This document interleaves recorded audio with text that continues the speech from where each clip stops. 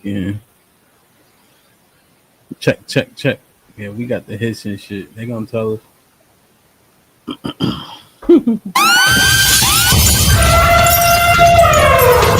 It's a stampede! DJ Ham the Stamp. DJ Ham the Stamp. Yo, check, check, check, check. Let us know if our sound is good, man. Like, share, subscribe, tell a friend, man. Hit that like button right now if you can. That helps the channel the most. Speaking a place where young free, and I got what it takes to rock the mic right. Speaking a place where young free, and I got what it takes to rock the mic right. Check. Speaking a place where young free, and I got what it takes to rock the mic right.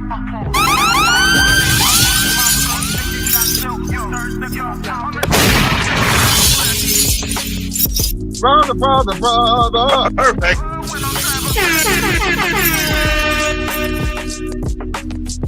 Like, share, subscribe, tell a friend. Hit that like button right now if you can. That helps the channel the most, man. Let's get the likes up right now. We got 25 people in the building. Let's get 25 likes. Let's start off on a good foot. I like it, man. Let me see in the chat real quick. And we get it popping, man. Salute, Mr. Williams. What's good? E-Dub in the building. Fo, what up? D was goody. Vet life in the building. Salute, my G. What do you say? T Rich King was popping. Salute. Good to see you, man. And staying in the building. Angel in the building. Almond Eyes, what's up? American Negro, I see you. Enos, what's goody? He knows what's popping, kid. Reggie in the building. Salute. Cali, what up? Salute. Hope all is well, man. Just another Geechee. Salute, my G. They knows in the building. Hit the like button, man. Like, share, subscribe. Tell a friend. Hit that like button right now if you can. That helps the channel the most. Mr. Fantastic, mic check. Mic check. What up? Brother. We in here, man. Salute, man. We starting on time, man. We doing the right thing. Starting off on a good foot. Put a 1 in the chat if you feeling all right. Let's get it popping, man. Calvin, Hidden Vision, what up? Brandon was goody. Hit the like button. Put a 1 in the chat if you feeling good. There's 50 people in the building. Let's see, man. Put a 1 in the chat.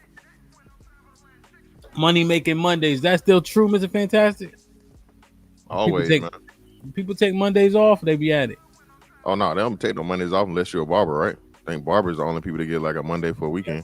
Yeah, I think they take us like Sunday, Monday or something. Sunday, Monday, that's it. Shit like that.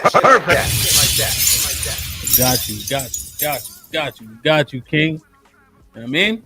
Hit the like button, man. How was your weekend, man? I've seen you on the internet all weekend. Brother. It was my ex birthday, so I had my son, you know what I'm saying, a little longer than usual, right? And we went to the gym. I did a string. Well, I did like I guess a live with my son on the way to the gym. We went to the gym, so just regular shit. Yeah, so, no doubt, man. Did you watch the fight? Yeah. Yo, you can't bet in Texas, bro. And I was trying to call my brother, like, yeah, there's no sports betting. It's at all, nothing. I'm not versed in it, so I downloaded like a couple apps, DraftKings and like whatever else. Wouldn't let me, so I'm not, I don't even know how to play no type of cards, so I'm not even into that shit. But I'm like, yo, I was trying to put a rack on Bud. I tried to call my brother. He wasn't answering this shit because you could see it, man. Yo, Bud whooped Canelo ass, son. He whooped Canelo. What you think of the fight? Bro, listen, man. That nigga one of the GOATs, regardless. Like I said, I just like that's one nigga say if he gonna do it, he gonna do it. And it's like undeniable at this point. I thought Canelo was gonna be able to pressure him, but the movement, right? And then he had enough power to keep Canelo off him. Another thing too, I didn't know Bud was older than Canelo. I thought Canelo was a whole lot older, but whatever. But he's bigger. So everybody keep talking about bigger, but Bud had a 4-inch reach advantage. And all Bud had to do now is just add on size to his already skill. And when I seen them fucking line up in the ring, because they talking about rehydration calls and all of this shit. Yeah. Even if motherfucking Canelo ate nothing but frijoles and motherfucking queso, all after the fucking what's name, he was still smaller than Bud, bro. Yeah, he probably weigh a little bit more, but maybe not by much though. Yeah, no, but just even frame wise, looking at it, bro, it's just like when I saw him in the ring, I was like, shit, damn, I got this one wrong. I thought Canelo was gonna push it off. I thought Canelo was gonna be able to pressure him enough, but Bud's constant movement and what he was hitting him with when he came in to keep him off. Yeah, after the third round, when the body shot, because when he caught him with the first body shot, and I'm like, okay, well, damn, he gonna keep chopping him down. All right, cool. But them shits was too far in between, and Bud didn't never slow down. Yo, and them body shots Canelo was throwing, man, he wasn't like sitting down on him. You know, he was kind of like fading off to the side, and Bud got his elbow down on a lot of them shits. Yo, Bud knew everything he was gonna do, son. Everything, bro. Even like Canelo tried to like, you know, you got your hands up, right? And you knock the glove down so you could throw. Like Bud let him knock his hand down, just to slip so he could throw the hook. Like, yo, it's amazing, son. Amazing, man. So, hey, shout out to Bomac, his fat ass coach too. That nigga there, bro. Like I said, he definitely at this point, like, yeah, man. Like I said, that's what three first men's 3-weight undisputed champion. Yeah, man. Yo, and the Turkey Al-Rashid, whatever his name is, pouring in that money, bro. You could get every fight you want. But that's good though. You know what? And like I said, I think that's the only thing that's gonna fix boxing, bro. Because everybody, like I said, I forget what the white dude's name was. He was the analyst for Showtime. Floyd really did fuck boxing up, bro. Because everybody's obsessed with the undefeated shit.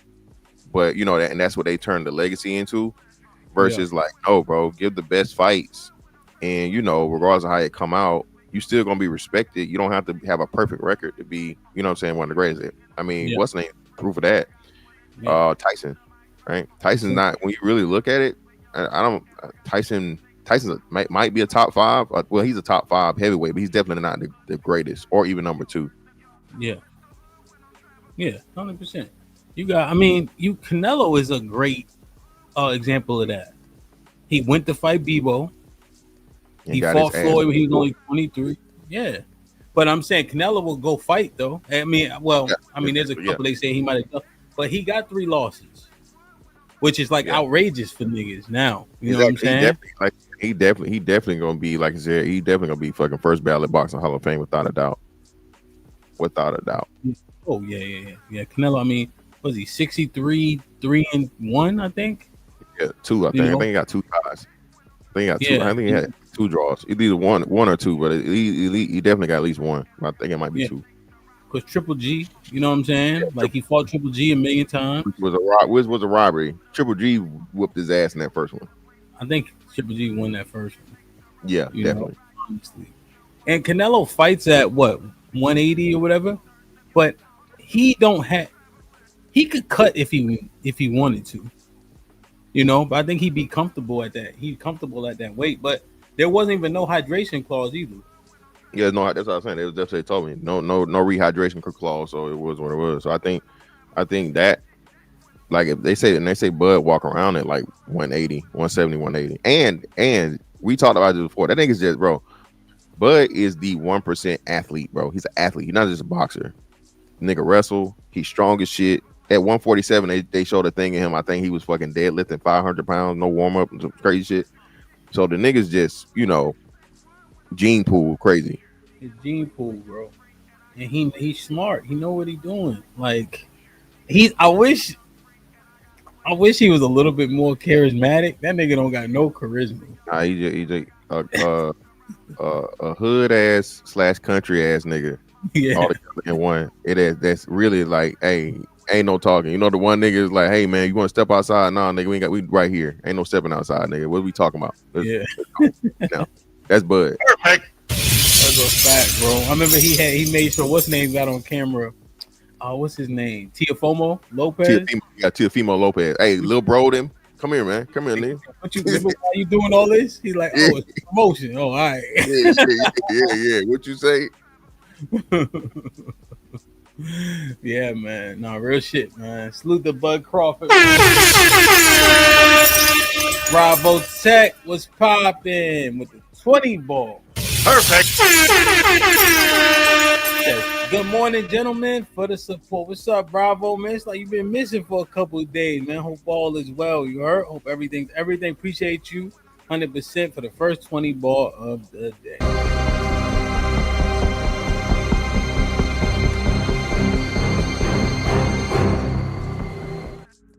Didn't fit.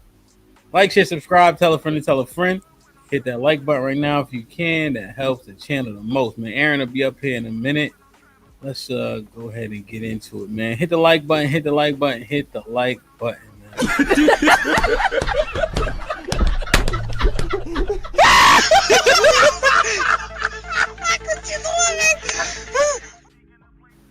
All right, this shit cracked me up, nigga. You heard?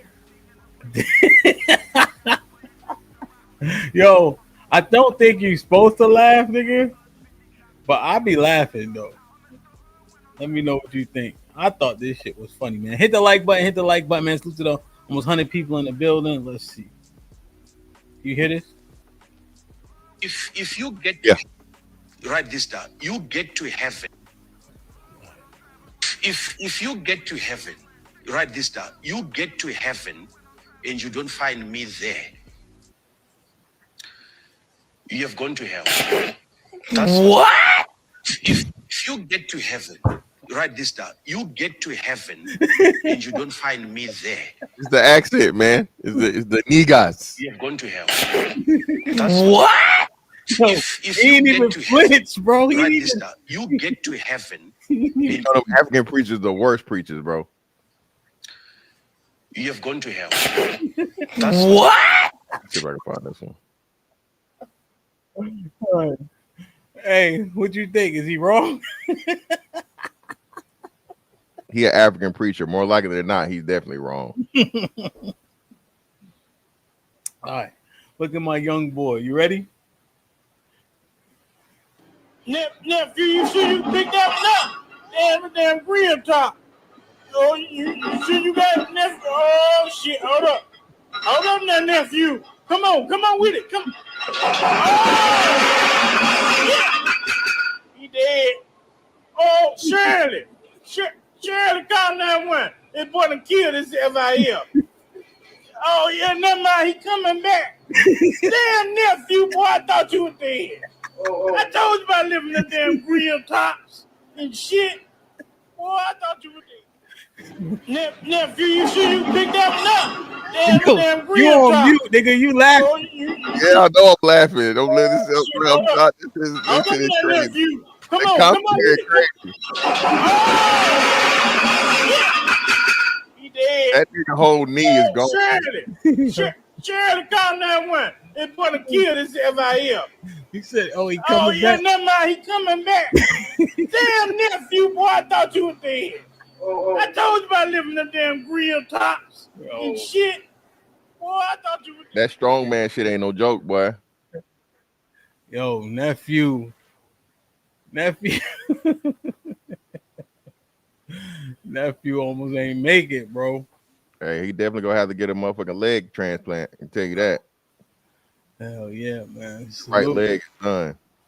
All right, you ready? Now, don't laugh at this. All right. Nope.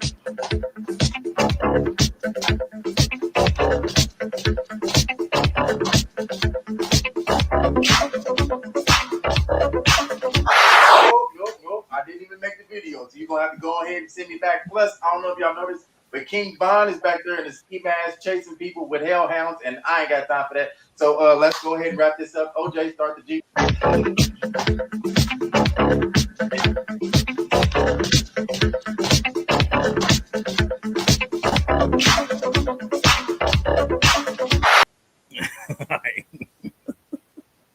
Yeah, that one was a little dry.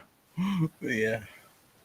But he had the Thriller walk, but that's his regular walk. Hence the thrill. You ain't get it. Yeah, it was dry. I got it. I got it. It was just like, How many tears, man? like, share, subscribe, tell a friend, man. Hit that like button right now if you can. That helps the channel the most. Now, did you see this shit? I don't even know if I could play this shit, but I'm a see.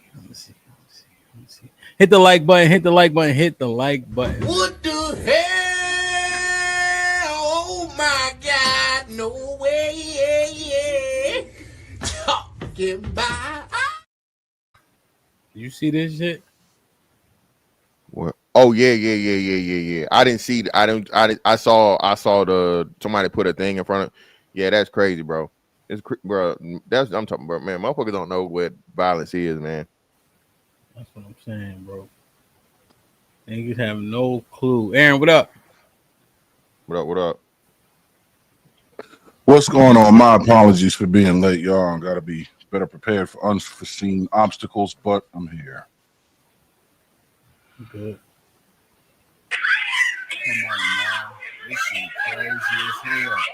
Now, dude, salty. That's his manager he getting down on. He's salty because he told him don't use certain laundry. That is fucking crazy, son. Aaron, you know what that is? No, what? That's his head. I can't. Whoa. This is in Dallas. Are you serious? This is in Dallas. Dude, again, that was his grape, his whole. Yes, bro. He chopped his head off, man. In front of his family. In front of his family in Dallas. They got a dispute over him using a bathroom or some shit like that. Yeah, some in the laundromat or some shit. And this dude they were saying he was an illegal. I haven't vetted that. No, it is. It's been reported that he is. See, this one is kind of dark, so I think I could play this one. Hold on, let me show. Now this right here, but this is too clear though. I just want to show y'all the video. Yeah, you see, he just kicked this shit and threw it in the middle of the road. That's his family over there, and this dude's like, "This is exactly what you think it is." Chopped this head off and sawed his head. You seen him working? Look. So you see how vigorous he working? I was wondering what the hell that was.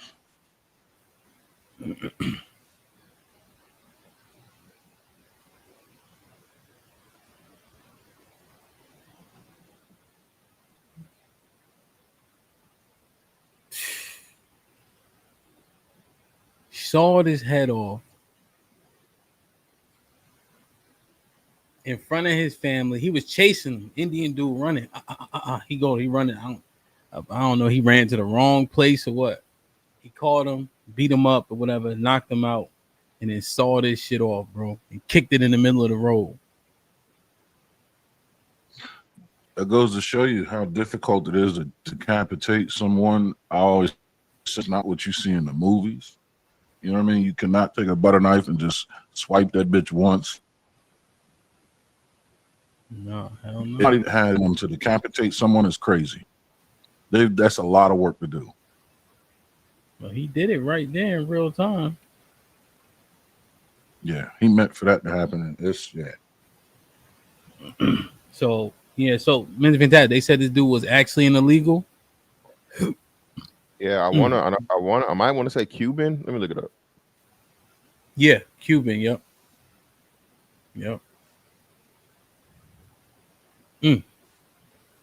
What make you do that? Yeah, it's right here. And it's like, yo, yeah, people be saying, see, that's why we got to get him up out of here.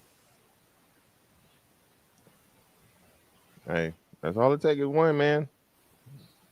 This bro, yeah, man. Again, violence in these other countries, man, especially these third world countries, bro, is another level. I don't think people understand that shit. I really don't think they do. You know, you look at the killings in Mexico and Guatemala, Venezuela, even Cuba, DR, and shit compared to us, and then like the per capita, bro, it's crazy out there, bro. These are places, where you're not really supposed to have guns, and everybody can't afford guns and shit like that. Mm-hmm. And then remember the shit? Where was he at when the dude chopped the dude hand off? He went viral. The dude chopped. They had a machete fight, and one dude got his hand chopped off. And then Yeah, picked this shit up and just ran off. Yeah, motherfuckers ain't even using hands, nigga. Listen, bro, you pull out a motherfucking nigga. Hey, you want to be the nigga landing for real? I'm definitely finna send your ass on Charles. You pull, pull a machete out on me. I remember that shit. That nigga pulled a machete, got his hand chopped off, picked his hand up and ran off. Yeah, crazy. And then did something. He was doing a motherfucking a samba or salsa or some shit. I don't know after the fact with his nub. Like, niggas is wild, man. Wow, this shit. Hold on, let me look at this. See, I don't think I can show that one. That shit crazy. But YouTube been a lot more lenient lately. That's a damn sure. I noticed that. You know what I'm saying? They had a dispute over him using the wrong bathroom or something like that. I think he worked there. Chased him down, cut his head off, kicked it in the middle of the street 3 or 4 times. That's where we at with it, man. Violence, people steady talking about violence, But the thing is, Mr. Fantastic, we know they don't mean it though. Right? A whole lot of people talk crazy, but we know they don't mean it though. Oh, but that's what I'm saying, bro. They never even been in a position of where, like, hey, you say that shit, bro, and you got to stand on the right then and there, or be ready and prepared. Soon comes, because again, that's why I said, motherfuckers like this freedom of speech shit goes way deeper, bro. Right? Even here, you're protected by the law, right? Even if anybody can do what they want to do, but there are gonna be consequences. In these third world countries, bro, hey, your ass just be dead. And if they catch you, they catch you. If they don't, they don't. Yeah. Hey, if you connected to certain motherfuckers, you untouchable. Damn. Cartel in Mexico, hey, you're out of there. You ever hear the stew maker or the soup maker? Mm-hmm. Yeah. I think they popularized it in Breaking Bad, didn't they, Aaron? They brought that to life in Breaking Bad. It was a real thing. Did they? I don't know. Yeah. But yeah, they got him. He's doing I think 30 years. Yeah. Apparently he would get a 50-gallon drum or what's the name and fill it up with acid and put motherfuckers in there. He would fill it with lye and water and put it on a fire. He'd build a fire around the edges of the drum. And when you boil lye, it turns into sodium hydroxide turns into like sulfuric acid or something. And as the process of making sulfuric acid out of sodium hydroxide is happening, the person is alive in the vat as it's heating up and turning into acid. And by the time you're done, you can flush it. 300 people like that.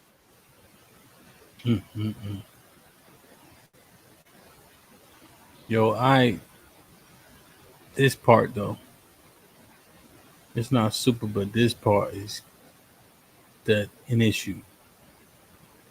We was talking about like behavior, right, in the Discord, like what's unbecoming and shit like this.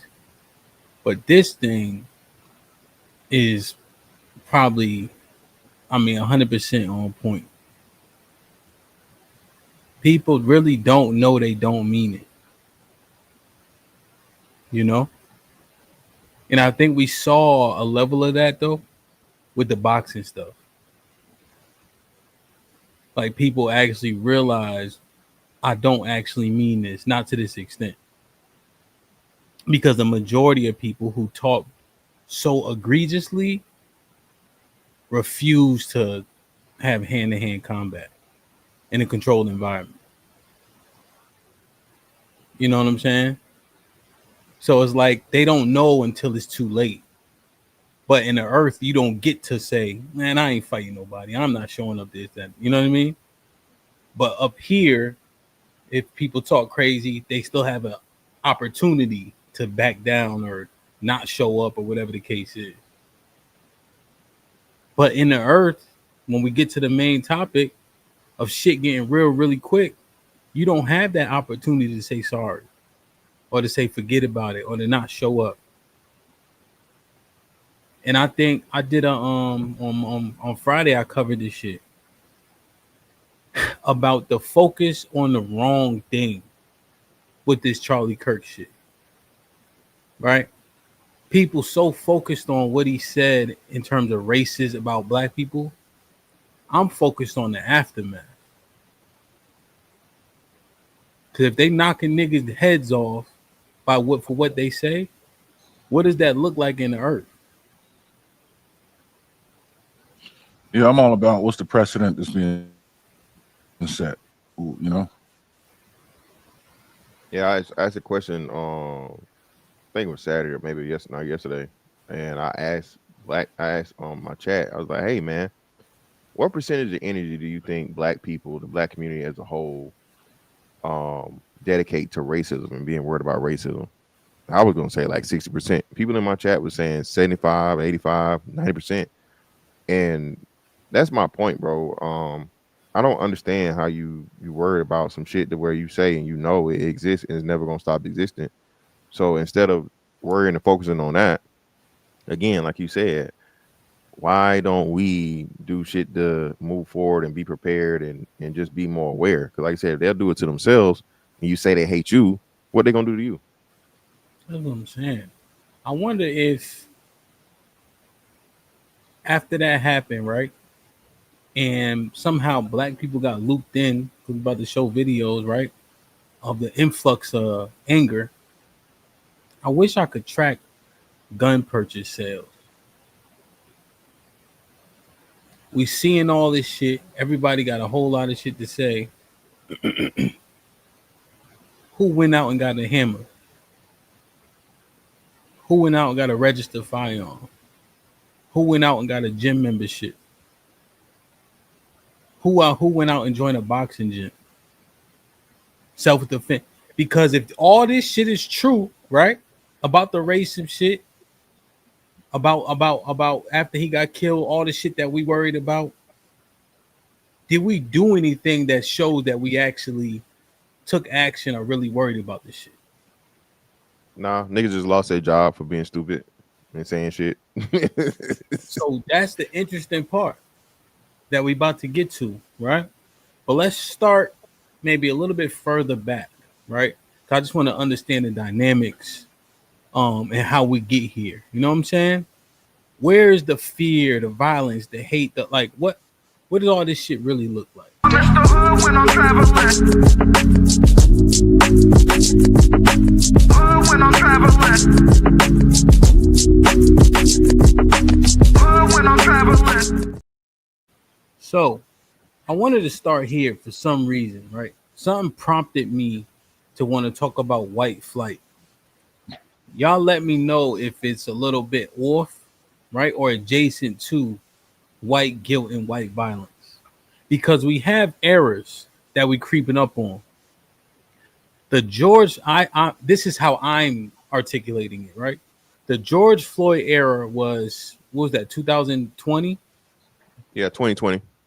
2020 to 2022, maybe.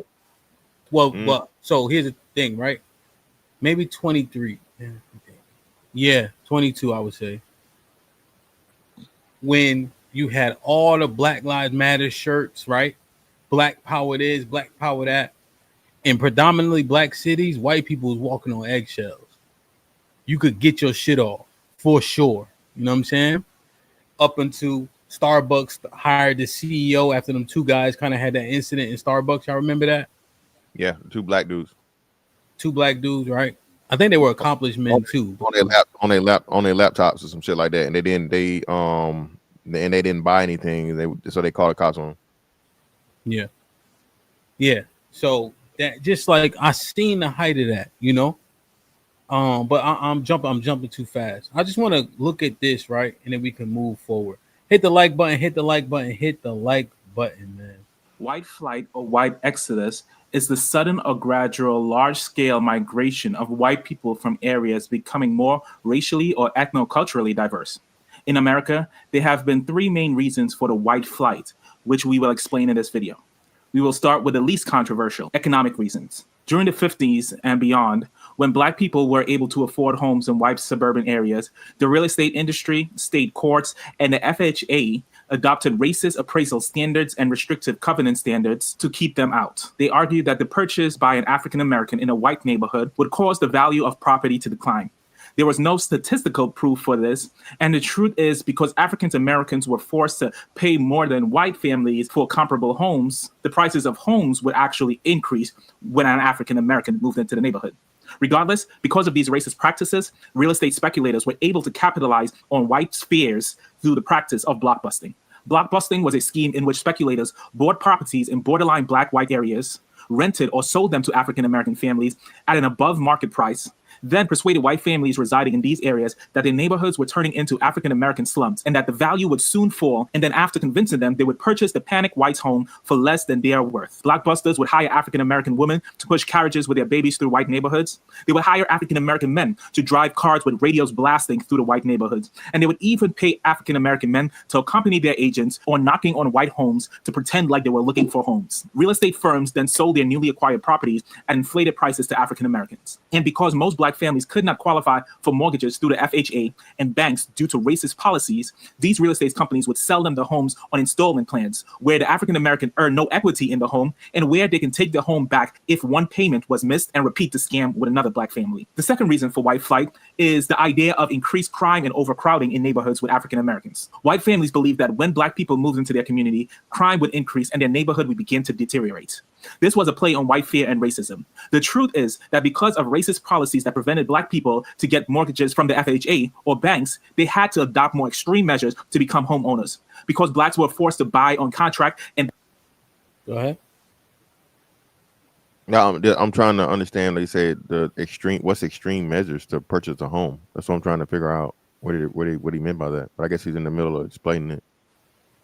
Then charge higher rates, they struggled to make their inflated monthly payments. Husbands and wives worked double shift, forcing them to neglect their basic maintenance. Black families had to subdivide their place to rent to tenants because they needed the extra revenue, which led to overcrowding. Essentially, because of the racist policies of the FHA and banks, this is what actually led to a self-fulfilling prophecy. The third cause for white flight was plain and simple: white supremacy. Many white people generally and wholeheartedly believe that because of their white skin, that they were the superior race. They first resorted to redlining, where banks would not provide Black communities loans. Then mortgage discrimination, where banks would give loans to Black people to make a profit, then foreclose on their home and repeat the scam. They also used restrictive covenants or gentleman agreements, which stop current or future owners from selling their property to Black family. They also used the local court systems to uphold these racist practices. They intimidate Black families that tried to buy homes in white neighborhoods. They even committed violence by bombing Black homes. And if that did not work, they would resort to murder. And if they could not achieve their goal through these measures, then they would then decide to move on their own accord because they felt as a superior race, they could not live side by side with an inferior race. All right, family, I hope you found this information to be helpful. Some of this information has come from the book The Color of Law by Richard Rothstein. So if you want to learn more, certainly pick up a copy. If you haven't already, please. You think? Was he mostly factual? Speculative. It's speculative, bro. He used some truths and then did it with a whole bunch. It was too much talk about white supremacy and how white people felt and all these different things and so on and so forth. And I think that's the major issue and problem of trying to convey or say and turn something into whatever and use that as an excuse for, I don't know.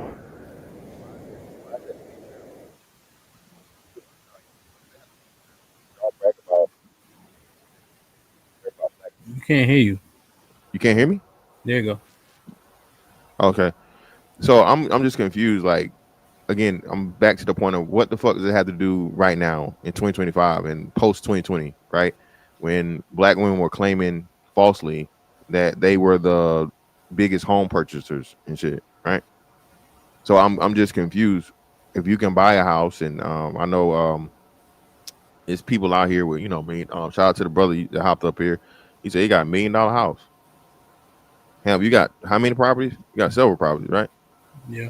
So that's what I'm saying. I don't, even if that was the case, what the fuck that got to do with now? I just don't. That's what's baffling me. Okay. Well, I think on that notion, right? Because one of the things he said was giving loans, right, in particular places in which people couldn't afford, right, the bank takes the house back and then does duplicates the process. Yeah, they do the same thing to white people too, though. Poor white people. So that's what I'm saying. So I mean, no, and remember, I'm in Florida, so Florida was one of the hardest hit states in what's the name. So especially like since when the what's the name happened, 2008, right? It wasn't just black people losing their houses. Way more white people lost their houses, right? So that's why I'm saying I don't. How are we the only victims in something to where the banks were doing this to everybody? Now I know that you had the predatory lawsuit with who was it? I was forgetting, Wells Fargo, right? I think it was Wells Fargo. Yeah. And I was that race specific? Was that one? No. I don't think it was race specific, right? So that's what I'm saying. The predatory lending is more so with the money that you can earn, okay, and the money that you have, and the bank knows you don't make enough income to fulfill that loan. This isn't something that was only done to black people, and black people trying to have monopoly on racism is a reason why we always end up right back here. Aaron, anything? Two things. People gotta familiarize themselves with what an amortization table is and where they are on it in the home buying process, right? As you pay your mortgage. That's one thing that I think people fall victim to, not knowing about the amortization table, and that's how you lose equity in a home. You think your first payment is going towards the home. Other thing is, I don't know how much I can invest in what the guy was saying. A lot of it sounded true, but like I think he's maybe mixing in some truths with some things that I'm not so sure about. Two of which are hiring black men to drive in the neighborhood with loud music, and what was it about having women come in there looking like who in the world would have thought who what? Like who's going to take on that prompt? Like, how does that conversation even go? Who do you? Yeah, and how do they get the black people to participate? So you drive through this neighborhood with loud music. What are you setting me up? No brother's gonna. What are you for? What? Yeah, why did the black people capitulate? Why did the black people participate? How is this even possible? Now I do believe but that's economically driven. But that's not racially driven. But I think yes, the economic is obvious, right? But the target, who's the main target when we look at redlining as an example, right? If we look at, yes, it's happening to people, but at disparate rates. So, 20% interest rate on a housing loan, right, as opposed to an 8% or 9 or 10%, because I think 8% is the average, right? Yeah, yeah. Well, historically, 8% is about. Oh, overall, okay, I didn't know that. Yeah. But yeah, I know like right now it's like 6 or 7 or something like that. Yeah, so we're kind of getting back to what was an average for a while. The 2s and 3s, we experienced that, but that's not normal in terms of for all these years. And so a 20% interest rate as opposed to a 10%, right? When it should be around 8%. We understand that there's an L in the 10%, but to try to keep up with a 20% interest rate, you moving people in and etc., overcrowding, right? Not even understanding that there's a disparity, because when you sitting in front of a loan officer at those times, you didn't have access to all this information. Yeah, I think that's the key word though, HAMP. That's those times. So now that's all that stuff has been made illegal, right? And if you do those practices, whatever, well, except for, right, we look at the disclosures, or excuse me, the foreclosures, right? Aaron said there's a lack of understanding of amortization, right? I can understand that, but if you're loaning the people that are then getting foreclosed on, right, at a disproportionate rate, why is that? No, we're not. I'm not disputing that. I'm saying when those practices were practiced back in the I imagine the 60s and maybe up to the 70s or whatnot, what have you. Yeah, you got an argument. But as you said, we know at least since 2008. You've had damn near like less than 5% home on average, right? So if you took your money and let's just look at 2020, right? People getting PPP loans, everybody was getting overpaid for all these different things. Niggas balling out, buying money, buying this, buying motherfucking Hellcats. I think if we did another per capita in Hellcat owners, niggas will be at the top, right? So if you can go out here, you can get a $80,000, $100,000 car to buy. I have no sympathy for you out here not buying a home, not investing in the number one way to wealth in the fucking history of the country. I think we're giving ourselves excuses when we keep looking back. It was like, oh, they did this, they did this, they did this. Okay, all right, yeah, they did it. It's fucked up. But are they doing the same thing now? Are they allowed to do the same thing now? Well, so that's it. So that's the thing, right? When I think it was covered on Roland Martin about depicting a house as a white person owned it, the bank was willing to sell it for more, and that was during COVID time. Now, yeah, I know that, and I just looked it up because I know somebody's gonna bring it up. The this one couple, I think out in Cali, she got a lawsuit for it, right? Yeah. But again, we can't use the exception as the rule. That's the problem. Niggas look for one example of racism. Everybody racist. They racism. They Jim Crow. Well, I think what we do is we look at that and then we say, what's the likelihood of that happening? Right. So why is there disproportionality in small business loans as opposed to car loans? Right. People will retort and say that black people don't ask for small business loans. Right. But are people looking and assessing people differently based on race? Because the car loan, they're willing to give it to you because they know you want to keep and drive that car. But personal loan, business loans, right, are less likely. Why is that? Well, I think where's your credit score? Where's your business credit? Where's your assets? And again, we start getting into the bit, and you're a business guy. Mm-hmm. I think again, it's excuses being made versus these things are literally at this point. If we go back 40, 50 years, I'm with you all day. Fucked up, racist, all this other shit, unfair. Hey, they would cook in the books, all this different shit. Right now, today, okay, from here moving forward, what is your excuse? Okay, what is your credit like? What is your business plan? What are your assets? What is the revenue? All this different shit, right? That's what I'm saying. So I think whenever something doesn't work, niggas always got the racism, discrimination, motherfucking parachute to pull. When no, that's usually not the case because, HAMP, you know who I'm finna bring up? How the hell are all these motherfucking essays and these Mexicans getting these fucking business loans? They get business loan like a motherfucker. They make less money than us. You know the white people don't like them like that. Hell, a lot of them, HAMP, illegal. They chopping heads off. So why are we trying to play victim here in a game that everybody sees the Asian take advantage of it? We know the Asian take advantage of it. The Indian take advantage of it. You mean to tell me why are they still singling out? But black people are not a threat like that, bro. For us just to be the only people. Consider this, right? Because those people, there's several investments and injections that they come over here with. Now I think they pool and they have a plan. I'm not taking that from them, right? But there's a specific way they do things, and they're coming from their countries with an understanding and a game plan. Dang, I lost my train of thought. Oh, consider this. You're talking about people coming over, right? So they belong to another country, right? There are certain parameters and such to where you could send them back to their countries, no? What can you do to black people? Because you can't deport us. So the Asian man, yeah, he got money, but he ain't running the country. The Latino man, he may get loans, although they smart. They start these generally small businesses, right? That don't need a whole lot of influx of cash. Yeah, landscaping, repair, roofing, all that shit. Yeah. And they charge you for the supplies, right? You buy the supplies, they come do the work. Yeah. But if you can't deport the black man, you can't kill him, you can't just jail him.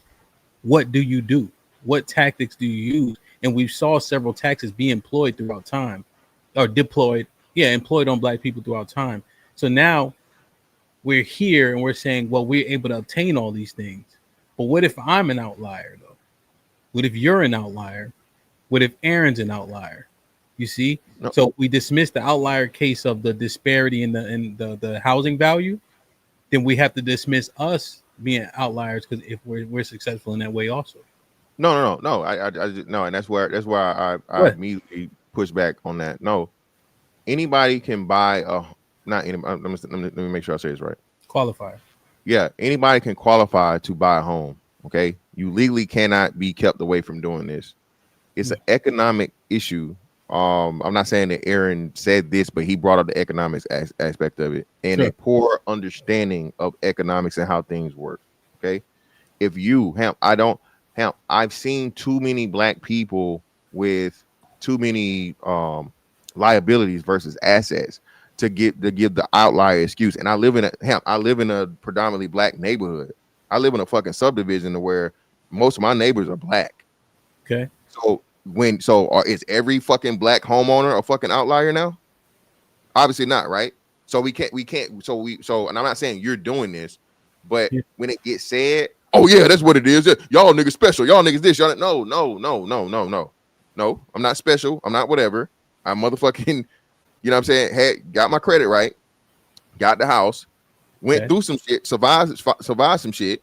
Adjusted my spending habits, my budget, and I fucking kept my house for what? Since 2008. So and then Hamp, even furthermore. So now I'm gonna hop back in the past. I'm gonna jump in the time machine. How Big Mama and Pawpaw and them get their houses? If all of this is how is there ever any black home ownership whatsoever to ever exist, right?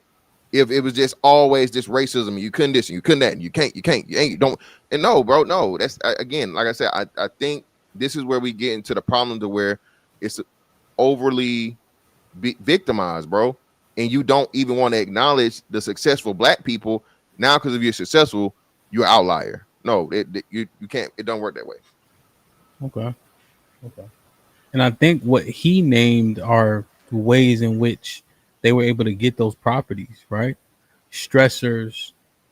One thing he mentioned was, moving people in to sublet and etc. And huge sacrifices because of the interest rate disparities and such, And so Mama and Papa definitely got it, but what did they have to give to get it? Well, my generation of what's name, my granddad on my mom's side, my granddad and grandma, they had 13 kids. My grandma had 4 kids, right? So you mean to tell me, and my uncle lived in my grandma's house now after she passed away. So my grandma was an outlier? No, the fuck she wasn't. I promise you, my grandma wasn't no outlier. My grandma wasn't wealthy. My grandma wasn't fucking, any of these things. She was a regular old lady from Macon, Georgia, that worked her ass off to get a house, pay it off, and motherfucker keep it in the family. So we're gonna just throw that away. And I'm not talking to you, but I'm just for the sake of the conversation. You see what I'm saying? That's where we have to stop looking at the white man. I don't give a fuck about the white man. I don't care. Stop making excuses. The same you say to him. This is one of your major things. Why are you making excuses? Why are you not in the gym? Why you paying more money on weed than your mental health? Niggas don't prioritize the right shit. Then blame the fucking white man for your lack of success or your lack of fucking equity in a fucking, in the industry or in a sector of life. It's bullshit, bro. That's all it is to it. If you want to rent your whole life and throw your money away, okay? Hamp, you ever motherfucking refinance the house, Hamp? No. You hadn't yet? No. Mm-mm. When you do, boy, it's lovely. I'll just tell you that. I need to refinance that motherfucking house and get that check, Hamp. It's a motherfucking lovely feeling.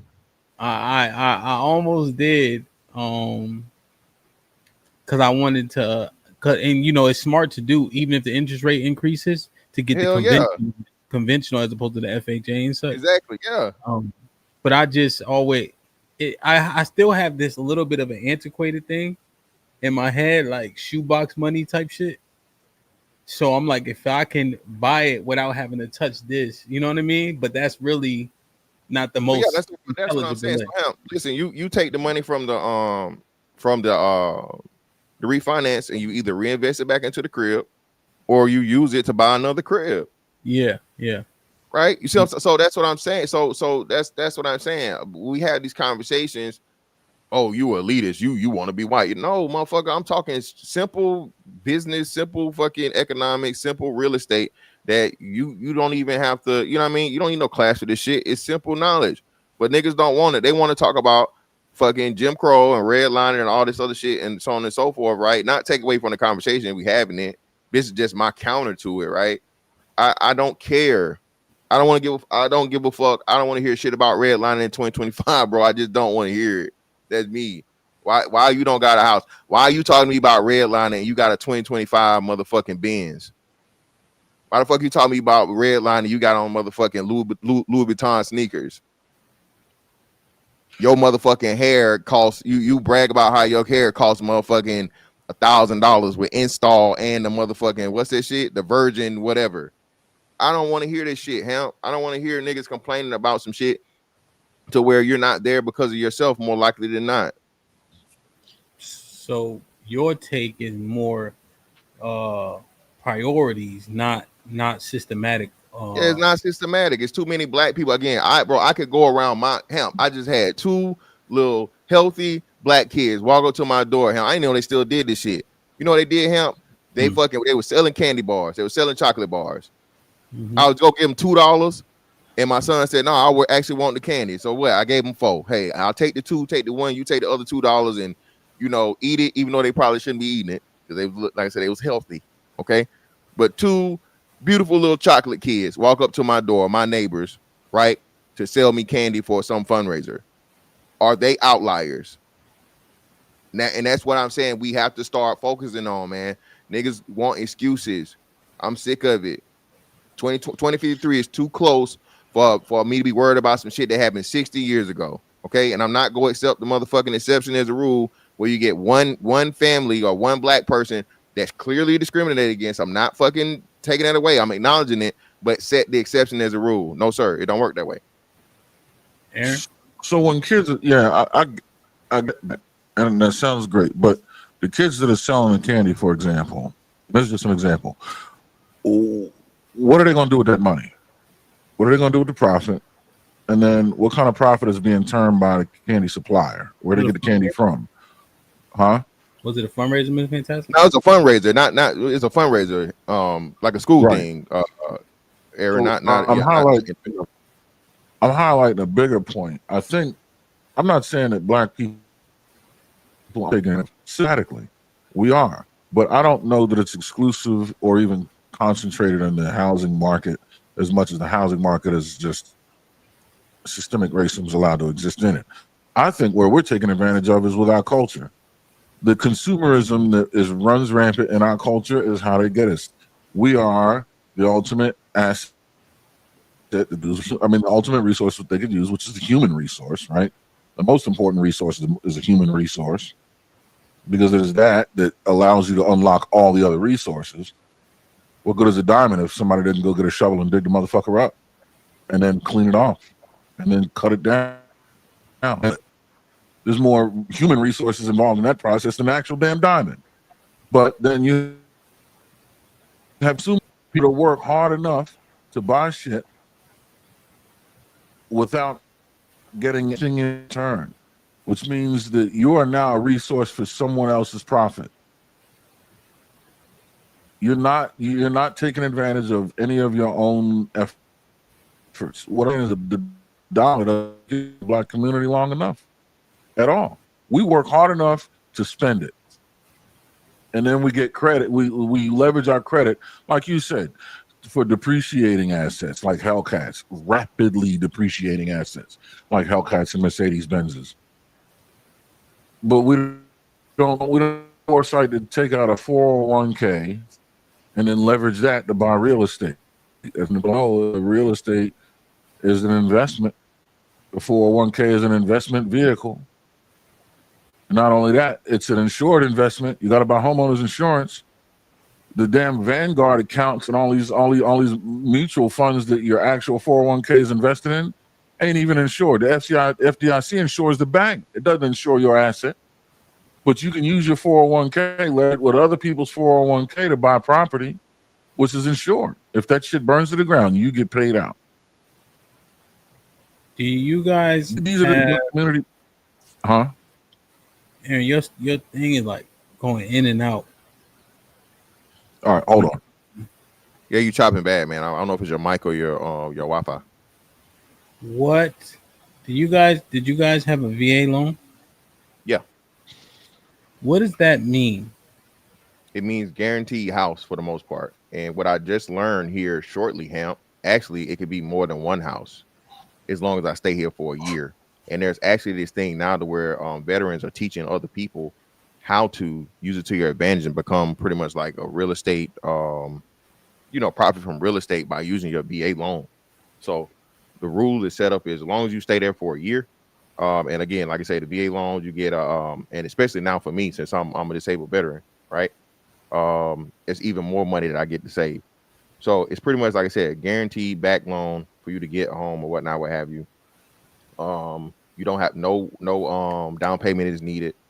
All that good shit. Yeah. Can't beat it. And depending on what area you in, like I said, you qualify up to even after you get the home, depending on your area, you qualify to purchase, use it towards another home. You know what I mean? As long as you've been in the first one for a year. So your experience is vastly different buying a house. Yeah, but most of the people, my neighbors, aren't. Nobody else says. Oh, well, one of my other neighbors that's in my cul-de-sac that live right next to me is military. Everybody else is civilians. And even that's with Jacksonville being a military town, right? But even still, like I said, it's a cop that lives right across the street from me. It's another neighbor behind me. Again, that's what I'm saying. No, so even still, even though my experience is what's name, and at the end of the day, it's a recruiting station open in every city. Hey, that's your fault, nigga. You ain't gotta do 20. You can do 4. I'm trying to see. Do I want to segment it off? In terms of drop the link for this particular part, but I fear that we'll get stuck here though. Maybe I have to put we can set. Well, let's just set a time. So we can set a time for it, Hamp, because you know what I mean. But it's just crazy to me all this chatting that niggas do in the chat. Check. Is it better? Yeah, you clear right now. Your camera never fucked up. It was just your sound. So I don't know. How you about, never got still, but you good now. Check. Sound good? Yeah, perfect. All right. So all right, I'm gonna do this. I'm gonna drop the link if anybody want to argue this particular point here, and then we'll go to the other 2 segments. All right. Aaron with the $2 says, let's set a timer for. Okay, we still got 20 minutes. Aaron with the $2 says the Hispanics are the 2025 American black slave. No. Huh? Mike Brown with the $10 says being the first person in the family in 30 years to buy something, ask them to check an amortization schedule is cool, but what's the leading thought? Buying the house? What's your advice to that person? I'm not understanding the question. It's more for Aaron because he had mentioned it. Tarus with the $10 says, really trying to just mind my business here, but Fantastic forgot the increase in housing costs, interest rates, property taxes, as well as debt to income ratio and the down payment that involved in housing. Again, excuses. I don't want to hear it, bro. But we gonna drop the link, so whatever. I'm pretty sure you're gonna come up. Mike Brown with the $5 says buying a house as a service member versus a civilian making $60K is a different process or result. Yeah, I mean, based on what Mr. Fantastic said, they give the VA loan is much more different process. But again, explain to me all of my black neighbors. Explain to me all of my black non-military neighbors. Explain it to me. My one neighbor right next to me, like 80 years old. He went in the service. Is it an older neighborhood? Nah, my neighborhood about 2008. I mean, it might have been like a little bit before me. It might be 20 years old. Mm-hmm. Sophisticated Jerk with the $10 says Fantastic is cooking. It is tricking racism because I know a lot of men that trick, but they won't put $1 in an investment account. That's another thing. My motherfucking crypto looking good right now too, Hamp. Yeah. My crypto looking nice. I need to get better on that type of stuff. I tend to be more trusting in tangible assets. You know, like the housing, Mm-hmm. you know, gold as an example. Like Shout gold, out. gold is crazy right now. Shout out. So niggas always gotta say so. I told you niggas say investment, nigga. Listen.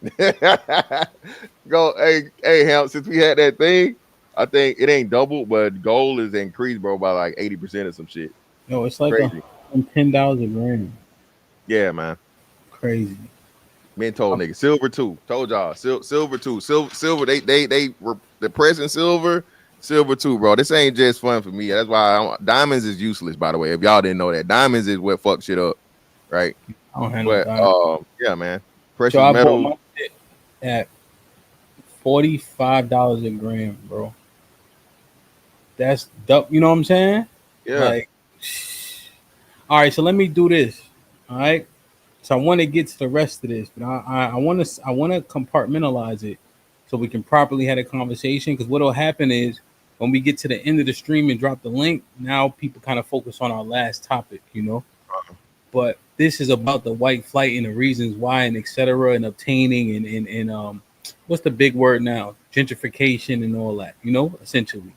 That boils into this, right? Because we're looking at the disposition of people. Why or why not? Why are people acting as such? Who's getting pushed out? Who's coming in? Why did they bring the troops in? For what reason, etc. You know, like it all kind of goes right into that pot. Let me get this timer up. Like, share, subscribe. Tell a friend to tell a friend. Hit that like button right now if you can. It helps. Farouk, Mr. Williams, what's popping? Hey, good morning, Ham. Good morning, fantastic. Aaron Williams. How you guys doing? How you Good doing? morning, fellas. Chat. Good morning, everybody. So I'm gonna do this. All right, I'm gonna put it for 20 minutes for this segment here. All right, Tarush, you got the floor, Playboy. Yeah, this is an awesome conversation.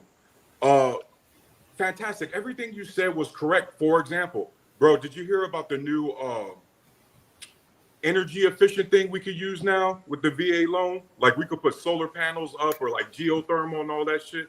Like we could use that stuff. That's like really dope. But fantastic. I think you got to remember that us three specifically, we're the anomalies, bro. Like, yes, financial literacy, all three of us, you, me, Aaron, had to do that, right? We had to make sure our credit score was good. But everybody typically knows that. But Mr. Fantastic, you also know not requiring mortgage insurance or having to drop 20% on the down payment on the mortgage.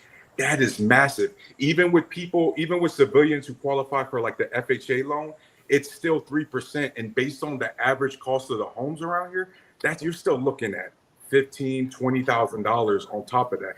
And then fantastic, on top of that, you know that our debt to income ratio, which is one of the major things that go into whether or not you can even qualify for a mortgage, it is a lot more lax for us veterans than it is for civilians. A lot of these guys cannot get qualified for mortgages because of the increased housing costs. Nowadays, it's some people are paying more than 40% of their income just on rent. And the typical mortgage, you got to have less than about 39% of a debt to income ratio. And so when you're taking into all these different accounts, man, it is a totally different reality for civilians than it is for us, man. Okay, cool. So first and foremost, like I said, I'm irrelevant here. My grandma didn't do one day in the military whatsoever, and like I said, the house that she still bought exists to this day. I think a lot of our grandmothers and grandfathers are the same way, right? We know the military representation for Black people has always been extremely small. So again, how will we explain away all of the people generations before us that had homes? Now I know the price thing comes into a thing now. But then too, like I said, if people can spend money on certain things or whatnot, what have you, if you don't want to save your money for something that's going to be a much bigger benefit to you in the long run, and not just you, your family possibly, I think it's a lack of discipline. It's a lack of financial discipline and understanding. We make too many excuses. I have Black neighbors, I keep telling y'all this, that aren't in the military. They found a way to do it. People are still buying houses here in Florida specifically. Florida is I think Florida and Texas are the two biggest influx of people what's the name here? And I promise you, not even 50% of those people coming here are in the military, right?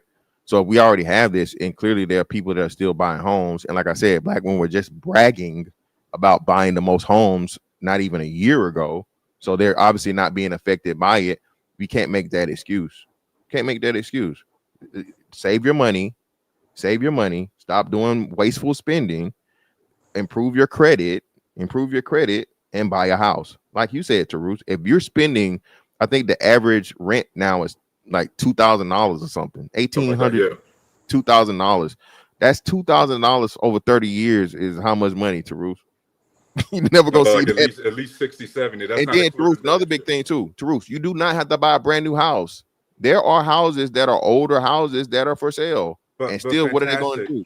Go ahead. Fantastic. This is the thing. Like, if everything was so linear, you would be correct. But the problem is, I just mentioned a lot of things that the civilians have to go through. You keep on mentioning the military, which again, for us is an anomaly. Most people I'm saying, no.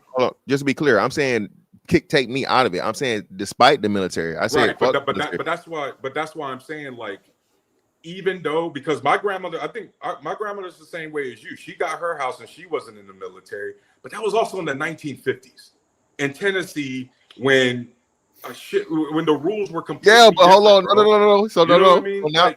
So now we got to adjust the money for the time that your grandma was making. I promise you. Right. So all right, thank you. So we adjust the money to it's the same thing or even worse. My grandma you also have to adjust the inflation, the cost of living.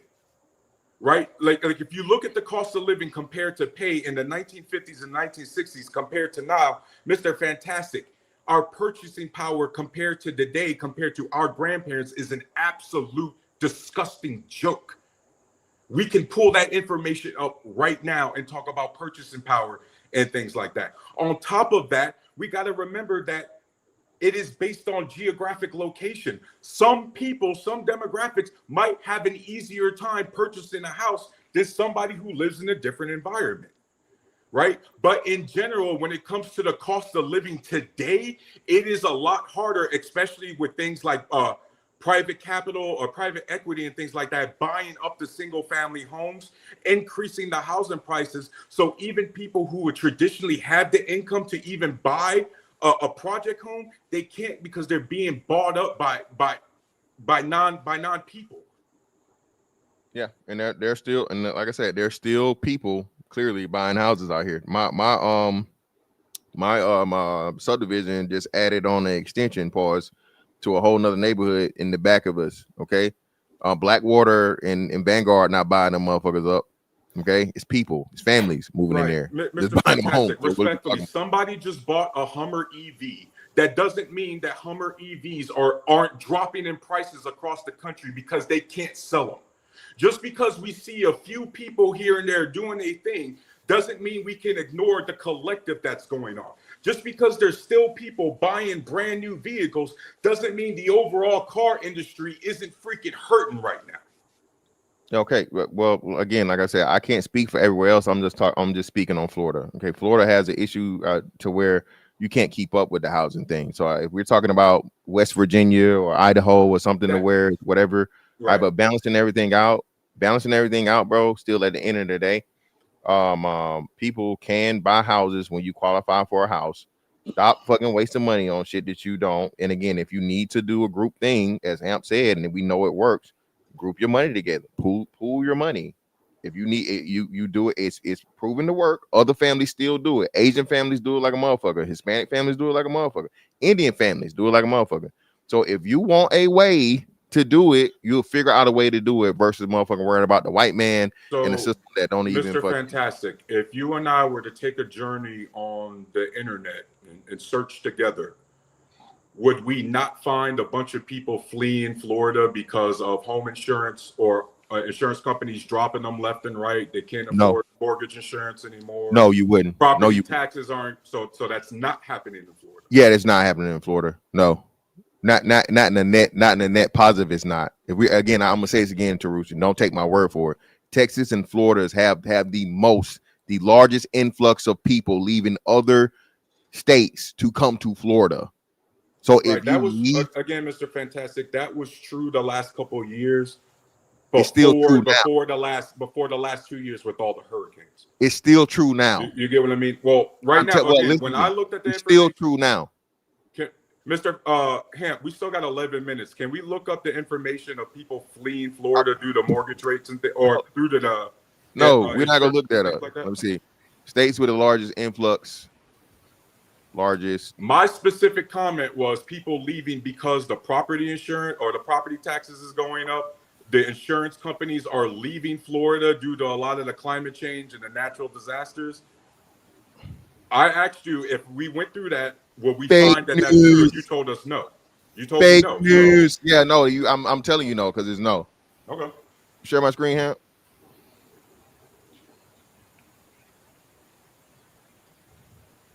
Yeah. Right there, bro. So can you look up what I asked you? No, what you don't matter. What are you talking about? Yes, it does. No, it doesn't. So let me read this one, and then we can do another Google. AI overview: Florida, Texas, and North Carolina experienced the largest net influx of people between 23 and 24, with Florida leading in total new arrivals, according to Realtor.com and the Census Bureau. Texas and Florida have consistently been major destinations for movers, especially since COVID-19 pandemic, attracting residents seeking lower costs and favorable tax policies.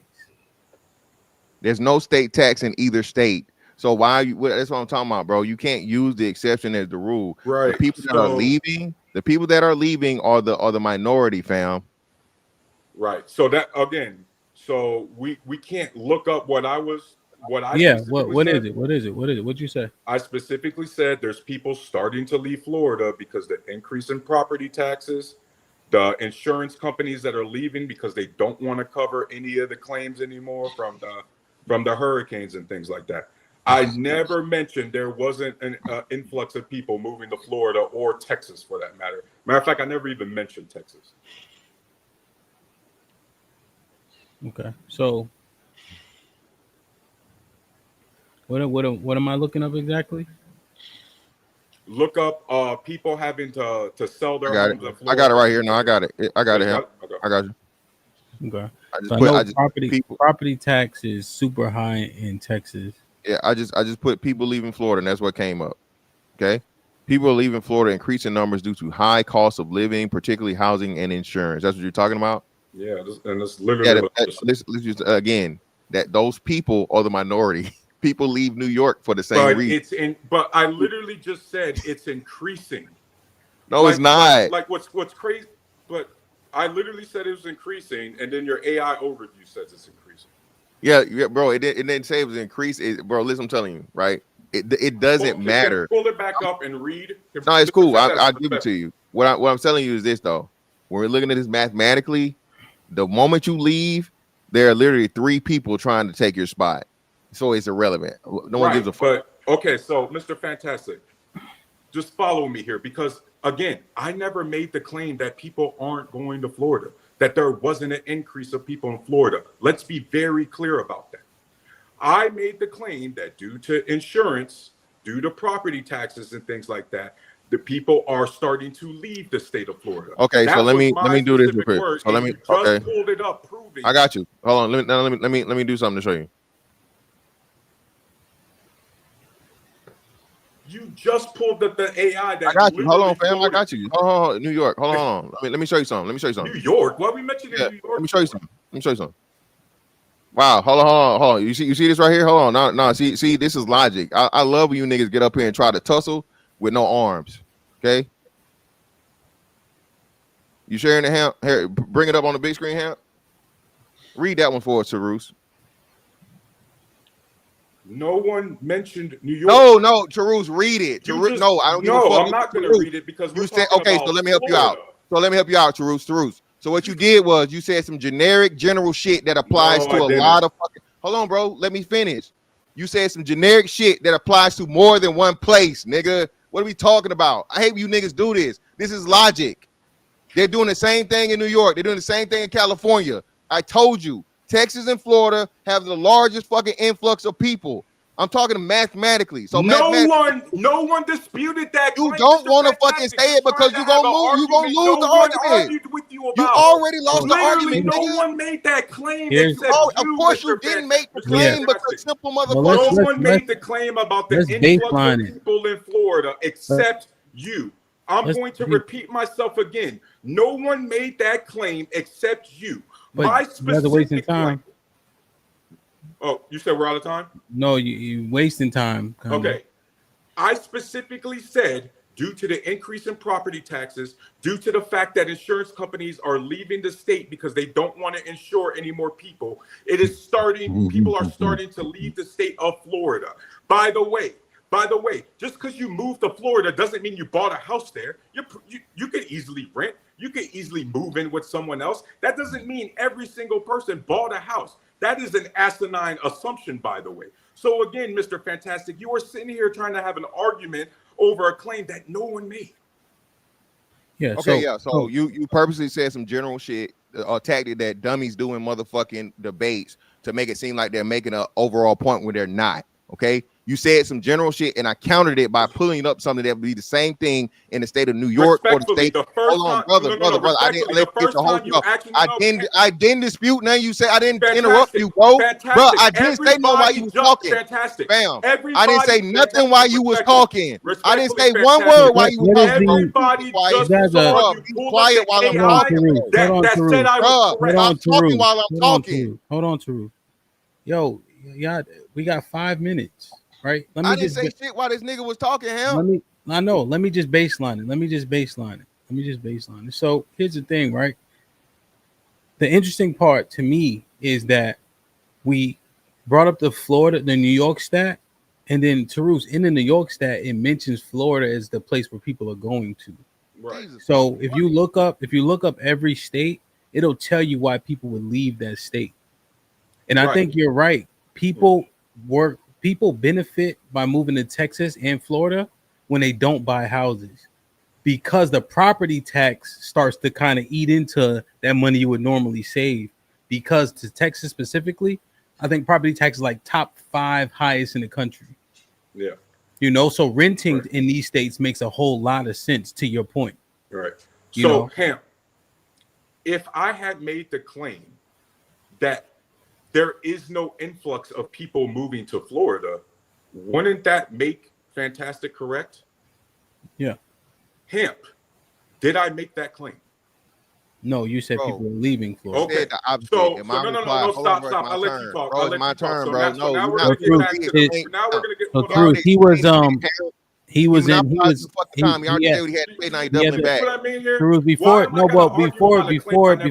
before I jumped in, he was up, right? I just wanted to kind of just get some understanding, right? Because we got 300 people, but he was up. He was up before I jumped in. So I'm gonna say it again for the slow people that know shit about debating. So what he did was he purposely motherfucking said some general shit that applies to several things and applied to only that. He doesn't want to acknowledge and accept what I'm saying, because what I'm saying is correct. And the fact of the matter is, at the end of the day, whether people are moving, it will be the same excuse you're saying about property taxes and all this other shit and insurance. Insurance also applies to a lot of other shit, right? They fucking stopped supplying insurance to certain fucking cars and shit in fucking Florida, bro. What are we talking about? Okay.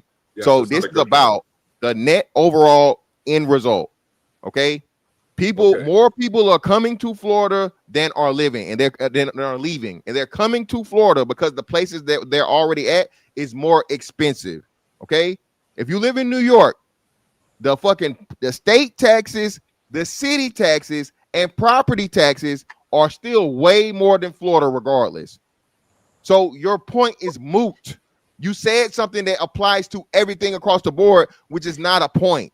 If it was exclusive to Florida, you'd have a point. Hold on, bro. I didn't interrupt you while you were done, bro. I'm almost done. I'm landing. I'm landing, bro. Let him land it. I'll pause the time. Listen, y'all. We starting to destroy the stream now. Yeah, because he the one cutting shit off. Let's do this, right? I'll pause the time. Mr. Fantastic, concisely finish your point, and then I'll start the time when Truth gets the floor back. That way we can try to, because we want to get understanding. Yeah, it's not about that, bro. Like I said, the same shit he said applies to what's name. I can say the same thing he said in California. Places people are leaving California because California, we know with the fires, and shit that just happened, insurance companies are refusing to cover the fires, right? So that would apply in fucking California. People are doing the same thing in fucking Oklahoma or something, wherever you got tornadoes. Okay, so what I'm saying is he said some general shit to make it sound like he was saying something of fucking note, when it's a general thing that applies across the board. When I literally disproved this point or made my point by pulling up New York.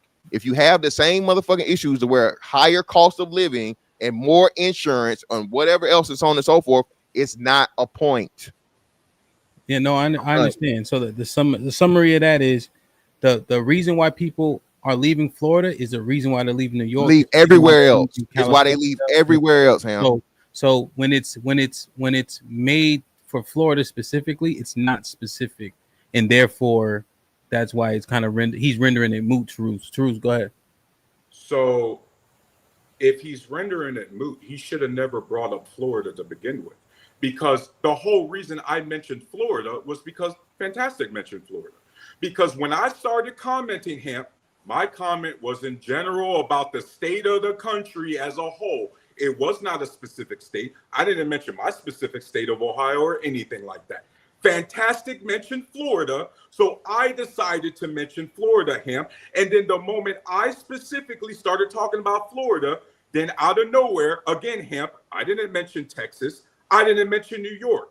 Fantastic mentioned Texas. Fantastic mentioned New York. I only responded based on what he's saying. Right. And so the reason why I brought up Florida specifically is because things like home insurance goes into your overall mortgage payment. Things like property taxes go into your overall mortgage payment. So when you have a high interest rate, high mortgage insurance, high home insurance, high property taxes, these are the kind of things that make you unqualified to afford a mortgage on top of the down payment. So it ends up being that if you try to buy a home in Florida, you might not even save the same amount of money that you do in New York and Cali when you have to account for the property taxes and the home insurance. Because not everybody who's moving to Florida is moving there to buy a home.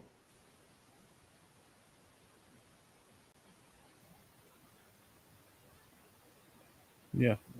God damn, bro. And then on top of that, let me land my plane here. I am so sick of the gaslighting, how Mr. Fantastic literally looked up the information for me. His own AI prompt proved me right, and he still tried to tell y'all I was wrong. That's fake. And I'm ready to move on to the next conversation.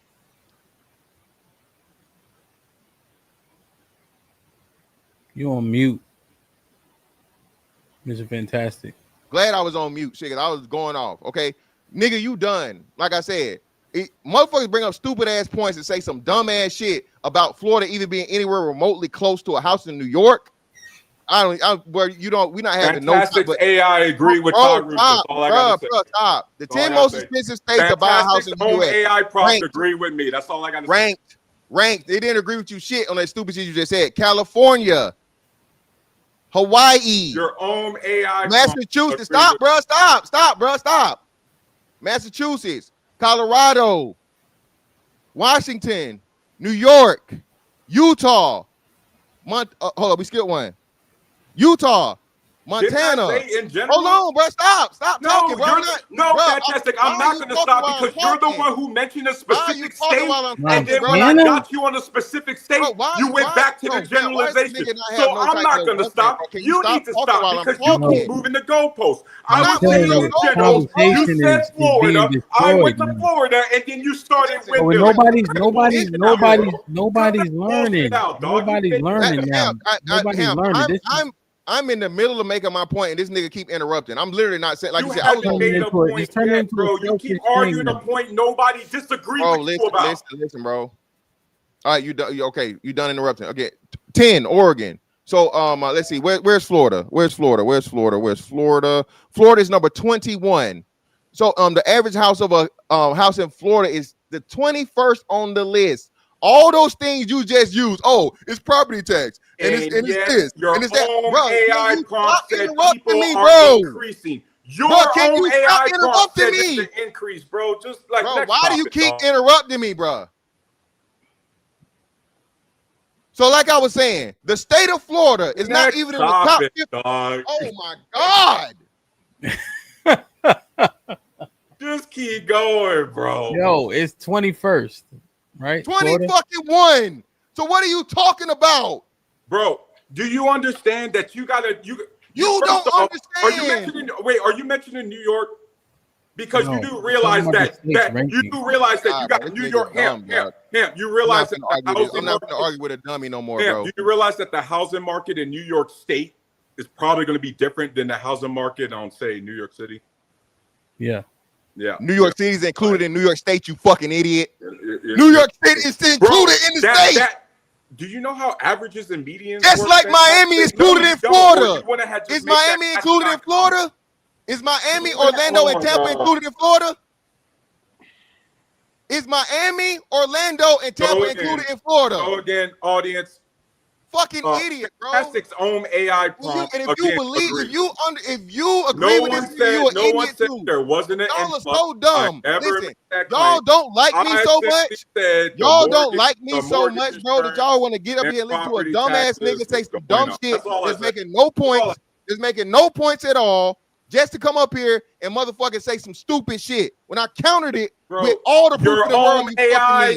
Your own AI. Everybody's coming to Florida. Yo. So what did we get to learn from this? This nigga dumb. That's what We got learned that Mr. Fantastic thinks that because he has a VA loan, all the civilians could work on that same infrastructure. Yeah. No, we have to make generalized statements because most people are civilians and they got to pay down payment and have a higher income debt to income threshold than us that have the VA home loan. That's what what percentage we of people. should've- Now tell us what percentage of homeowners are have VA loans. Tell us. I don't know. You tell us. Less than 5%. So it says Then why that do you 40, keep bringing them up? You see, I'm not bringing them up. You did. No, I said let's move away from the military Mr. shit. Fantastic. Yeah, man, you just yo. proved my point. We Both need to be of y'all- talking both about of the y'all helped civilians, and ruin all it. you ever do is talk about the VA home loan. both of y'all help ruin it. People trying to understand the disparities and such, and now it's about y'all two. So I'm ready to move on. I'm ready to move on. I let this nigga say everything he had to you're say. right. I shouldn't have said y'all. Mr. Yeah, don't do the Fantastic dog and shit, bro. Tarus. My bad. Mr. Fantastic and Tarus. That's what I was saying. I'm ready to move on. I proved my point. His own AI proved my point. I'm ready to go. Well, here's the thing. The difficulties are there, right? The VA loan 4 or 5%. That's not the most people. Now it said that 46.5% of black people have own homes. Damn. That's good. And then it says 74.4% of white people own homes. So there is a huge disparity. 46.5% sounds pretty good. Comparatively to 75%, not so much, in my opinion. All of a sudden, that looks but why are we comparing to white people and not Asian people? Or why are we so what's the Hispanic? So what's Hispanics thing? Let's look at it, right? Because what the things that I think we have to account for, because Leo says something that was interesting. You pay property tax though, right? Not me. Not no more. I pay property tax. You don't pay property tax? No, I don't pay property tax. He's in Florida. He's lucky, bro. Here in Ohio, we still got to pay property tax. Wait. Because Leo said it that you guys at the VA loans, you don't have to pay property. No. tax? If you know though, so you have to pay property tax with the thing. But if you get 100% disability in Florida, I think Texas too, you don't have to pay property tax. That is fucking crazy to me. That's cheap. Here in Ohio, we only get 50%. It's like you live in a church. Exactly. Thank you. Thank the Lord. That is, praise him. Bro, I hate that. I just pay my motherfucking mortgage and that's it, nigga. That is weekends in Bogota. So y'all don't have to pay property tax? Yeah. Or 50%. What there's a subsidy, right? Whether it's so each state has a threshold for the property taxes. States like Florida, I think Wyoming might be one too, but states like Florida and Texas are notorious for no property taxes. A lot of people saying it, right? Here's what I have to say. Y'all need to hush. Y'all have no, yeah, that's that. So now, y'all have no idea what it's like. No, nigga, I just whoa. That's what I was nigga. saying, him. No, wait, That hold on, shit is stop. different Wait, no, stop, no, nigga. You don't get disability, any type of disability until after service. I was paying fucking property tax over 20 years. Don't fucking and complaining about it. Stop, because even though we was active duty, we still had access to the VA home loan. So even when we was in service, we still already got the loan. What are you talking about? No money down. That's still a huge advantage. Hold on. Let me talk. No money down. Are you guilty of that? No money down. Yeah, zero. What the fuck I'm putting money down? Get the fuck out. You know what I mean, bro? Damn. What I'm putting money down for? Yo, no money down. Subsidies or no property tax. The VA loan is damn near. What does your debt to income have to be for VA loan? I don't know what it is, but I mean, it has to be. With our VA home loans, you see, this is what I was trying to tell you. It's so different because our debt to income ratio is a lot higher. If we have, they say FHA has no money down for whatever mortgage, he's wrong. As long as we have at least 20% of our residual income left. It ain't even that big of a debt. We just have to have 20% residual income, and we qualify for the home. Are you serious? That's what I was telling you guys on the panel. It's completely different for civilians, man. Yo, bro, y'all, and then he's wrong. FHA loan, you have to put money down. It's usually FHA 3.5%. Traditional mortgage, all that you have to, man. So what though? What are we saying? Again, like I said, you have a whole lot that goes into the FHAs too, which is the reason why you got to put. Still, we got less than 5% of the population of homeowners that are veterans that get to take advantage of it. Explain the other 95%. That's why I said get away from it. I told you. That's why I said my grandma didn't serve one day in the service, not one. Most of our parents and stuff generations before. I got you. But y'all niggas is living in la la land. You heard? What you talking about? La la land, bro. What are you talking about? You see why I get so pressed, Hamp? Because I acknowledge, I'm self-aware of all the privileges that I got, and I'm looking at my civilian guys like, yo, this is the kind of shit you got to work on. Mr. Fantastic's like, well, I got mine. Fuck everyone else. Figure it out. No. Well, I'm not just saying fuck everyone else. I'm gonna say it again. Here in Florida, where literally Jacksonville specifically, to where they're building a new fucking subdivision every other month, and the houses are selling out. Okay. The houses are selling out, and the majority of the fucking people getting them are not military people. All right, that's my proof.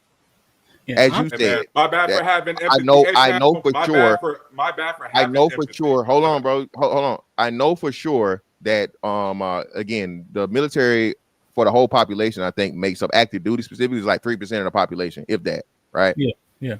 So if 3%, I know 100% of that 3% is not moving to the state of Florida. They literally can't do it for military service and orders and shit, right? Yeah. But again, all the people coming to Florida have nothing to do with the military. Okay, the majority of them don't, because we know the majority of people never served in the military. Okay, the majority of homes that Hamp just said, well, I guess you get the racial breakdown of it, so on and so forth.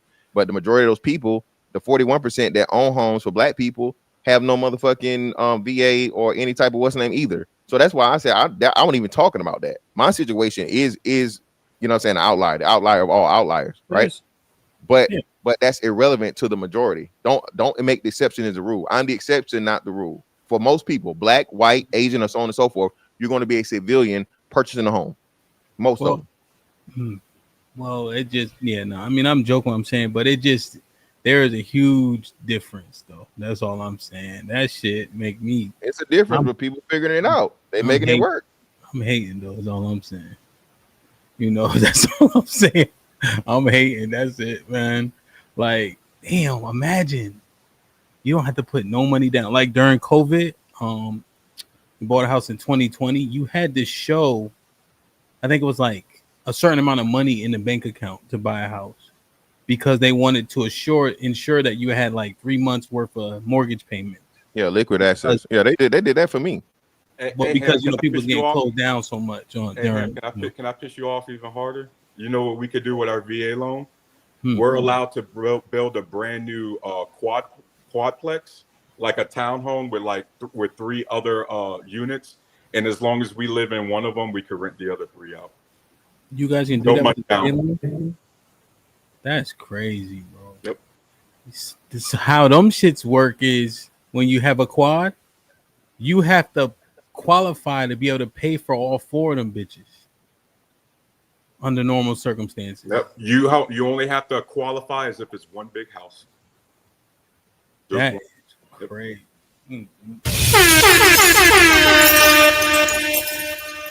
This is why I say, guys, and I got to repeat it again. I know what what the privileges are, and so I'm talking to my civilian guys. Hey guys, we need this kind of thing. That's why I voted for Kamala Harris, because she was going to lower that down payment requirement. Yeah. Wow. Kamala Harris gonna put your black ass in jail, but that's another story. How? If most of us aren't criminals, then we ain't got nothing to worry about, right? Oh, my bad. I'm tripping. 2K was popping. Perfect. 2K in the building with a $10. Shout out to my dog hand. Salute my G. Hope to see you soon, man. We gotta coordinate. You heard? Bet life. 20 ball says salute Hamp and the fellas. Truce. I disagree. Truce. Salute. I disagree, fan. Here in Jacksonville in Florida, they have so much inventory that they are begging people to buy with all kinds of incentives. All we have to do is have decent income and credit. So, Vet. Oh, can I respond to that real quick? Go ahead. I think everybody needs to understand how capitalism and the market works. If the demand is that crazy, which it is, but if the demand is as crazy as you said, Vet, most construction and home builders don't do the incentives, because then at that point it's a seller's market, not a buyer's market. Just remember that. Arnold with the $5 says people are coming from places with higher costs of living compared to Texas and Florida. People are not going to more expensive places in mass. Yeah. Leon with a 20 ball says perfect. Put in the bathroom. Jit wildin'. Well, we didn't even turn on. I don't even know the last time I turned a bounty on. It's been a minute, isn't it? Wait, does it count if the bounty was off? No. I'll turn them on in a little bit for Leon. When the last time that's been a long time. Aaron with the $2 says can't learn from a nigga calling each other dumb and yelling. Mike Brown with the $2 says fantastic doesn't have bootstraps. Not no more. My boots retired, nigga. John was good. Brother. John the Baptist in the building, man. I ain't seen you in a month of Sundays. Hope all is well, man. We really and humbly appreciate the $20 donation, man. Salute. Like, share, subscribe, tell a friend to tell a friend. Hit that like button right now if you can. That helps the channel the most. Leon, we'll hold on to that dub, and then when we turn them on, we'll turn Tarus off.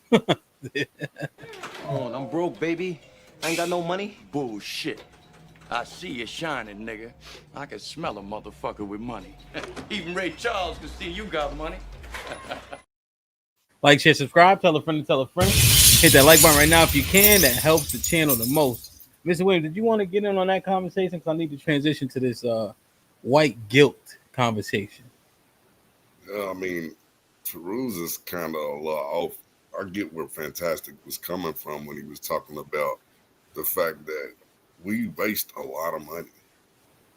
We waste so much money that it is so easy to just have a budget and you'll save. My parents did it. My grandparents did it. That's why we kept properties in the family, and then we could build off of it. But we have a lack of budgeting. We never discuss budgeting on a lot of shows. That is the main thing that we don't do. We waste money on DoorDash and Amazon. Look at all the trips that people take that they would be saving a shitload of money because they wasting. I've been telling my kids, look at how much money you have. If you go back and look at how much money you've spent just going out of town constantly and you're not doing shit, how much money you could have saved and bought you a house by the time you're 25, 26. You know, it's those type of things that we don't have literacy in. And so that's all I was going to, say that Fantastic, definitely right when it comes to you can rent to own cribs. You can do all of that, especially if that's what you're doing anyway, to have a roof over your head. But we abuse money. We're wasteful as a whole. And I'm going to leave it there. Like, share, subscribe, tell a friend to tell a friend. Hit that like button right now if you can. That helps the channel the most. Yeah, Tarus didn't really even mention that part. Yeah, he didn't say anything about like wasting money or not wasting money. We're just looking at disparity, you know. And now there's several things you can potentially do to overcome, but the fact is you have to do those things, and there's a reason why you have to do those things, right? I think that's the overall key. So that's interesting, man. I hope we were able to pull from that conversation. I fear that we may have lost the plot just a bit, but it was a good convo nonetheless, man. So, like I was saying earlier in the show, right? The white guilt thing. From 2020 to 2022, right? The knee on the neck, the Black Lives Matter Plaza, right? You could get your shit off. The influx of DEI and the whole 9 yards, you know. I saw during that time. Now I was in Washington D.C., so I may have a very unique experience. But white people was walking on eggshells, and they were paying for a lot of shit. You know, cancel culture at that time was at an all-time high. You know, and I saw it just happening all over the place. It seems like that season has slightly ended, but just to show you guys like a little bit of a baseline. While we continue the conversation, let's take a look at this, man. Hit the like button, hit the like button, hit the like button. So it fueled already heightened racial tensions in the U.S. and would end with Cooper losing her job and facing charges herself. Welcome to Watch Mojo. And today we're counting down our picks for the most infamous times entitled rude and unhinged folks showcase their terrible behavior, only to face the consequences by losing their job or wrecking their business. I should never have confronted her. And I know that. But I did, and I'm embarrassed by that. Number 10, DJ Disaster. In 2020, Diana Ploss was a conservative talk radio host with WSMN who regularly talked about her admiration for Donald Trump. But then she threw that career away as she walked down the street in New Hampshire and harassed busy landscape workers. In the 3-minute tirade, Ploss takes issue with a landscaping crew working on a project Friday in Nashua, right across the street from her now former radio station, WSMN. And all it took was hearing the employees speak Spanish. Ploss recorded the interaction as she accused the workers of being in the country illegally and demanded that they speak English in America. What's the first thing I do? Go for my phone. Got to do a live stream. Have to show people what's going on. She also decided this proved the government was doing communism. Right. When a stranger stepped in, Ploss berated him for wearing a face mask amid a pandemic and pointed out his race. When WSMN heard about this incident, they dropped her show from the station. She used to pay to host a talk show at WSMN Radio.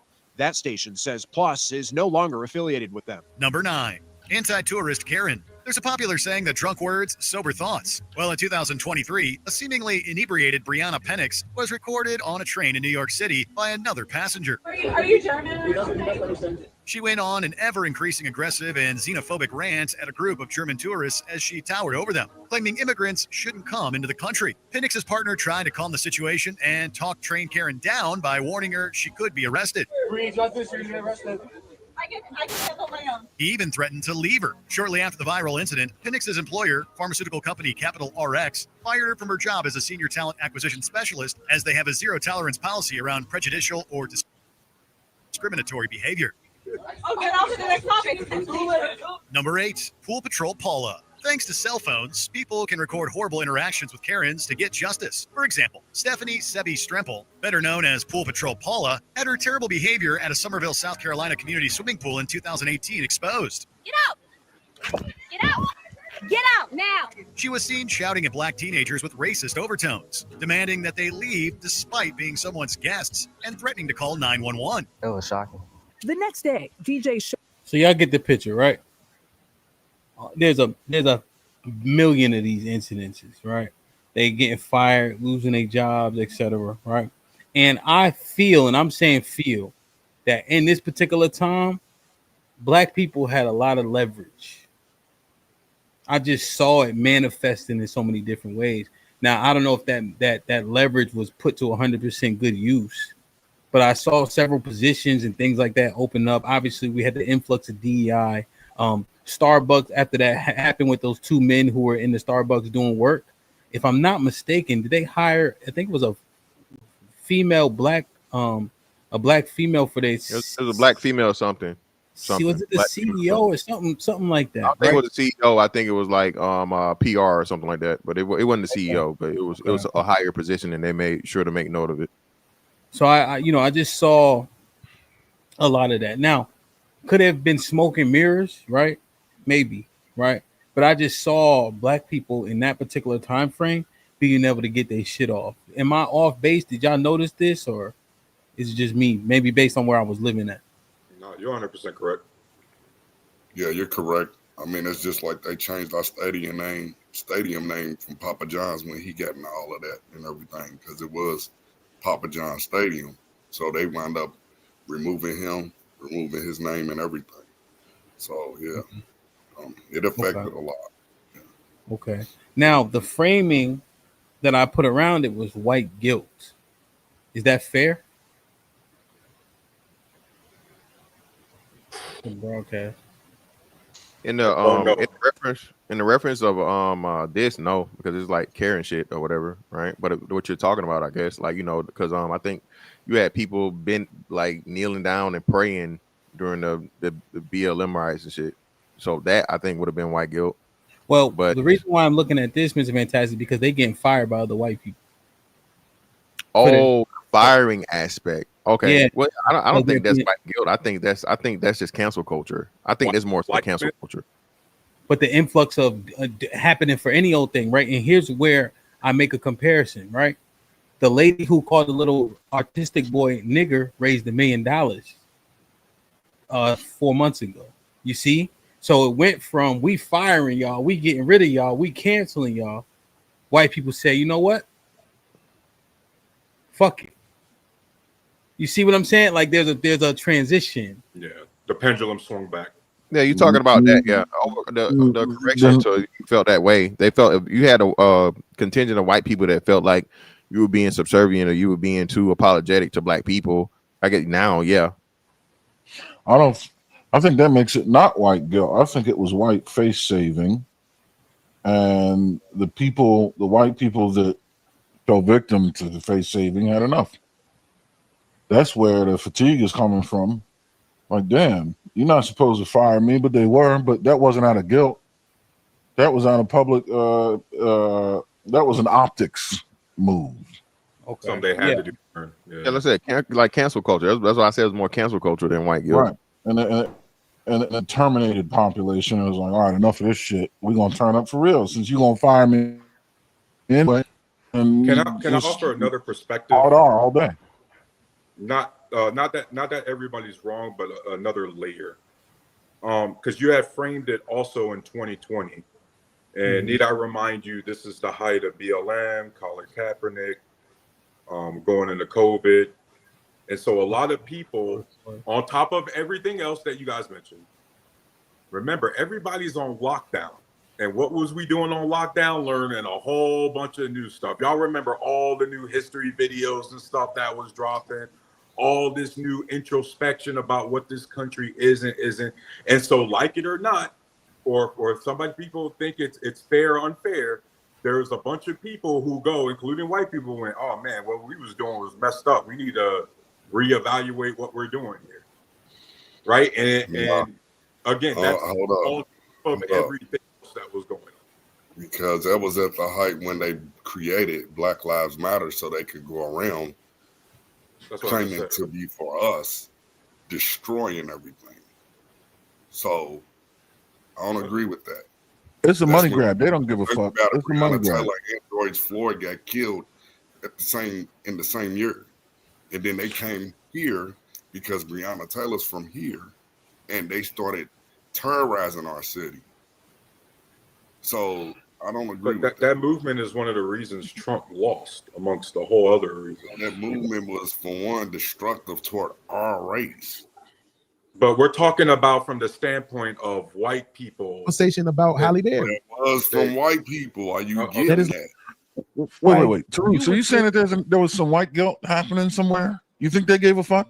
I thought it, Big Aaron. I said from my another perspective, I thought it was maybe white enlightenment. A lot of people were learning new information about what this country is. And I'm not saying everyone. I was just offering a different perspective, guys. I shouldn't have said it. No, understand the learning of that. What is that? How does that move the needle? What does that mean? Is there a newfound awareness that is on the back of that enlightenment? Aaron, you know how prevalent, at least in the South, the lost cause myth was with white conservatives in the South. There's a lot of conversation with that, and a lot of people, again, learning about the Reconstruction era, things like that. And so there was, and so again, on top of all of these different things, when we was on lockdown, a lot of people are having information that, let's be clear, we don't do a good job of learning the real history of our country. A lot of people was learning that for the first time, man.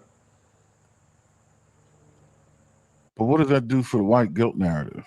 Well, because when white people learn about, or at least some of the white people learning about like prejudices and unconscious bias and things like that, then they see that somebody's doing something racist in their organization and they fire them because, hey, you're doing something racist. So you do believe they give a fuck? I call it white enlightenment. You called it cancel culture. It could be both, right? No, I didn't call it cancel culture. Well, what'd you call it? Because I think I understand you wrong. Saving face. It's salvation of the optics, which does not require you to give a fuck. In fact, quite the opposite. It's disingenuous. But it's also true that all we can do is speculate whether they actually. Come on, man. You long-winded, man. It's just to maintain an image. Time where they can leverage the current events to do so. They don't want to lose customers. They don't want to lose it, but they don't really give a fuck. There's no rights. There's no genuine concern in these people in these acquiescent acts, as if they're really guilty and feeling some kind of a way after learning these things. No, they just know that the rest of the people know. If I've learned it, so have you. So now I got to act like I give a fuck. So you'll keep shopping here. Because capitalism and profits is power, right? That's how you get things to change. Well, I'm looking. So I think now we focused on the verbiage. I guess I'm looking at the behavior. So I saw when white people were acting out, there was a consequence, right? There was also an influx of things that seemingly helped minority groups, you know. And I'm saying minority groups because it looks black, right? When you say DEI, you think black, right? But if we know women are categorized as a minority group, we understand that white women, just by volume, probably benefited the most, right? Exactly. But we're having a conversation about the perception and what was seen. So I don't want us to hearken so much on what I called it. If I said white guilt and made a mistake, I apologize. I'm looking at the behavior during that George Floyd era. And I saw an eggshell behavior. Right, which is why I don't have an issue. I don't think you're wrong with calling it white guilt, because the eggshell behavior denotes specific and genuine guilt, which is the perfect word. Like it's genuine. You know what I mean? Like there's remorse there. There's regret. You get what I'm saying? Mm-hmm. But I don't think that's the case. Okay. Especially if we just got done pointing out how the whole housing market is disadvantageous to the black community. Where is this guilt we talking about? It's financially driven. I thought we were just talking about the specific time period. I didn't think we were talking about now. I thought we were talking about retrospective about the time period. Well, no. Let's talk about the time period. So George Floyd into COVID, right, is when the housing market really went super wonky and really started to fuck black people up with the housing prices going up and white people shuffling the deck, right? So how can that happen at the same time where the eggshells are really supposed to be all over the floor? That's because they're not all over the floor. They don't give a shit. It's optics preservation. Yeah, 100%. I know. I understand optics. I understand companies want to be seen a particular way, especially based on what's popular at that time. Right. So I understand those things, you know. I'm just trying to categorize it in a way in which we can understand the sentiment that I'm trying to pull from it. Pause. You know, and now we start to try. Now we having a conversation about what's the exact verbiage. I just want to focus on the behavior, right? Because I want to look at the transition of behavior now, you know, but we have to kind of baseline it. Well, I think I know exactly where you're getting at, and the behavior of the people that would have been fired, right, for saying things, the people that are supposed to have been on eggshells, I can tell that they were never on eggshells because that's where the black fatigue comes into the picture. They really never were remorseful, or you know what I mean. And I'm not talking about the people with the money. I'm talking about the people with the money that fired, the people that were fired. They were never. There was never any white guilt, because too much white guilt. They're like, fuck this. It was all a facade. They felt that way in the time because that was the popular thing to do. People move like sheep. So okay, so here, all right, I understand that sentiment. Arnold, what's popping? I wanted to ask you a question, but I don't want to frame what you wanted to say in the first place. So what you got? What's popping? What's good, everybody? Make sure y'all go like, share, and subscribe to turn on the AC, right? Yeah, turn on the AC. Sure. Yeah, I wish they put more fucking nuance in their name, because when I go to type turn on the AC, all it does is show me how to fix them motherfuckers. My mama figured it out. You got to put with Arnold and CJ, then it's the first thing to pop up. Because we got that in the description. So that's it. I don't know. We'll work on that. It's early. You're going to have to learn how to be an HVAC technician. Yeah, you got, just add it's free, man. Just add a podcast on there, fam, and it'll help you out. Just put podcast on there. Thank you. Yeah. All right, so I'm good. How y'all doing, man? So I guess the part about the white fatigue, right? So I'm saying we had probably a good 6 to 8 months where white people kind of felt bad. I want to say that's probably as far as it got. And us as black people, we didn't have an agenda to go with it, right? So we had a moment to say, hey, we could kind of get what we want right now. If there ever was a time, this is it. We did not have an agreed upon agenda. So when they say, hey, what y'all want?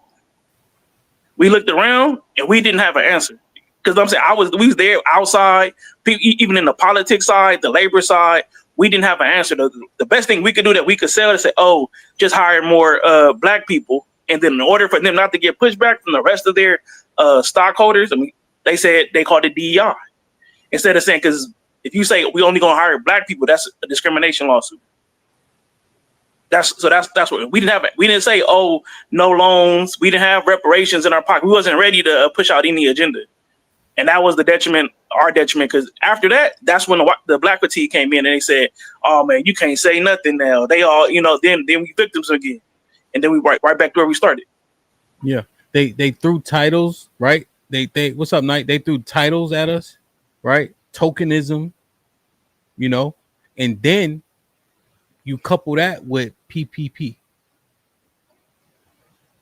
Right? Yeah. And it just like put a smoke and mirrors, and nobody asked for nothing tangible for real. Effectuate real change.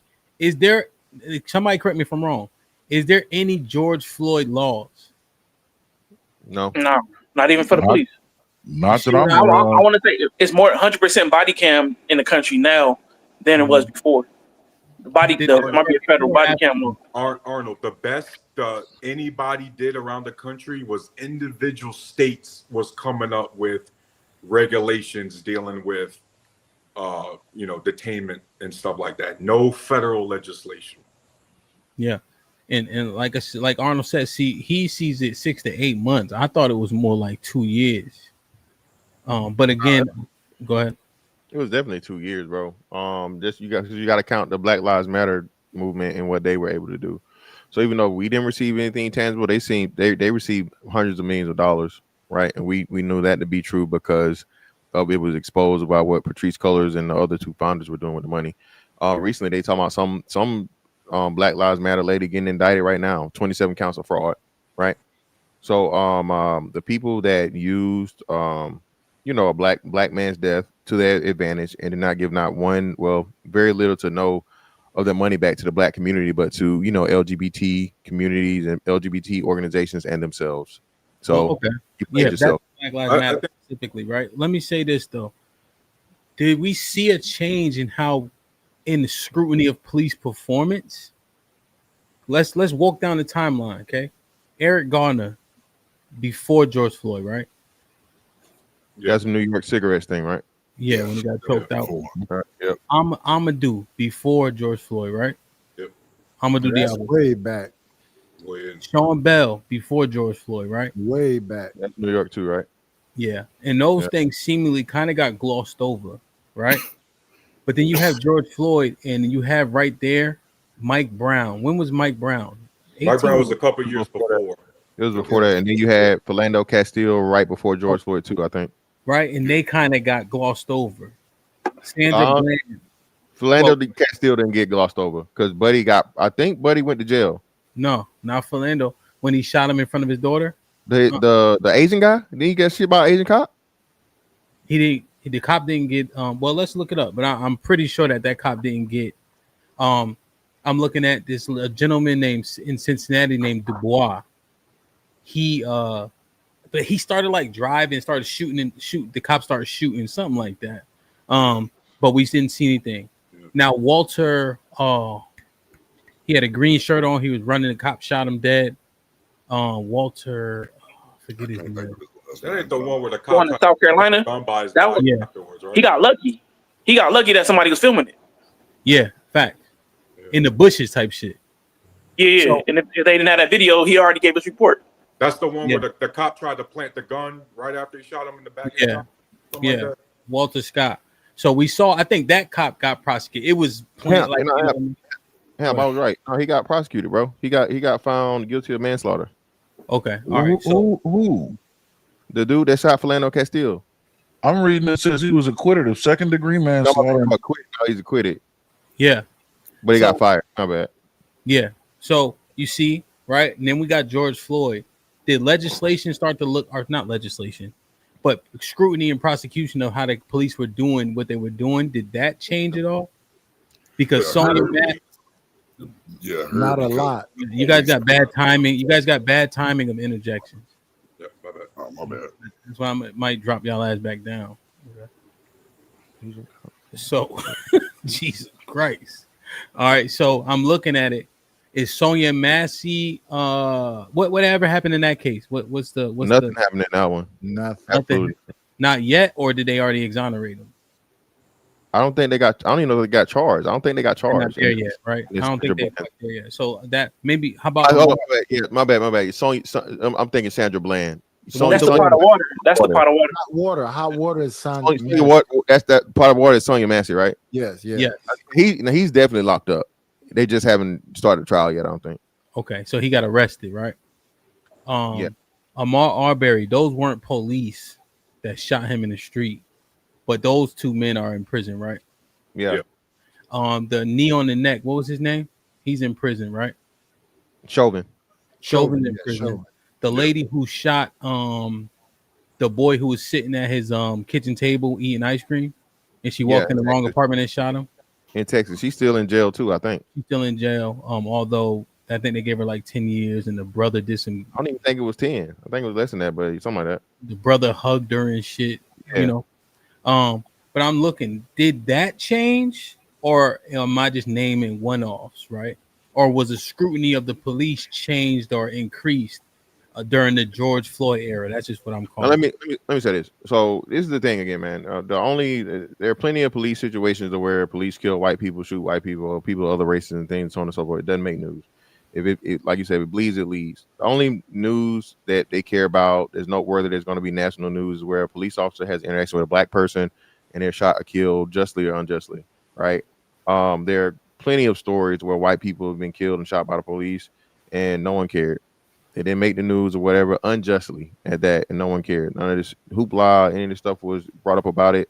So I just think the George Floyd situation just brought a brighter light on the racial dynamic of it versus the actual policing. Because again, since that case, there have been cases where police have actually, stopped, prevented situations. I don't know if you showed it, but remember it was either Philly or New York or something where this dude was trying to stab this woman, and the cops shot him. Killed him on top of a black man trying to kill a black woman. Cop shot him, saved her life. So, but that doesn't get any type of footage. That doesn't get any type of things because fuck the police and all this other shit. Well, why you bring that up though? Well, I'm saying it's because the optics of it is to push the narrative of the racial inequalities with police and black people. That's all I think happened from it. But we're still dealing with it here with the police officer who killed Breonna Taylor. We're still battling. They're still dealing with that right now. Not dealing with anything. They settled. They gave her a case. They came. The information they put out was federally though, fantastic now. Huh? But why would it be a federal battle? It's on him because they wanted him to serve jail time, and so even now they're going through an appeal process. We just had that even last month and the month before. Yeah, they were going after Well, him. we know that the cops. That there's a disparity in treatment and how the cops see black people because of the stop and frisk, right? So we know that super predator thing was put on, the jacket was put on black men. So we know that there was disparate treatment on purpose. You see what I mean? So that's not nothing to even, we know that existed. I think the scrutiny that you're talking about, I think again that existed. That was definitely more at the state level. They tried at the federal level. I'm not sure if one passed or not. But as far as the scrutiny, HAMP, that goes to Bandit's point that there really was only 6 to 8 months of, we had prime power and influence to get a lot of shit that we wanted done. I would say that was probably right after the 2020 election and into the summer of Joe Biden's first presidency. But we didn't, but at least as a collective, we didn't ask for shit. Knight, what's up? What you want to add to this one? Because I want to show some videos of now. I'm thinking that we're under, and I think this started before this night, but I'm calling it the Kirk era. I agree with what Tarus just said. When we had the opportunity to make some big differences, we didn't. And what I'm seeing right now is they're about to hit us with a new crime bill, and we'll be right back to some Rudolph Giuliani stop and frisk. They got the damn National Guard popping up in Chicago and Memphis and whatever else. So yeah, we back to maybe something even worse. Worse, yeah. So, what do y'all think about the landscape now? You know, it's easy to find a video to confirm bias, but what do y'all think about the landscape now? Because that's my biggest concern. You know, I'm less focused on what racist shit he said, right? Like I don't put that shit past nobody. You know, and I'm not saying that this is the first time we saw this behavior, feel me? But did y'all see this?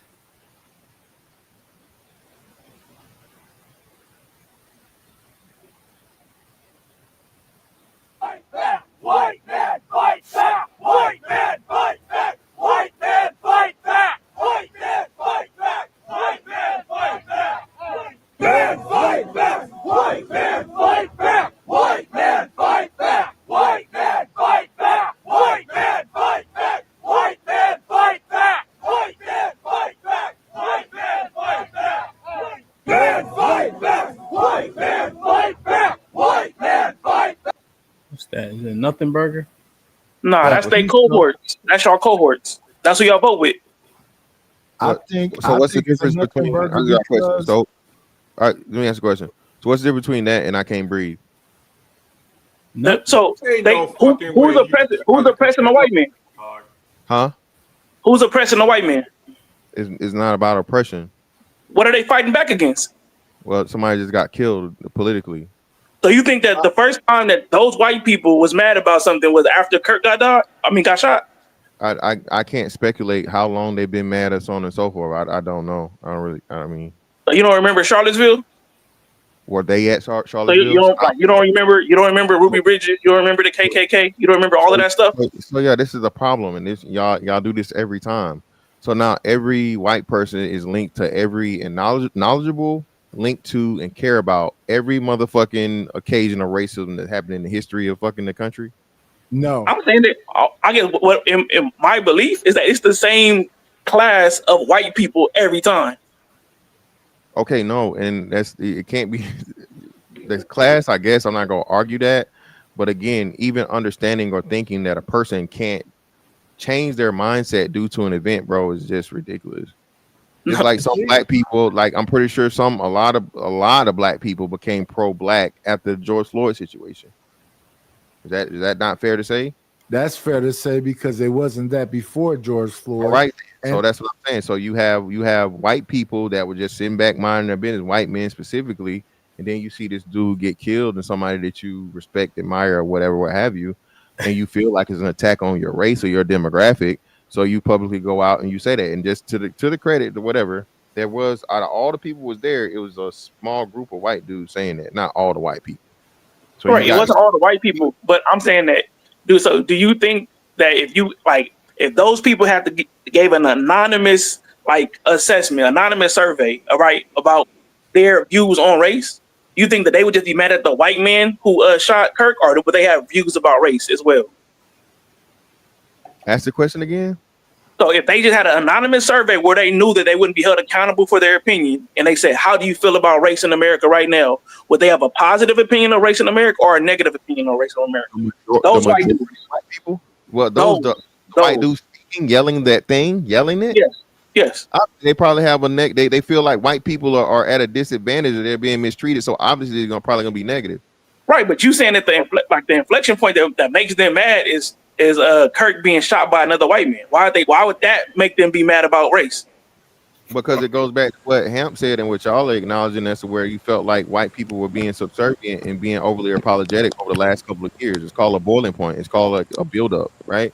So once you get so I'm saying that if it wasn't racism, why aren't they mad at white people, at the other white people? Somebody got an echo. Yeah, somebody got YouTube playing in the background. Mute up. Everybody mute up, bro. Somebody else. It's somebody else. Yeah. So either way, I think it's you. What's her name? But either way, listen. So this is the thing, bro. Shit, lost the train of thought. What was I saying? They never said black. They said fight back. They didn't say fight back against black people. They didn't say fight back against niggas. They didn't say fight back against any. They were saying fight back. This is a political thing. So how you know they're not talking about fight back against the left, fight back against the extremists? How do you automatically assume and make this? Why are you making this a racial thing? They made it a racial thing. I've been in America my whole life. Bruce, let them. Racial thing. Yeah, bro. Hey, listen. We gotta up the level of decorum now. Now I'm saying it. Okay. Let Arnold let them finish the convo, and then we can jump in. Go ahead.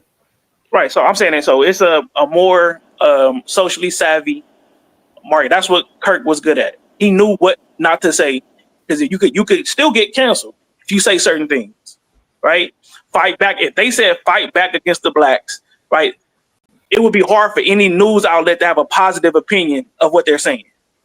Just like you will not replace us, it's hard for we can't be mad at that they don't want to replace. But if they use the other version of that people were saying that's what they was really saying, then they could get canceled for that. That's what I'm telling you. So hold on. So they're socially savvy and know what to say to not be held in a negative regard when it comes to media outlets. So now we're back to the black people have monopoly. I'm making an assumption. Oh, you're making assumptions. That's what I'm saying. So your assumption is that black people have a monopoly on racism. They're not mad at the Asians that make more money than them. They're not mad at the Indians that make more money than them. They're not mad at the Hispanics that are outpopulating them right now. And when they were talking about they will not replace us, there's more so talking about them than us, because our shit is stagnant for the most part. Hispanic is rising, right? Hispanic population is rising. They're having more kids, right?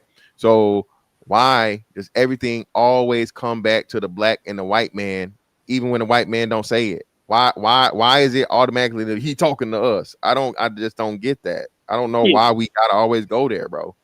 So I'm saying that as far as African Americans, our influence is different. Our influence is more than 13% of the culture. And when they look at, and they know the math, the Latinos are populating at a higher rate than the white people. So they understand what a threat is. All right. Our influence versus their population increases. So when they're having things where they're trying to take away, they're trying to send Latinos out of the country. That is their agenda. Because they know that reverses the population growth of the Latino.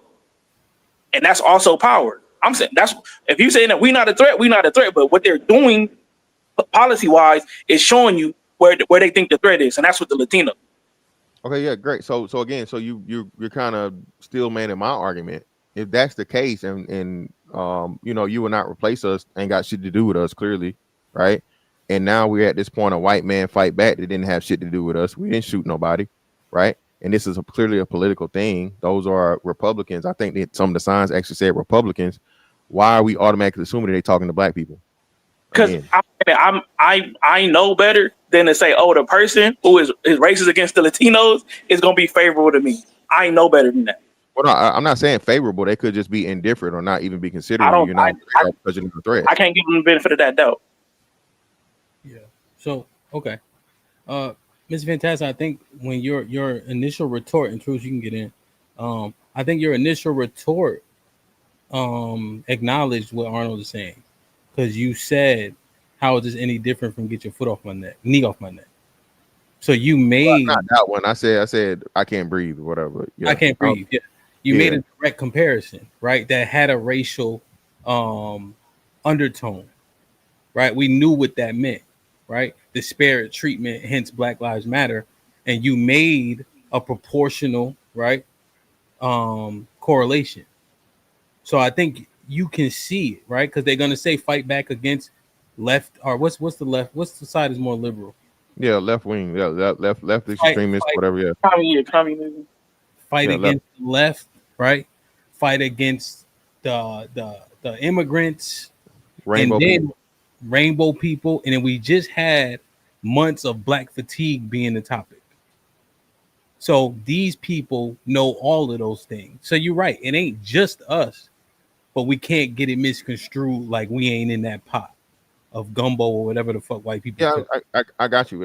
That's what I'm saying though. Like, so let's do that, right? And I'll acknowledge that. Where do we fit on the list? Where are black people at on the list? Out of all these things and out of all these issues and frustrations that white men may have, or white people, are we saying this is white people or just white men specifically? They said white men, not white people. So I'm not being facetious. I'm just asking. Men is the competition, right? Okay, great. So if you were worried, you worry about men on men. I got you. I'm just trying to make sure I'm properly speaking. So I'm probably saying. Yeah. So this is what I'm saying. Well, let before you answer, right? Black fatigue was a topic for a month, and that's talking about black boys and men doing harm to the country, single parent led homes. Now, this is in the wake of Charlie Kirk being murdered, and what were his talking points in terms of that stuff, right? Because remember, they this is right around him getting killed, and those are some of his main talking points. So it's pretty straightforward. But that's what I'm saying. So again, we're attributing that. What percentage of Charlie Kirk's message had to do with black people? Charlie Kirk wasn't just giving his opinion on black people unsolicited. He would ask these questions and he would reply to questions that were directly asked to him. So that I think again we are 20%. Overrepresented. I'm sorry. Go ahead. 20%. All right. So that's what I'm saying. So if 20, why are black people mad over and focusing on only the 20% of his conversation and making that the 80%? That's the problem I see happening here. So here's the thing, right? Yeah, and that's one of my key things I'm keen on, right? Worrying about that 20%. What's the preparation? What do we do now? What's going to be the fallout from what happened to him, right? It's about all of it. It's about all the frustration that people that have a similar mindset are feeling. That's why we name what? Rainbow shit, YN shit. What was the other one? Leftist shit. That's the liberal side, right? Yeah. Right. Because remember, he's also. I saw pastors celebrating him for being a staunch or devout Christian that wasn't moving off his square. Right. So you got a whole pool of shit, but 20%, and it's probably five categories altogether. You know what I'm saying? Yeah. And he said what he said. So we have to assume that these people are considering his whole 100% of his message. Yeah, but that's what I'm saying. So we consider it that, and I'm pretty sure they would have it in the same, put it in the same place that he is. It's only 20% of the concern. So when I hear black fatigue, it isn't like, you know what I mean? I mean, it's a lot of more other things going on with white people in the white community than whatever. I mean, it's actually affecting them. If we're talking about, earning, reproductive rate and all these different things, I don't think black people are at the top of that list. I mean, I'm not saying we're excluded, But I don't think like the first focus and everything that's gonna get out here is gonna be let's do something to the black people. Let's attack the blacks. But I think we making it that way because, as always, there's a chance for fucking racism and to be the victim of racism. So we gonna jump on it. Okay. I don't know. I think we just an easy target, and we shouldn't even give a damn about all that other stuff. We Hold just up, put it an back up. easy target. Put it back up. Beans, what up? Knight, go ahead, finish your thought. I'm just saying, I hear what Mr. Fantastic is saying, and I agree with a lot of what he's saying, but we just an easy target that they can go after. It's other things that's a bigger issue for them, like you said, Asians and Latinos with the 13, 14 kids and whatever else. But we just an easy target to go after. I think the reason why we got the National Guard everywhere is because of the YNs.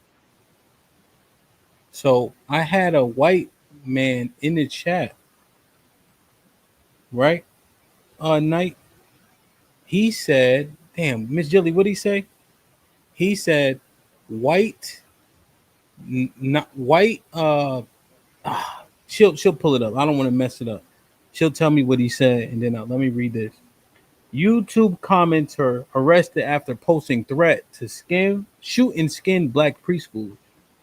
A 25-year-old North Carolina man, Zachary Charles Newell, has been arrested for federal charges after allegedly threatening online to, quote, shoot up a black preschool and, quote unquote, skin the children. According to an FBI affidavit, Google flagged a violent YouTube comment posted under the name Commentators Hate Me beneath a video by Florida lawyer YouTuber Andrew Esquire. The comment read, "I'm going to shoot up a black preschool. 20 black babies will be shot and then skinned like they are animals." The FBI traced the account back to Newell through his name, phone, and IP address. When deputies confronted him at his mobile home, he admitted to making the post. The disturbing threat was tied to a video discussing MMA fighter Roger Jackson's son, UFC legend Quentin Jackson, who had injured an opponent during a wrestling event. The affidavit noted Jackson is black and his opponent is white. Newell had also left another racist comment a day earlier, threatening more violence and using slurs. You're an incel pussy, the comment read.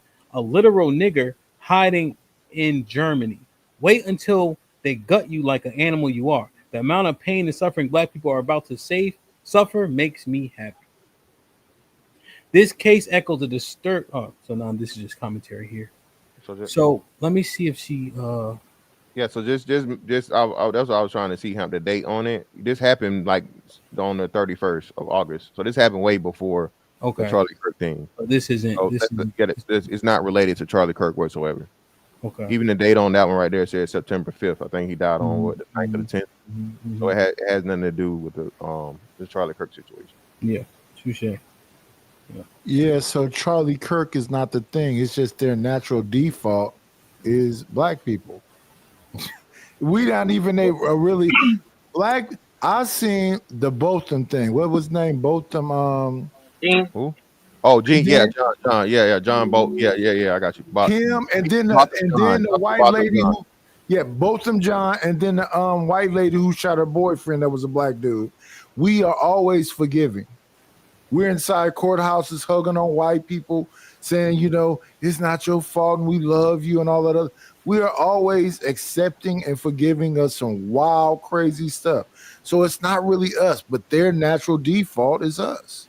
Yeah, but hold on just real quick. That's not fair either. I'm not justifying what he said, but that directly involved a black person beating the shit out of a white man. So it wasn't just he just picked black people to whatever, right? And I think the most important thing that we're missing here is that the FBI, right, along with state officials, tracked this man down for idle threats on what people would think were idle threats on the internet. The same thing that niggas do to me here every day. Niggas, you're gonna beat my ass, they're gonna shoot me, they're gonna kill me, all this shit and so on and so forth. They tracked him down and his ass is motherfucking sitting in the jail cell. So that kind of kills a lot of the narrative that's where they don't care about us and the police officers not working for us. This man gave a threat and they found him and what black man was threatening Charlie Kirk? No, so hold on. Here's the thing, right? We look at these, right? They could be older examples, right? When things like that happen, we understand things get exacerbated, right? So we got we if these people have this disposition before one of their heroes is killed, what does the disposition? What is the disposition after it happens? Right? We gotta be. I mean, we just have to employ common sense, you know. And so I'm just looking at it. This what was said in the comment when I was covering it, and I wasn't even covering it from a he was racist standpoint.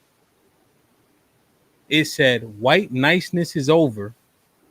Repeal the 13th Amendment. White niceness is over. Repeal the 13th Amendment. Like you said, he was shot by a white boy in a white state.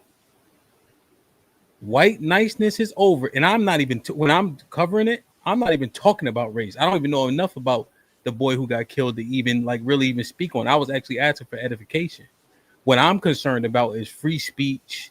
Who mad at who for what? How far are they willing to go? How prepared are we? That was my message. But in the super chat, he said, white niceness is over. Repeal the 13th Amendment. Yeah, I think it's the same thing as this lunatic that just got locked up. You got some, you know, white dudes that are motherfucking angry and white dudes that are keyboard warriors and gonna say a bunch of bullshit. But then we look at it right here, you know what I'm saying? You looking sad once they catch up with you. So I'm pretty sure we did the same thing with the person that sent the super chat and we were able to do it, right? It would have been the same thing for him, man. And again, my thing is I'm not saying they're nefarious white people out here. They're racist white people out here. Hell, I think what they call the Aryan Nation or some shit. Right? Sure. Was it Aryan Nation? Mm-hmm. Yeah. So that's what I'm saying. Those people exist. I just think it becomes an issue and a problem. We want to make it seem like that's all of the majority of white people. It's just like, and especially when we get mad if that's done to us. So black people get mad when we're stereotyped and we say, oh well, you know, the 1350 that was bullshit because you know, no, the minority don't represent the fucking whole. But now we do the same. We go to the same lengths when now all white people are racist because some motherfucking individual lunatics. Well, you know, my stance is that everybody's racist, right? So I think we can get that out the way. But what is more important is the boldness, because again, see, here's my comparison. That's why it's very important to walk where I'm going. We looking at the George Floyd era, the boldness, right? The guilt, the things that were happening. Now this happens. People are losing their job. You hear it? Losing their jobs again for speaking on certain shit, right? People are emboldened. People want to duplicate. People want to become their hero. There was a moment of silence at a football game. Flags flying at half staff at that White House. So I'm looking at the season or whatever you want to call it, the era, and what are the possibilities and probabilities. So I catch your drift, Mr. Fantastic, but there is a stereotype out there. When we see shit like this happen, they always look the same. From Higher Learning to fucking Dylan Roof, right? If you want to go to the movies to real life, from Las Vegas to Buffalo. And now he got a lot of talking points rooted in Christianity, rooted in racism, right? Rooted in, let's say, even truth. Fatherless homes is an issue. We agree? I agree. You see? So now, but now I'm gonna peel your cap because of this shit, though. That's why I'm getting lost. I don't think he. Well, I'm lost on that one. Hey, so you're saying that good chopping up with y'all, man. Have a hey, good Tarus, be safe. Peace. So you're saying that white people are going to target black people because Kirk had an opinion and he was saying that the fatherless thing. That's why I'm lost on that one. Yes. I'm saying y'all can get the floor. This is your last thing. I'm saying we saw what happened. I'm saying that in super chat and my chat. Okay. Literally said repeal the slavery. Put these motherfuckers back in slavery. That's what I'm saying. Yeah. Okay, I got you. I thought you so you weren't talking about the Kirk situation. You talking about the super chat? Yeah, I'm talking about the super chat, and then I'm thinking about his talking points. They cover a whole lot of his talking points cover a spectrum. Yeah, not just black people. Yeah, and that's the one thing that he chose, the person that sent the super chat, to focus on the black aspect of it. Again, those people for the most part, they're a minority, and you put them in a room or even individually with a black person one-on-one, I would say 75% of them go fold. You only got maybe 25% of these white boys out here that's really gonna motherfucking start some shit off and get a crack. That's a lot of people. Yeah, and that's the loud squeaky wheel. That's that 20 million. minority. And hell, That's hold on. Let me do the math on that. 165 million white boys, 25% of them. That's a lot of fucking white boys. Yeah. So now, how many black dudes are willing to get it popping on? Right. So it's 46 million of matter. us. That's So it's three times more. It does not matter. This is why I get lost. What do you mean? Why does it not matter? If the disparity in people is why it's a losing battle. I got you, but if we look at everything the way that it happens and so on and so forth, right? When it comes to mass shootings and random people and so on and so forth, yeah, that's the white boys' bag. But as far as like pulling up on motherfuckers and shooting them, that's not really how they get down like that. And then in the chat, what he did was he said he had 16,000 rounds. Yeah, but back to the numbers though. Same guy that said the super chat. Yeah. Y'all blocked him? No. It was a different white boy who said he got 16,000 rounds of his premier weapon. Yeah, so that's what I'm saying. So again, I hope somebody reported that comment. I mean, I hope I wasn't there to see it. If I was seen, I would have fucking reported it. That way, so hopefully the same thing can happen. But I think when people say stuff like that, we need, especially white or whoever, making some type of racial threats or violence, you need to report it so they ass get dealt with. I hope. Let me do this. Let me make sure Beans, everybody. I've been talking a lot. Miss Fantastic been talking a lot. So I want to make sure that y'all get in too. And I just look at this type of shit. And like you said, right? The date is before, right, Miss Fantastic? Mm-hmm. But you just see a lot of reasons why there's an unrest, And I wanted to play this one specifically because it's a great point that it happened before this. But, look at like Arnold's point, essentially. The deportation of the brown man, we can only separate ourselves but so much by how they feel about them. Deportation. Now we start the deportation. White nations. White nations. Close borders. Close borders. White nations. White nations. Now we start the deportation. Now we start the deportation. White nations. White nations. Close borders. And then obviously you got the all white town that just popped up. So there's shit out there. Let me get Beans, then everybody else. What's goody? So Ham, does that mean that we can't say the boogeyman white man no more? No, he ain't a boogeyman. That nigga got boogers in his nose. So he's real, huh? Mm-hmm. Go ahead, Beans. You got the floor. That's funny as hell. No, I just want to join in on the conversation, man. Okay. I ain't seen y'all in a minute, but what's up, everybody? That I like and the ones I don't. You sound muffled. Yeah, your mic muffled, like just now, but it wasn't muffled this whole time. That's because the mic, I think. Is it better now? Yeah, it's perfect. Yeah, this is Mike. I don't got one of those $900 mics. I gotta have it right here.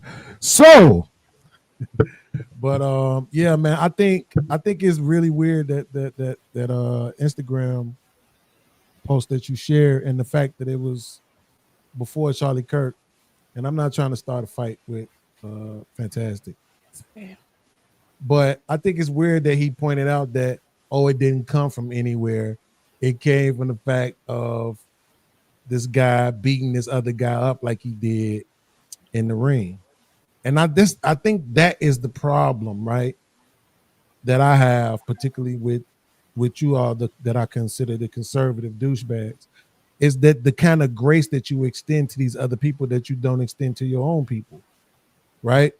People who had a problem with black folks' reaction to Charlie Kirk, not understanding that, well, that reaction was based on his behavior, right? And the things that he said, right? So if you could say that this man made this post about skinning kids, but it was based on a fight between two grown men, right? Then why we can't extend that same grace to people who are just reacting with their little distasteful comments about this dude who died, who had a lot of negative ass shit to say about black people without context. And a lot of times he just straight up lied.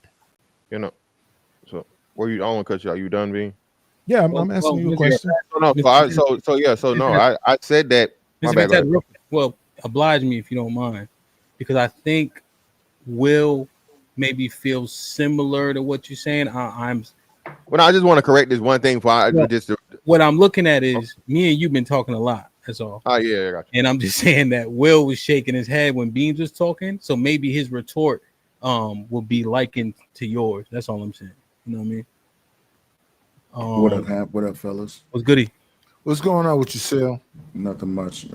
God bless each and every last one of you. Hope you're all having a good day. Bless you too. Bless you too. Appreciate it. Charlie Kirk never said nothing racist since he's been speaking since 2012.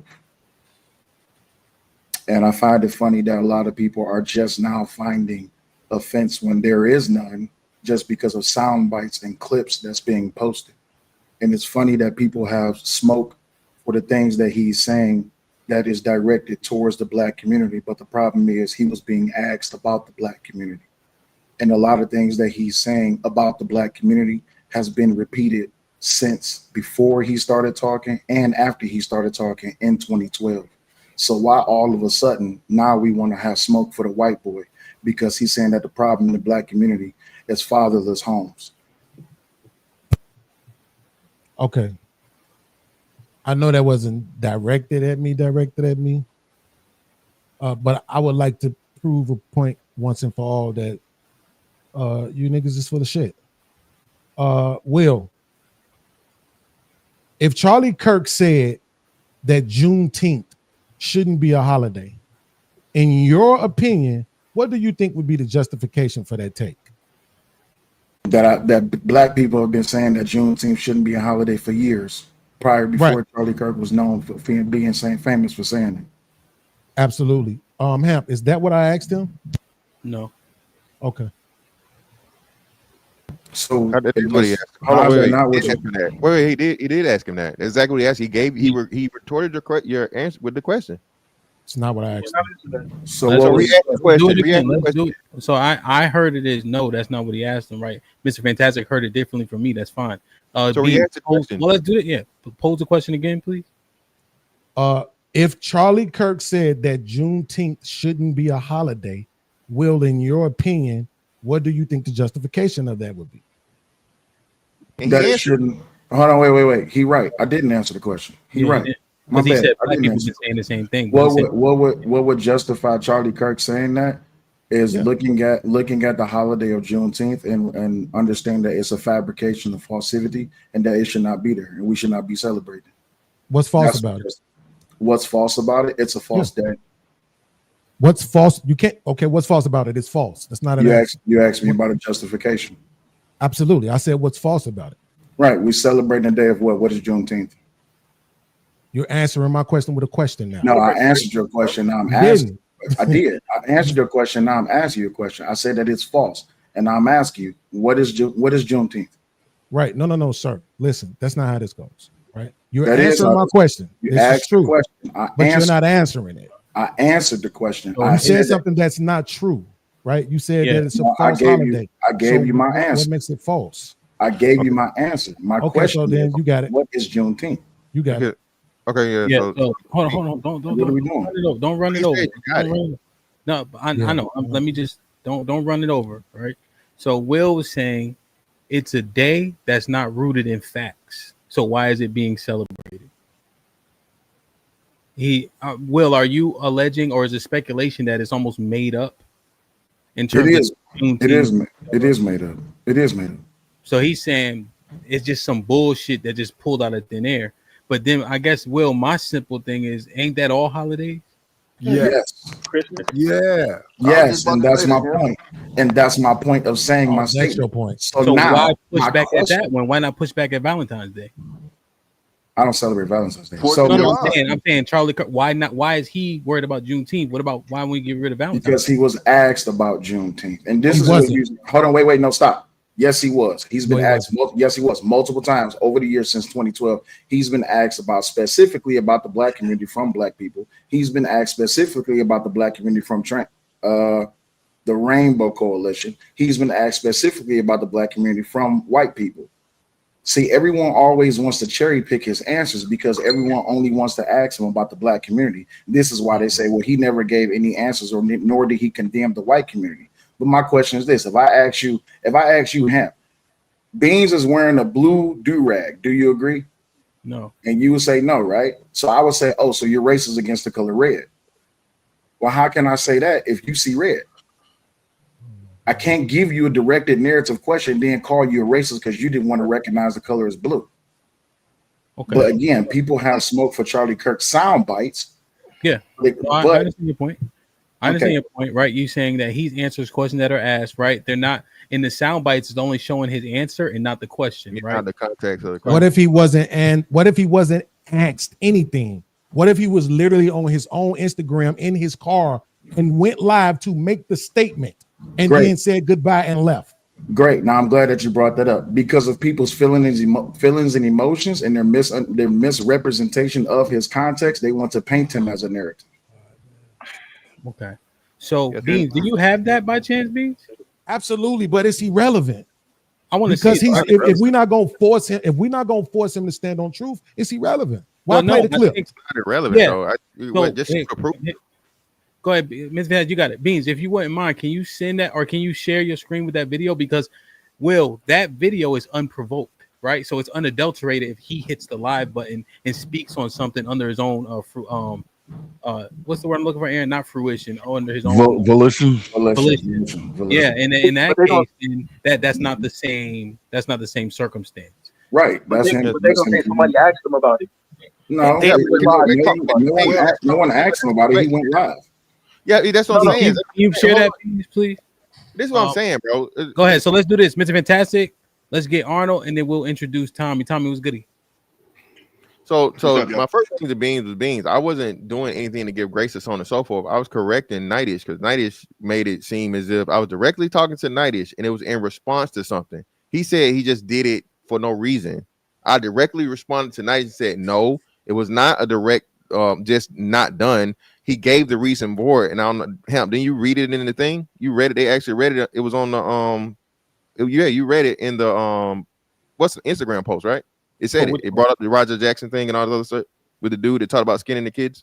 Oh yeah, I read through that. Yeah. So I was correcting Nightish. It's not me giving grace. Again, a nigga telling the truth about the white man is giving grace and wanting to be white and all this other shit. That, bro. It's not. What do you mean? It's not that. Okay, wait. Let me give you. So now I'm getting. I know, but I'm just saying. Let's have a conversation. Let me give you an accurate example. So I don't like it when somebody says the word dog. Nightish says dog, and I don't like it. And I'm like, man, I don't like when people say that word, but I know why you said it though. Then you say the word dog, and I'm like, man, see, niggas no, I don't like that word, bro. Like this, all you niggas do. You want to sit on the panel and say dog all day, bro. That's what you do. Don't make me go clip the shit up to show the world that that's what you do. When you talking about black people doing something, you speak about it as if it's in general. You say things like you niggas. You don't say it's a small percentage of you niggas. You say you niggas, right? That's how you talk, bro. So don't make it seem like I'm making something up. When I say that you giving grace, I'm not saying like you dick holding. That's why I'm using the term giving grace, because I'm just saying the way you speaking about it, you saying this man being upset behind another man beating another man up was provoked to say I'm a skin children. Provoke. Now you're adding words to it. You said don't make it seem like he just did it for no reason. So he did. What the fuck is that? Is that not provocation? Literally the fact, and that's what I'm saying. And you niggas are so emotional. This is why I can't stand you niggas. Okay? I can't stand you niggas. We here now, right? I can't stand you niggas that look for an excuse to be a motherfucking victim in this race shit, bro. Wait, but fantastic. Is that not provocation? If you're saying that he had a reason to do it, is that not provocation? It is provocation, but I'm not motherfucking talking about it for the provocation to justify it. I'm just simply correcting someone for saying something that's not motherfucking correct on the fucking broadcast. What are you saying? Fantastic. I didn't accuse you of justifying it. I ain't cut nobody off. But fantastic, don't do that because I didn't accuse you of justifying it. Everybody lying, bro. Don't lie on me. I'm not gonna. Well, you doing it. In real time. He didn't say you justified. He didn't say you justified. That's all. I didn't say you justified it. Yeah. You so said, bro. Mr. Fantastic, if you don't mind, what is the contentious point right now that we discussing? The contentious point, bro, is again, he's doing exactly what he I guess he could say, I'm doing it. You're saying I'm bringing it up as provocation. Why would you say provocation? Because if I'm saying, oh, that's what provoked him to do it, you're trying to insinuate that I justified it because saying he was provoked. I'm not. So why would you use that word? Your number one thing that you always say is word means things. Okay. All I simply said, and I specifically told you, Nighty said something that was not factual, and I gave the context as to why what was said. Hamp literally read the shit on the fucking screen himself, the whole scenario. Okay, it's not because of me giving grace or none of this shit. So everything you're saying is being motherfucking inflammatory. Even saying I'm giving grace to a situation to where a white man threatened about fucking skinning and killing black kids. That's ridiculous. Hold on. The fact of the matter, you don't think I should be fucking? I should defend myself in that and be offended by you even doing anything close to that is crazy in itself.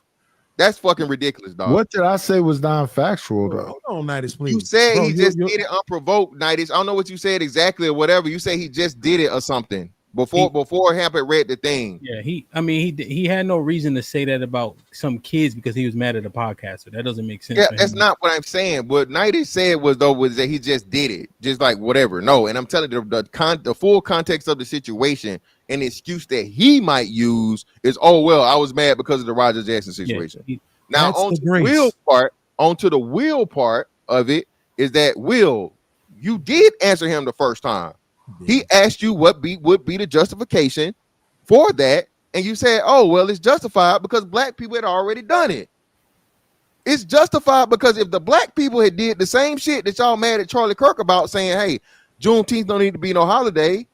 That's justification. That is a direct answer to the fucking question. You're literally right now arguing that if somebody else said something, that's justification for me saying the same thing. So I had to oversimplify things. That's why I had to restate the answer. Yes. If your excuse, hold on. So the question would be this. So the follow-up question. So why weren't you mad when the nigga said it? Exactly. Why weren't you mad when black people said it? Exactly. Right. Okay, cool. Here's the thing. I wasn't mad when he said it. That's not the point. Why are you claiming it's racist? Fantastic. Can I have a second? First of all, the question was, why would he? So let me give you an example so that nobody can pretend like they don't understand. We got first degree murder, we got second degree murder, we got manslaughter, involuntary manslaughter, negligent homicide. Why do all of those exist? Because people do the same thing for different fucking reasons. So if I say June 19th shouldn't be a holiday, my reason for saying that does not mean it's the same fucking reason if Charlie Kirk says it.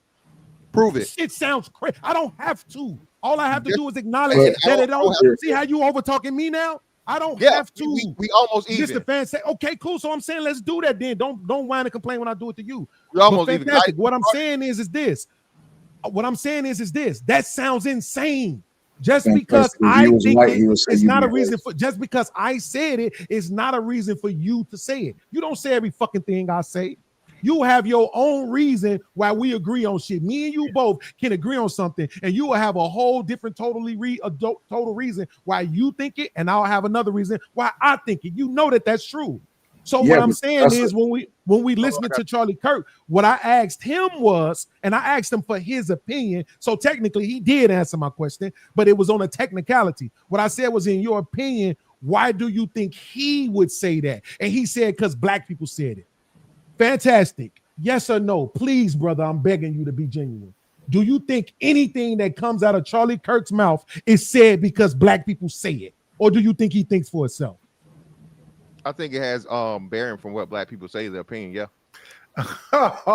You asked me the question, then I answer it. So being that he has, that's not me laughing. That's him. Well, yes, being that he has close ties to, and that's just dumb niggas laughing. Niggas that are very, very low IQ. I gotta be a dumb nigga though. And because you're being a dumb nigga. Because you have no fantastic. You have an emotional attachment to something, right? What you do is you do immature shit. You laugh and giggle like a bitch. But it's okay. I'm not a bitch. I'm not a dumb nigga. What I was saying, bro, their default is so this is what he's saying is this, right? So this we even say though we're the minority, even though we don't have the kind of power that you're trying to suggest that we have, the default. I understand he asked you a question, but you keep putting me in it when I was completely silent. No one talking about you. You weren't even silent. You brought me up 4 Bro, times. because again, bro, you missed your chance on that. No one Silent. said nothing about Nightish. No one said about Nightish. I was silent. But either way, listen, this is the thing, right? So again, to act like he wasn't close friends with actual black people and conservatives that he has intimate knowledge of that may have, told them their problems and their ideology, y'all don't even consider that, right? The people that are around you have no impact on your fucking ideology and your thought process on the subject matter in any way, right, Beans? You just, I'm white and they black, so fuck them, and they this and they that, and fuck Juneteenth. Again, in the macro, yes, I agree with you. I know you do, because it's factual. So that's what I'm saying. So hold on. So how are you expecting? You're asking fucking Will. So what do you think Charlie Kirk thought? It could be anything. The fuck? I don't know what his opinion was. The justification was. Hold on, fam. I'm finna wrap it up. Absolutely. The justification is this: if you say it, it's okay for me to fucking say it. You can't be mad at me saying it. It may not be correct. It may be a cop out. It may be whatever the fuck you want to call it. But Beans, if you say some wild shit and I say some wild shit, me repeating you saying it, you don't have the right to fucking get mad for me saying some shit you said. That is the essence of the motherfucking argument. If black people go out here saying this and that and this and that and all this other shit, so on and so forth, you can't only be upset when a white person says the shit. That's the fucking whole point of the argument, bro. Okay, fantastic. I understand the argument, but what I'm saying is that you see how I'm giving you my understanding, right? And I'm asking you for yours. I'm saying in reality, though, there's no way that you believe that this man makes those kind of statements based on anybody else but himself. No, this man, he isn't. Hold on, he isn't lauded the way he's lauded. Flags flying at half staff and all this. My whole YouTube timeline is Charlie Kirk. That ain't because he went around regurgitating other people's talking points. He is being lauded as the one who provokes the conversation. He goes across the world from state to state to country, continent to continent, debating and having the conversations. Nobody believes that anything this man says out of his mouth is coming from anybody else. It's all coming from him. So I'm gonna ask one more question. Hold on, real quick. I shared the video, Hamp. It's down there if you can see it. Okay. Everybody, a lot of people are gonna be saying happy. Hold on. Go ahead. All right, Tommy been patient too. Is Tommy saying? Yeah. Yeah, he's still here. Yeah, I'm here. It should not be a federal holiday, and I'm on my way to work. We gotta rewind it. Have a good day. Oh shit. Sorry. Okay, everybody, a lot of people are going to be saying happy Juneteenth. It should not be a federal holiday, and I'm on my way to work. Have a good day. Where's the provocation? There's no provocation. What's the problem? Where's the question being asked? No, my question to you is there is no wait, Tommy, hold on. I'm answering Beans. There is no provocation.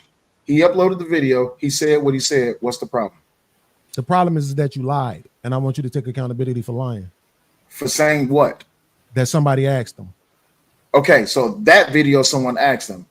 In a debate that he had in 2014, I want to say it was, a black person approached him and they asked him that same question. If the video was still up, I would go find you for you. But a lot of those videos is down because he changed up his platform. But again, I've been watching this man since 2012. You can't play me something from recent and say, well, this is the reason why he's racist. And I can tell you about the conversation, just like the conversation that he had at Oxford College when they was lying on Trump and they lied on the FBI and they lied on the CIA. See, this is the problem. A lot of people are chiming in to what Charlie Kirk has said then and now, and they just now get into the conversation. And they're not listening subjectively. They're listening objectively because of their racism. Right, absolutely. All he said was that he was. Hold on, Mattis, please. Hold on. Hamp, since I've been on this show today, have you heard me say that Charlie Kirk was a racist one time? No. Okay. I didn't say you. I'm talking in general, but you're taking it personally.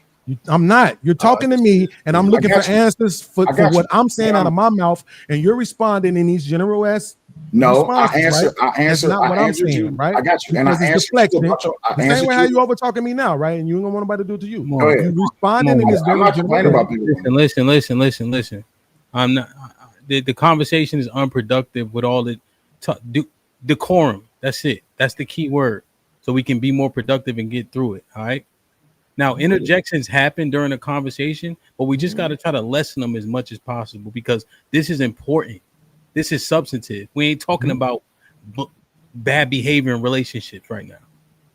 All right. So I'm asking.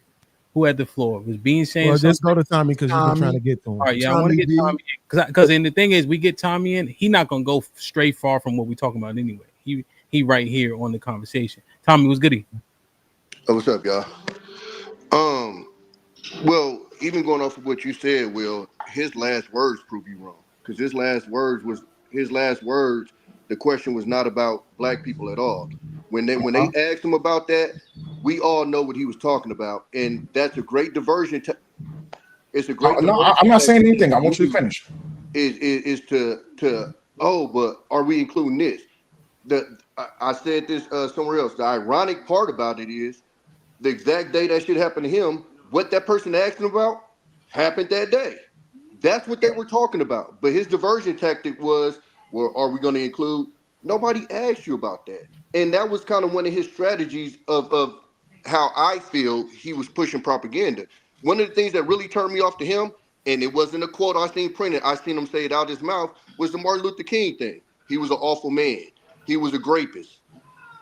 Wait, huh? A man that was under FBI watch 24 hours, a man that they wanted to shut down his situation, and you mean to tell me they just kicked their feet up and just watched him go around and just ingrate women? Like, that don't even make sense, but that's what he was pushing. I also seen him one time where he was pushing these statistics, and he said out of his mouth, mind you, he's a multimillionaire. Google is free. So in my head, you're doing this on purpose. Absolutely. Black people make up 50% of the prison population. Wrong. White people do. Black people make up 38. So in my head, I'm going, is he doing this because this is what he believes? Or does he want to push this to somebody who he knows isn't going to double back and check these numbers and just go off of what you said? Most people are going to do that. They're not going to double back and check the numbers. They're going to go off of what you said. So now you got people walking around thinking black people make up 50% of prison population, and they don't. He said, we have more M's. No, we don't. Now you can do, he meant, no, I don't give a fuck what he meant. Again, what we say, words mean something. And he's from what I understand, an intelligent person. He said we have more crime. He said we have more, as in totality, not per capita. That's what he said out of his mouth. That's propaganda that's pushed. And I think this misnomer of people are mad because of a disagreement is not of a disagreement. I think what's making people even more mad is, again, when you have half-mast flags, and you literally in April had a government official, a congresswoman, get knocked down, and they didn't even do that for her. If you don't see that as a problem, I don't even know what to say. And I don't care what side of you on, left, right, it doesn't matter. If somebody that works as a congressperson passes away, and you don't fly the flag at half staff, but somebody who if you don't see that, that's crazy to me. Okay, cool. So the very last question to Charlie Kirk was, do you know how many transgender Americans have been mass shooters over the last 10 years? Kirk responded, too many. He followed up with a question. He says, do you know how many mass shooters there have been in America over the last 10 years? Kirk responded, counting or not counting gang violence. Now, let me ask a question. Where does gang violence have to do with black people?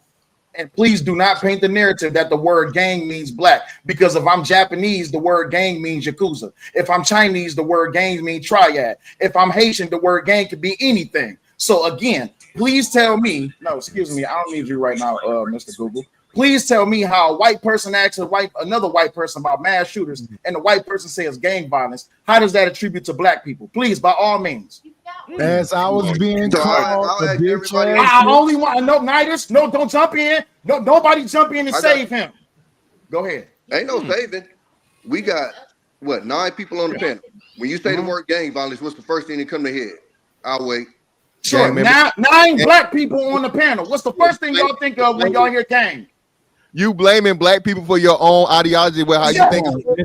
Let them Wait. talk. Exactly. 9 black people on the panel. What's the first thing y'all think of when y'all hear the word gang? Black. What's the first thing you think of when you hear the word thug? Self-inflicted. Oh, okay. So then that would mean that people are making appointments to be offended by words. So you said words mean something. Tell me. No, What you does asked the a question. What we think from Stop butting in. Stop butting Come on, in. man. We're talking about white on white crime, right? So Let him what does respond. Hey, Will, let him respond. That's a point that deserves a response for sure. So Tommy, what is Tommy? Did he freeze? No, he there. He moving. The question on the table is our assumption, and you're saying a safe assumption for most people is that when they hear gang, we see black. Is that a fault of Charlie Kirk's? I just want to understand. You was asking me that, Hamp? Yes, sir. Oh, I think that's just in general because of how we've been. Okay, there's certain words, right? There's white thugs. We know this. Yeah. Whenever you hear the word thug, white don't pop up in your head. Is that because of us?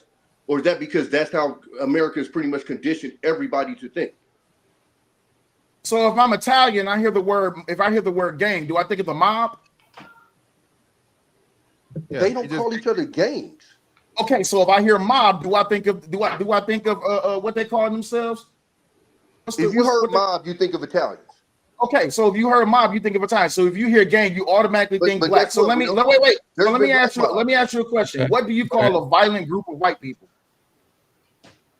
You could call them. They call them mob, but they don't have. They don't have. What I'm saying is there is a specific word besides maybe like white supremacists. So Will, just naturally think well, let me ask a question to Will. So Will, what is being proposed is the inference, right? So is it safe to say that when he says gang, the inference for the majority of people is that he's referring to black people?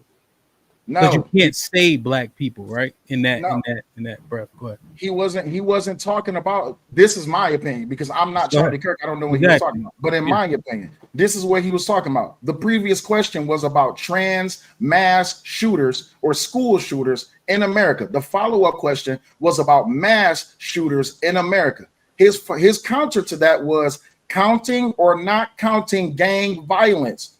Gang does not necessarily equate to black. That can equate to anything because we have seen that there's been a multitude of people to attack people within their own culture that's outside of black. I think just because when black people hear his answer, they say, oh, he's automatically talking about black people and they're attributed to everything that he's been asked about when it comes to the black community. That does not mean nor should that paint his statement as racist. Yeah, exactly. It's self-inflicted. And then too, I was going to ask Tommy, you in Cali, right? I think down in Texas too. They got a whole bunch of Mexican and Hispanic gangs, don't they? In out Cali, right? Bro, every race has gangs. What I'm saying is, when you say gang violence, we know what like y'all. All right, if it y'all depends on who listening to it, bro. So listen, I can tell you this: if you say gang and a Mexican thinking about it, he not motherfucking thinking about motherfucking black gangs. He thinking about fucking what's the name. So it's dependent on the listener and your motherfucking need to be a victim. If that's your want to have a victim and tell, oh man, he talking shit about black people. All right, that's the fucking problem. You prove the point. Can I make a point right quick? Just really quick, and then let me get Knight because Knight been trying to. Even when it comes to white people, when they say that a gang of bikers, they don't call them just a biker club anymore. They say a gang of bikers went into a town and they wreaked havoc, or they say a gang of vipers, they transported or they followed a kid to the school to make sure that he was protected. So that's what I'm saying. What's happening here now in 2025 is people are taking and twisting the context of the words and they're applying it to their own biases. Go ahead, Knight. Again, the statement I made earlier was about, in general, that the default is black people. Then, when I was quiet while Fantastic talked, he's brought my name up 4 times and said, Knight is said, and I didn't say a word. I was completely quiet. It's not about me. I don't take this stuff personally. When that man brought up them statements and he said gang and all that, the default is black people. I understand what y'all saying. They're not thinking about the damn Yakuza. They're not thinking about Italians unless we back in the 50s. You thinking in 2025 when they say gangs, they thinking about the Yakuza and the Italians? Nightish, in a mass group of white people, and these white people are MAGA, and then you have the Democratic liberal. Hold on, let me finish my question really quick. No, I was talking Fantastic that brought my name up 4 times. I got you, but you made a reference to my can't point. go after Fantastic.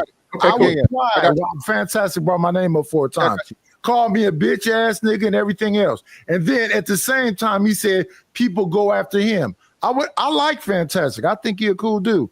He literally said my name 4 times. Let Fantastic answer, and then All right, cool. So the thing is, the most prominent gang of note recently, Nightish, who was it? You tell us. You know who it was? When they say gangs, do they think of somebody other than black people? Yes, they do. Because right now they're thinking about Trinidad Aragua. So hold on, I'm gonna tell you. So one of the main focuses right now, especially of Charlie Kirk's thing, would be Trinidad Aragua. You know, the illegal immigrants that are here, that the media and the Republicans and the conservatives that you guys hate. Well, don't shake your head, brother. Why are you shaking your head, man? You asked the question, so I can't shake my head. Talk. I'm not talking over you. I just think you a liar. Go ahead. It's on you. What's so crazy? And what's so crazy, I'm not brother? saying anything. Let me shake my head in peace. Okay, I left it alone, brother. I left it alone. You're right. You can shake your head if you want to. I hope you ain't got Parkinson's. But listen, what I'm saying, man. This is what you talking about right here, dog. Listen, you niggas want to be victims. There's nothing I can say that's gonna make it nobody else. It can't be the fucking Trinidad Aragua. It can't be the motherfucking Mexican gangs. It can't be the motherfucking biker gangs. They had a whole show about fucking biker gangs, Sons of Anarchy, right? But you niggas only because of your thinking and your victimhood fucking just necessity, he had to be talking about white people. He had to be talking about niggas. He had to be talking about black people. This shit is sad, man. You just further proving the point. And shout out to Will. I'm gonna say this and then move it on. Will gave the full context because everybody been saying this shit. And Will, I didn't even get to see it because all I saw was the actual shooting. So I didn't go back to look at the shit because it was just crazy. But Will gave the full fucking commentary. There was a question asked about one thing, then the question shifted. Niggas are lying, okay? Out of fucking ignorance or purposely. Well, we came up with a new word the other day, Beans. Then we were what we come up with? Malicious something. I think about it, right? Right. We came up with a new word the other day. All right, okay. I would say malicious victimization. Well, no, that wasn't it. But either way it goes, this is what I'm saying. Niggas made it about us when there's clearly details and context that's needed to clearly show you that it wasn't about black people at all. And even he never said black people. He said gang, and somebody automatically, oh, he got to be talking about niggas. So again, like I said, Fantastic was right. Can I ask you a question, Fantastic? Let me read this. Riri with the 20 ball said, just because it's Monday, I'm off today, and I love this. Might be risky. Riri was popping. We got $10 toward the extension. Everybody else continue to donate to the extension so we can keep it going because there's a lot more to be heard. And I really need the people that are edified on this to communicate more concisely. You know what I mean? So we can get everybody's opinions in. Aaron with the $2 says, why white people on SM begging for forgiveness? What's SM? What is SM? Yeah, you got to tell social media. Duh, right? Damn, that's crazy. That's crazy. Darlene, hey, Hamp, panel, and chat. Have a great show. That's a fact. That acronym be kicking my ass. What's up, Darlene? Appreciate you. JT with the $5 says HR 1280- George Floyd Justice and Policing Act of 2021. Okay. What is that one? I gotta look it up. Aaron with the $2 says, as long as they ain't bothering me, nigga mentality. Lex from Texas was popping. Been a member for 18 months. It's always going to be a part of the family because God made Texas first. Aaron with the $2 says, why was HBCUs on high alert after Kirk's death? Sean, what up? What up, buzzing, bird flipping dozen. Holla at your boy, you thought your cousin was. What up, buzzing, bird flipping dozen. Holla at your boy, you thought your cousin was. Thank you to my family here for the tea in the building. Sean Antonio building, renewing those memberships. Love y'all, appreciate y'all. John the Baptist with the $10. Mr. Fantastic speaking facts. Stand 10 toes down. John the Baptist with the $5. Mr. Fantastic, don't change up, bro. HQ with the $2 says, does anybody know what an overseer is? Aaron with the $2 says, why white politicians are most black people's daddy? AL with the $5 says, he chooses his sound bites to post. They are from his channel. It's not misrepresented. It's out of context. That's on him. We was race baiting. He was race baiting at best. Zeke, what up? What up, buzzing, bird flip a dozen. Holla at your boy, you thought your cousin was. What up, buzzing, bird flip a dozen. Holla at your boy, you thought your cousin was. Salute to my Ak, Ezekiel Ben Israel in the building who gifted 6. This might be risky memberships, man. God bless. Whoever got blessed with one, say thank you and please maintain it. HQ with the $2 says, the Kirk apologist says, context, quote unquote. Listen, y'all. Kirk apologist? HQ laughing her ass off, apparently. HQ with the $2 says, this is embarrassing. Juan Solo with the $2 says, instead of correcting information, they cry about it.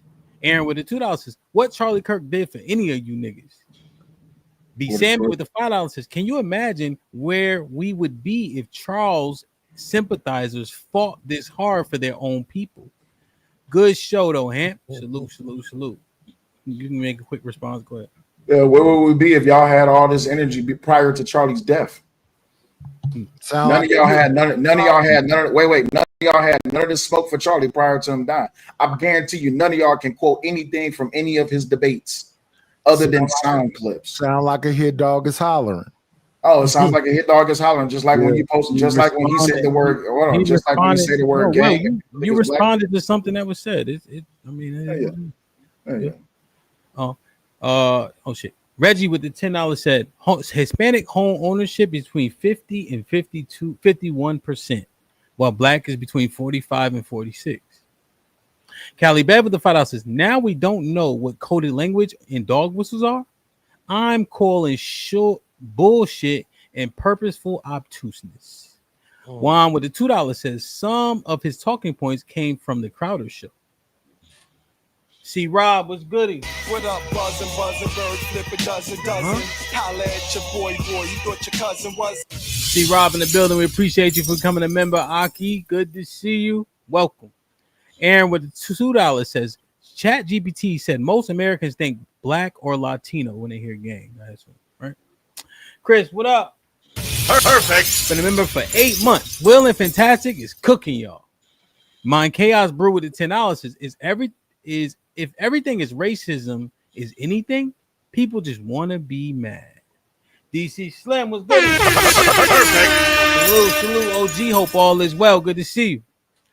See Rob with the $5 says, why are we arguing about a white man who was assassinated by another white man? And live with the 20 ball.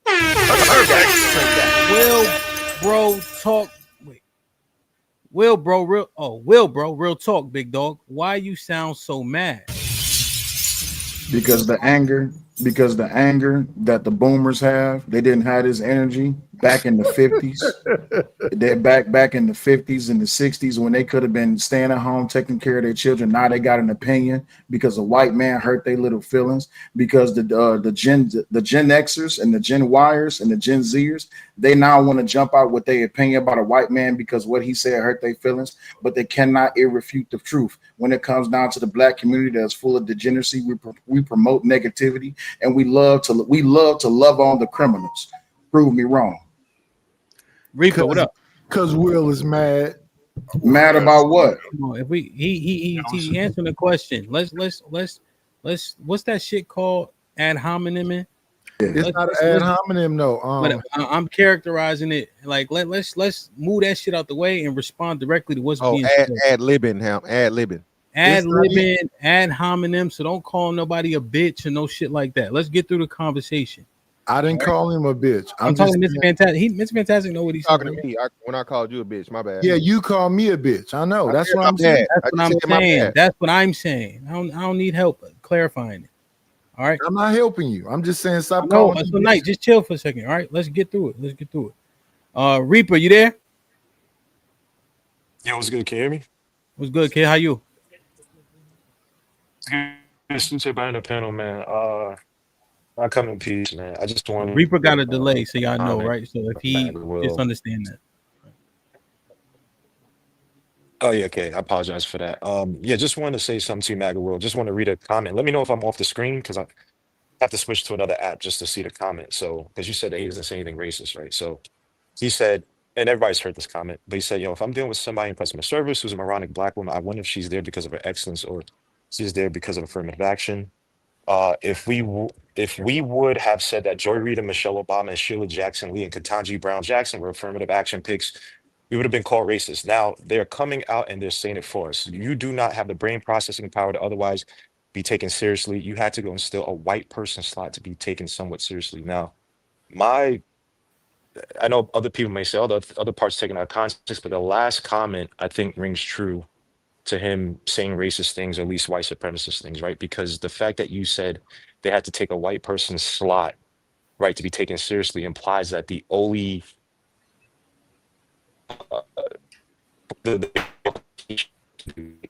he didn't take a white person's position to be taken seriously. He literally said white.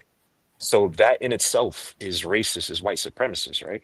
I'm not, please let me know, McAvoy, if I'm taking out of context or anything, but I'm reading what he said exactly. And that sounds pretty racist to me, that the only people who are qualified in what he just said is white. I apologize if I have a delay, so please go ahead. If somebody can clarify what he said. Yeah. So remember he was saying those 3 or 4 Congress/senator when the women weren't qualified, they shouldn't have been there. And then he added a little bit more to that. Do you remember those comments? Will? Yeah, I remember those comments, and it was white like people. It was in context. Yeah, it was in context because it was definitely in context because what happened was it was white people that was up for that seat, but because of the times and because of the political temperature, they gave it to the black people just because. That's not out of context. That's not racist. That's just truth. It was white people that was up for the seat. It was white people that was up for the job, and they gave it to the black people. But he also said they were unqualified. Is that true? So Ketanji. No, because Will knows the thing because he was saying they weren't qualified, etc. Go ahead. So we talking about Ketanji Brown. What is Ketanji Brown? My bad. Go ahead, Will. No, go ahead. You asking questions. I was just saying because I'm thinking about that scene. He named more than one black woman, right? During that. Yeah. What is she? I don't know. I don't know what she is. Ketanji Brown, if I'm not mistaken, she's a lawyer or something like that, a prosecutor or something like that. Okay. I gotta go look up and I gotta see exactly. But I remember that conversation that they was having. I think it was a white woman that was going up against her, and they literally just gave it to her just because of that. And when she was doing her, that's the same woman I think that's went against Donald Trump, if I'm not mistaken, and she did a terrible job at it. As a matter of fact, everything that she's been doing so far has been terrible job. She hasn't done anything of achievable substance. So the question now is, okay, when you're looking at Ketanji Brown, I can't remember the other 2 people that you named. Reaper, can you hear us? It was yeah, I can hear. Just let me know if there's a crazy delay. Go. You good? Yeah, he said Ketanji Brown, Sheila Jackson Lee, and Michelle Obama. Joy Reid, Michelle Obama. Yeah, my bad. Michelle Obama was terrible. We all know Michelle Obama was her husband. But MAGA Will, when you said there are other white people that were up for those same positions, do you know that they were more qualified than Ketanji Brown than black people? Because again, I have to go back and look, but I remember the conversation. So I guess what's in contention, Will, when someone says, well, Reaper, yeah. So what's in contention, Will, is what other reason would he have to question those women's qualifications and character other than them being black? Again, I have to go back and look. But so Reaper's saying what is it rooted in other than racism or prejudice? So if you white, Hamp, and Fantastic is black, and both of y'all is up and running, yeah, and Fantastic wins it during a political climate where DEI and NAACP and people are getting pushed into position just because they're black. If Fantastic get the job over you, wouldn't it be fair to say that, oh yeah, they gave it to Fantastic because he's black?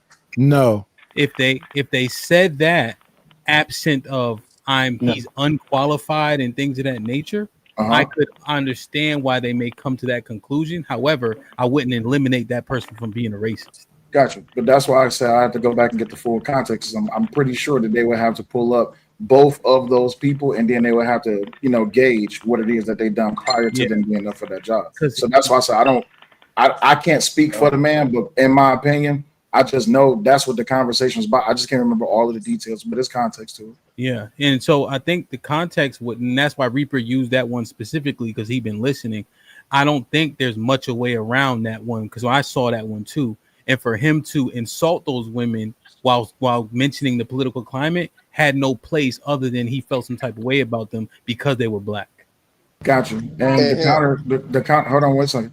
So the counter to that would be, right, this is just my perspective. The counter to it would be is that when Kamala Harris was running for president, and they said that she was qualified and that Trump wasn't qualified, and Barack Obama came up and said that if you black men don't want a black woman in office, it just shows that you yourself are against black women.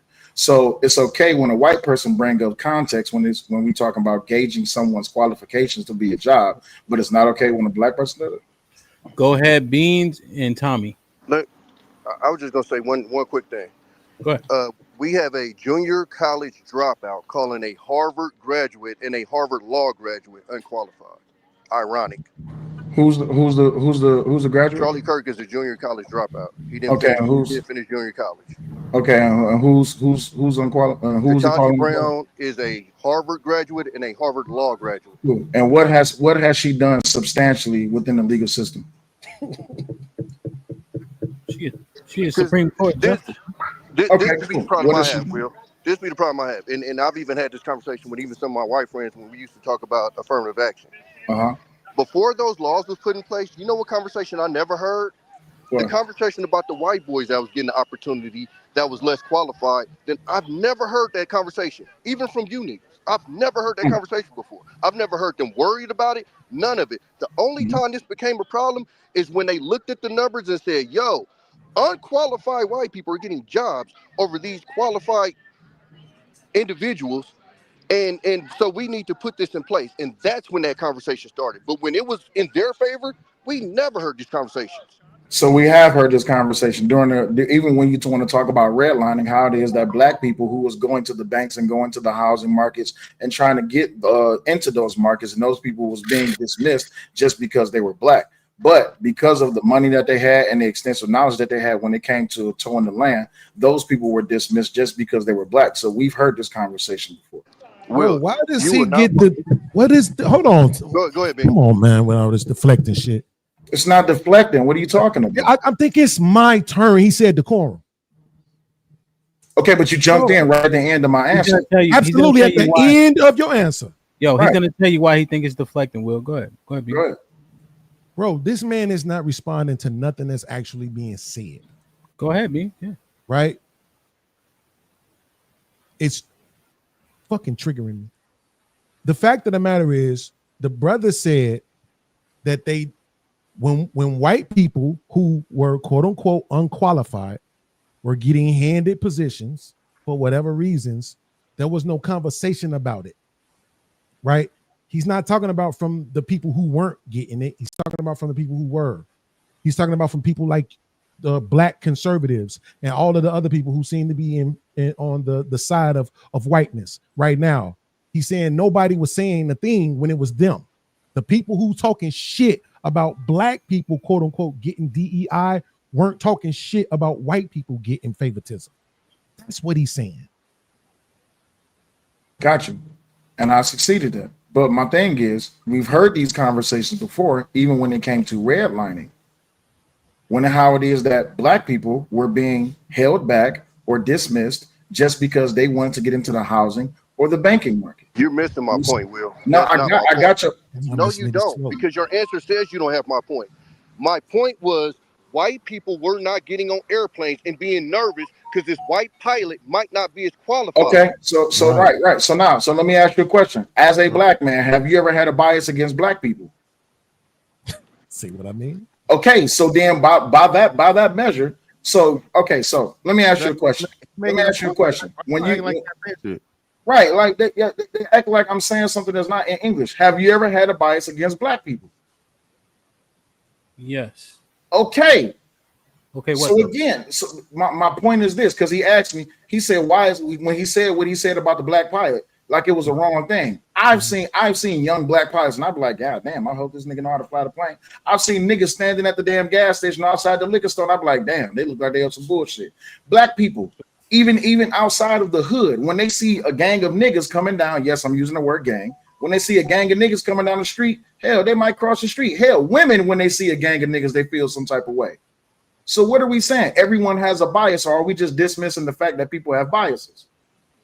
You know what's stripped out to me, Hamp, is that you can take this one person who has not one, not two, dozens of biases against one particular demographic, and the demographic that he has the biases against will sit their ass on a fucking panel and say, he ain't racist, he ain't a bigot, he ain't prejudiced, he ain't this, he ain't that, right? Yeah. Like that's the problem. It's like no matter this is why I said it don't make a difference to pull up the video. Niggas not gonna never acknowledge what's being said. But here's the thing though. The same way how right now, where for some reason when I'm talking decorum don't matter. We can pull up 13. He had a problem with black pilots. He had a problem with black people in customer service. He have a problem with June 19th. He have a problem with DEI. He have a problem with reparations. I mean, how many more do we need to give you? Okay, cool. So you gotta as be 30, 40, 50, wait, you 60? done? Wait, you hold on, you done? So as black people, tell me when I'm done. Okay, so is you done? Well, damn. Are you done? Here's the baseline. Okay, so if you done, so act like black people don't call our shit within the black neighborhood. Will, here's why I have to interject. Right? You keep on inserting black people when we're assessing when we're assessing Charlie Kirk's behavior.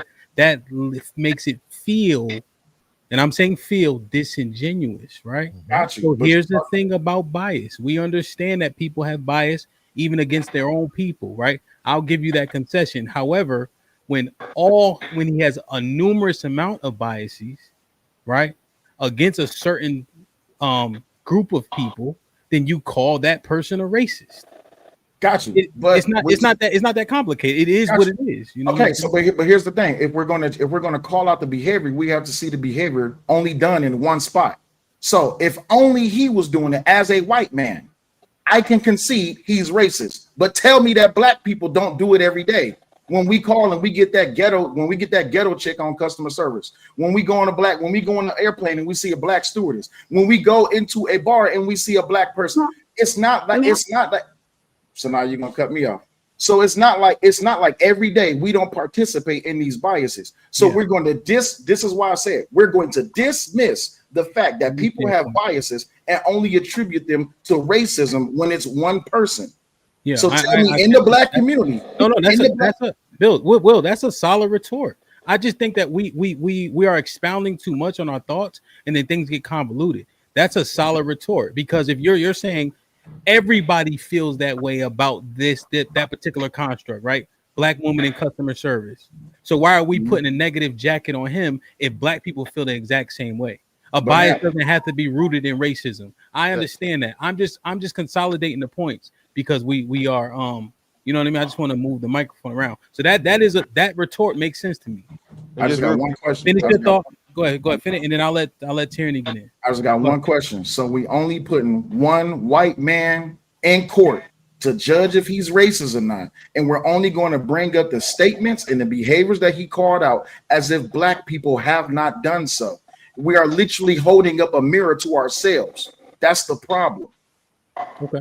I want to get Tyranny in, and then I want Beans to finish, because I don't know if he fully got the back and forth that I think is necessary. Go ahead, Tyranny. Hey, what's up? Thanks to him. So I feel like a lot of people don't understand that there's a difference between prejudice, discrimination, and racism, right? I think we all have our prejudiced thoughts. Oh, look at these Chinese people. They're going to stare me down. They think we're going to steal from the store. We all have our, prejudiced mind frames. The problem is when when Caucasian people use their prejudice and they put into action. We can have our thoughts about Caucasian people all day. They smell like dogs, they have sex with animals, but we're not putting that prejudice mind frame into action. They're the only ones that can literally say, I'm not going to hire you. They're the only ones that can literally shoot us and get away with the crime. Like the young Instagram girl or TikTok girl, I don't know, that just killed her black boyfriend recently. You guys, let's watch and see how that trial goes. A lot of times they commit crimes against us and get away with it. Not we, because I don't do that shit. Some of you people with the color on your skin would justify it versus seeing that this is an issue since the 18, 17, 1600s. I can feel how I want to feel about you. But when you put it into action, is when it becomes a problem. And Charlie Kirk, y'all didn't even talk about this guy until he died. And now, because Fantastic did it as well, I've seen on your channel how you guys are literally saying, I mean, wait, let me finish. Listen to me, you know. I got you. I'm just waiting. Okay. You said okay. You guys are literally taking up for a caucus because he's caucus. You guys, when it came time for that black boy defending himself, the first thing that you did was go against him. But when a caucus does something like that, you sit there and you try to defend him. You can't tell me that that ain't a Jim Crow mind frame, baby. You can't tell me that you don't love your master when you try to defend your master on stuff that he does against your brother. Go ahead. So my retort is this. Name me the black YouTube channel that would throw Carmelo Anthony under the bus when all of everybody in the EBT community defended Carmelo Anthony. And it's a clear stance of racism when they saying that white boy is just another body. Name me that. Where hold on, wait. Let me go. You went on the dinner for a second. Wait. You went on the dinner for a second. Name me the black. Wait, hold on for a second. Name me the black YouTube channel that has went on and condemned Carmelo Anthony without a slew of black people saying, well, at the end of the day, he black. We need to stand together. You can't call out. You can't wait. You can't say it's racism when the whites do it and not say it's racism when the blacks do it, even if you want to call it prejudice. Because even when it comes down to prejudice, what do black people say? That white boy effed around and found out, right? Right. So you feel like you need to hurry up and defend the caucus. That's what you feel like you do. You just asked me what black station did you just asked me, what black YouTube channel condemned this black man. That's what you just asked me. Your first, I'll let y'all go ahead. No, we're talking about prejudice. You brought up the case of prejudice. You just asked me what black channel went against the black man. Yeah, I know. Hey, y'all chill for a second. Let me say something. Hey, people are asking for the link in the chat. Okay. Hold on. People ask for the link. I can't say okay because I'm being respectful and I'm waiting for them to say something. It's Fantastic is trying to say something real quick. No, when y'all not talking, y'all can hear me. Hey, y'all asking for the link in the chat, man. If y'all want the link, bro, hey, we passed the extension. Okay, so give the extension that way we can drop the link and more people can come over. We keep having the conversation. All right, go ahead.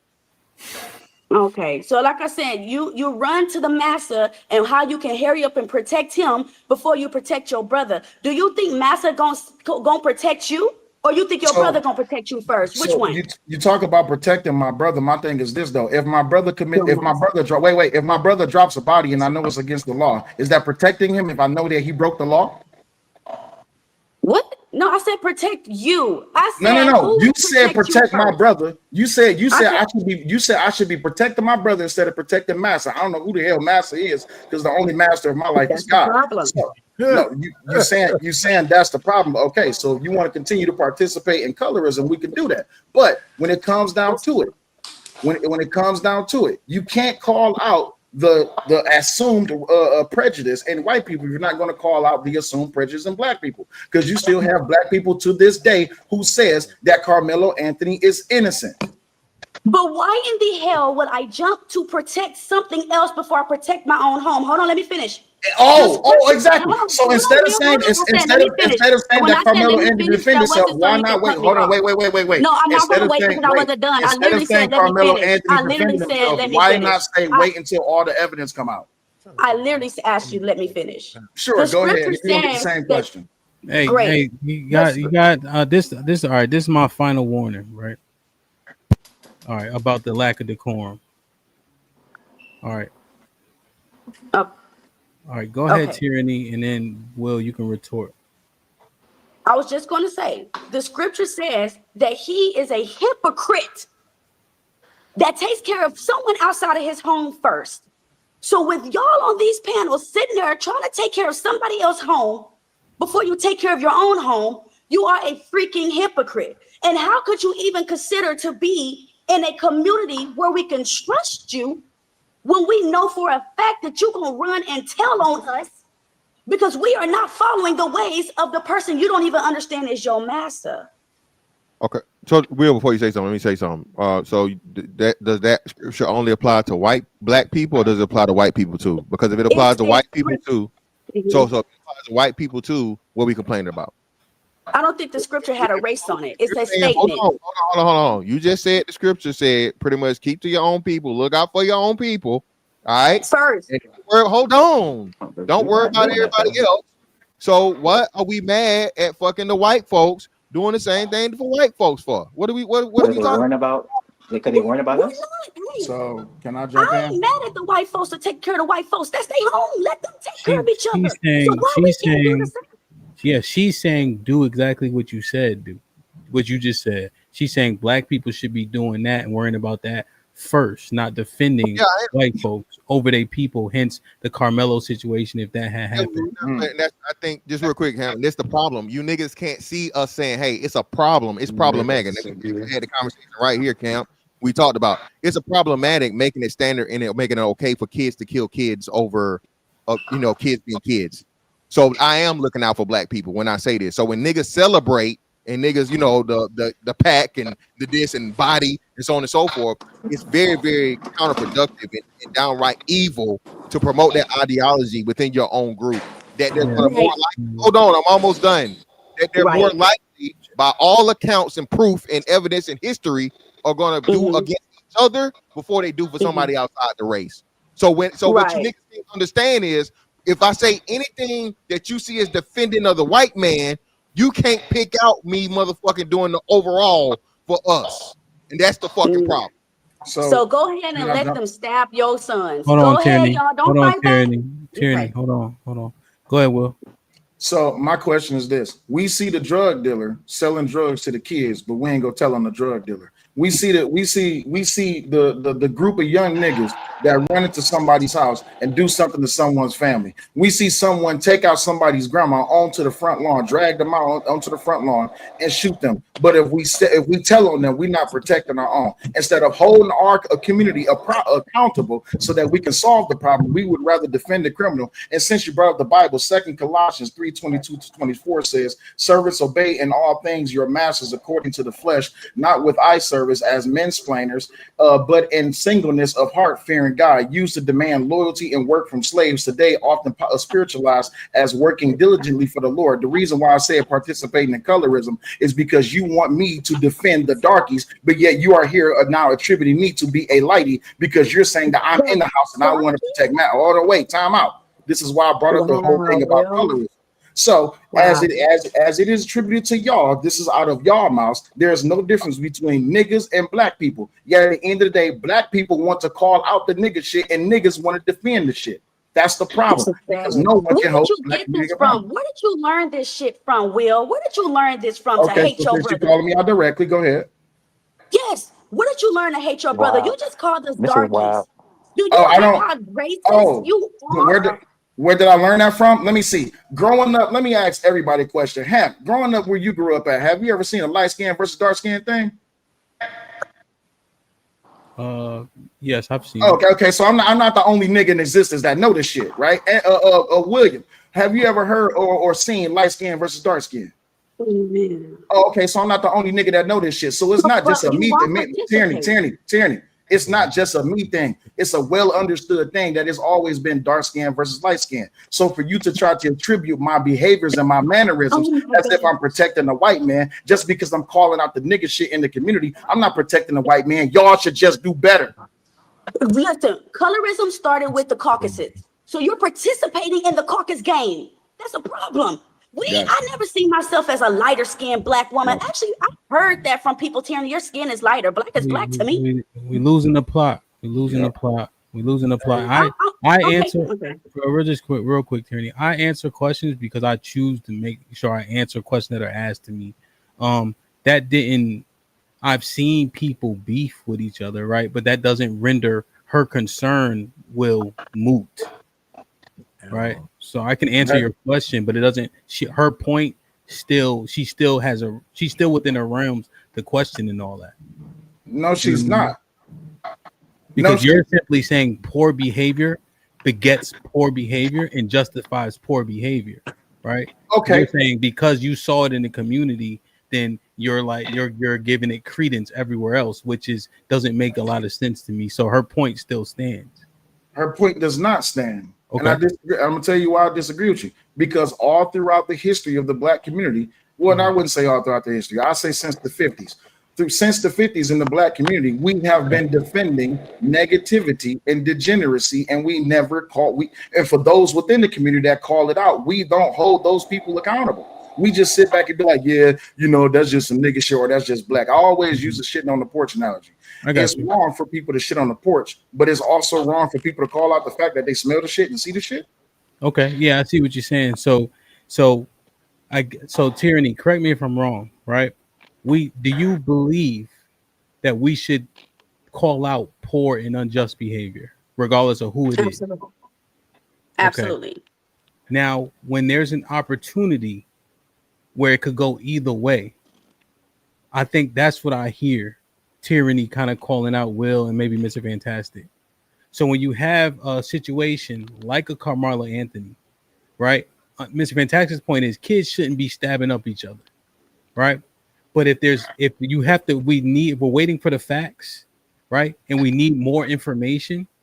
What she's questioning, she always hears maybe you, Mr. Fantastic, saying that nigga was wrong. That's nigga shit, as opposed to letting it play out before putting a negative jacket on the black person in the situation. Right. But hold on, just real quick. So had it been the other way around, Hamp, should I wait also? Thank you. Wait. If a white man had killed the white kid had killed the black kid, right? And I'm like, no, man, we need to wait for the evidence. We need to wait for the trial. I'm still a coon, right? So I'm gonna say this again. Even when I point this shit out, the overall topic should be kids shouldn't be killing kids. From all accounts of the police report and the witnesses and the stuff and the shit that was said, so on and so forth, the shit was fucked up and it shouldn't happen, right? So regardless of whatever comes out of the situation, outside of both of them having guns or knives or him being, you know what I mean? We agree that a fist fight should end in fists, right? And two people walking away. That's the only thing I'm speaking to. But again, if you put a white man in that, it's like, yeah, I'm glad that nigga died. It is what it is. He a pack. He a this. He a that. Black power. Get out my fucking face. I'm not with that shit, bro. See, Fantastic. What you just did again, right? What you just did again, bro. This shit is so slick, bro. Is somebody says, hey, this thing that you're doing over here look a certain way, and you say, well, but if I do this, it's gonna look a certain way too. And you mean for what? No, it's not and bro. I'm gonna put my time on the screen so I can show everybody how much time I actually get to talk. Beans is ignorant. Go ahead, Bean. Go ahead. Bro, crack or heroin? Don't smoke crack. Well, if I smoke heroin, I'm still gonna. No, don't do neither one of them. How about that? Just don't do neither one of them then. If in order for you to not talk shit about black people, you have to not talk shit about white people too, then don't talk shit about them. Right? But don't expect for us to see the consistency. Officer Tatum, I'm sorry. I shouldn't have said that. I'm not on my own show. Yeah. Don't expect for us, I apologize, Ham. Don't expect for us to see you consistently, right, attacking a specific demographic and for us to not see that as bias. Right? No, like I just said, really? How many white on white crime, how many violent white culture videos did any of the black conservative douchebags do? Not one. Exactly. They didn't do one. But if the shooter had been black, guess what they would have did? Fantastic. Game time. You know it. I'm not trying to debate with you. I'm trying to have a conversation with my brother. You know they would have did videos. Let me know you're done. That's the problem is of what's being said, bro. Think about it like this, Fantastic. Charlie Kirk apparently spent some time, has done some videos talking about black people. And now we're sitting on a panel, and as we try to talk about him, the black people keep switching it to black folk. Why is it that he was able to talk about black people, but as we try to talk about him, we can't? Because a couple of black people on here want to keep taking it to black people. Go ahead, bro. Okay, so first and foremost, no one's saying we can't, because we literally had a conversation real time, and I'm not doing anything slick. You make my point for me. Don't do either one. Well, that means I shouldn't take up for the black man either, dumbass. That's some dumbass logic. That's some bullshit. No, if I can't go think, yes, it is. And like you said, I'm just thinking out loud. Go ahead. I'm not cutting you off. Even now, so now is my turn, right? Yeah. So the problem is, again, you're purposely being obtuse to the fact of the matter that you niggas are obsessed with being the victim. You would rather me not criticize nobody if I ain't got nothing bad to say about the white man. I'm gonna say this again for like the umpteenth time on HAMP shit. I don't care about the white man. He's not my focus. That's why I'm not hunting nothing down to talk about him. I'm not doing any of this shit. The reason we talk about Charlie Kirk, because the whole fucking world is talking about Charlie Kirk, and we're content creators, okay? I did not motherfucking, oh my God, I didn't shed a tear or nothing. I literally did a live as soon as the nigga got shot. Not a tear fucking shed, not nothing other than like, damn, man, I just saw some shit that was fucked up. He not gonna make it. Way before they fucking gave the announcement. So please get out of this motherfucking bullshit where everybody's got an opinion about a white man. There's anything other than he a motherfucking racist ass slave master cracker. Is this motherfucking bullshit, bro? I see something you niggas can't see.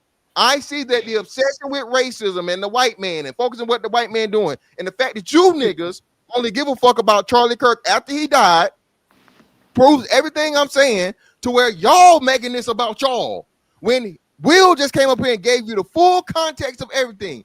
Niggas been lying for the last 4 days. I'm only going by that. I never even went back to see the full context. Oh, they asked him something about trans, and then he said gang members. No, that wasn't the context. That and it was what was it? Fuck. It was malicious fucking damn. He said what it was. I forgot. Either way, this is the thing. That's it. Y'all got to get out of this bullshit, bro. Y'all got to get out of this bullshit to where y'all are so mad with the white man to where you're willing to let black people suffer and be the worst of the worst to each other, as long as nothing gets said to the white man, bro. That's all I'm saying. Fuck. I don't have my pen and paper with me. I'm trying to remember what you said. Hold on, real quickly. Fantastic. Here's the thing. I could have said this earlier, right? The checkmate on the gang shit is that there are black gangs. So you can't say that he wasn't talking about black people. There's no way that you could say he wasn't. You could say he wasn't only talking about black people, but if he's talking about gangs in general, that would mean he's talking about all gangs, which would include the black ones. There's no way around that, right? But I don't get to talk a lot. But here's the other thing, though. So you keep saying y'all niggas, right? Let me show you why I'm saying the tactics that y'all pull. Y'all did the same thing with Tyranny, right? She say something, and then you bring up something that you want to say that's about black people in general. Y'all niggas.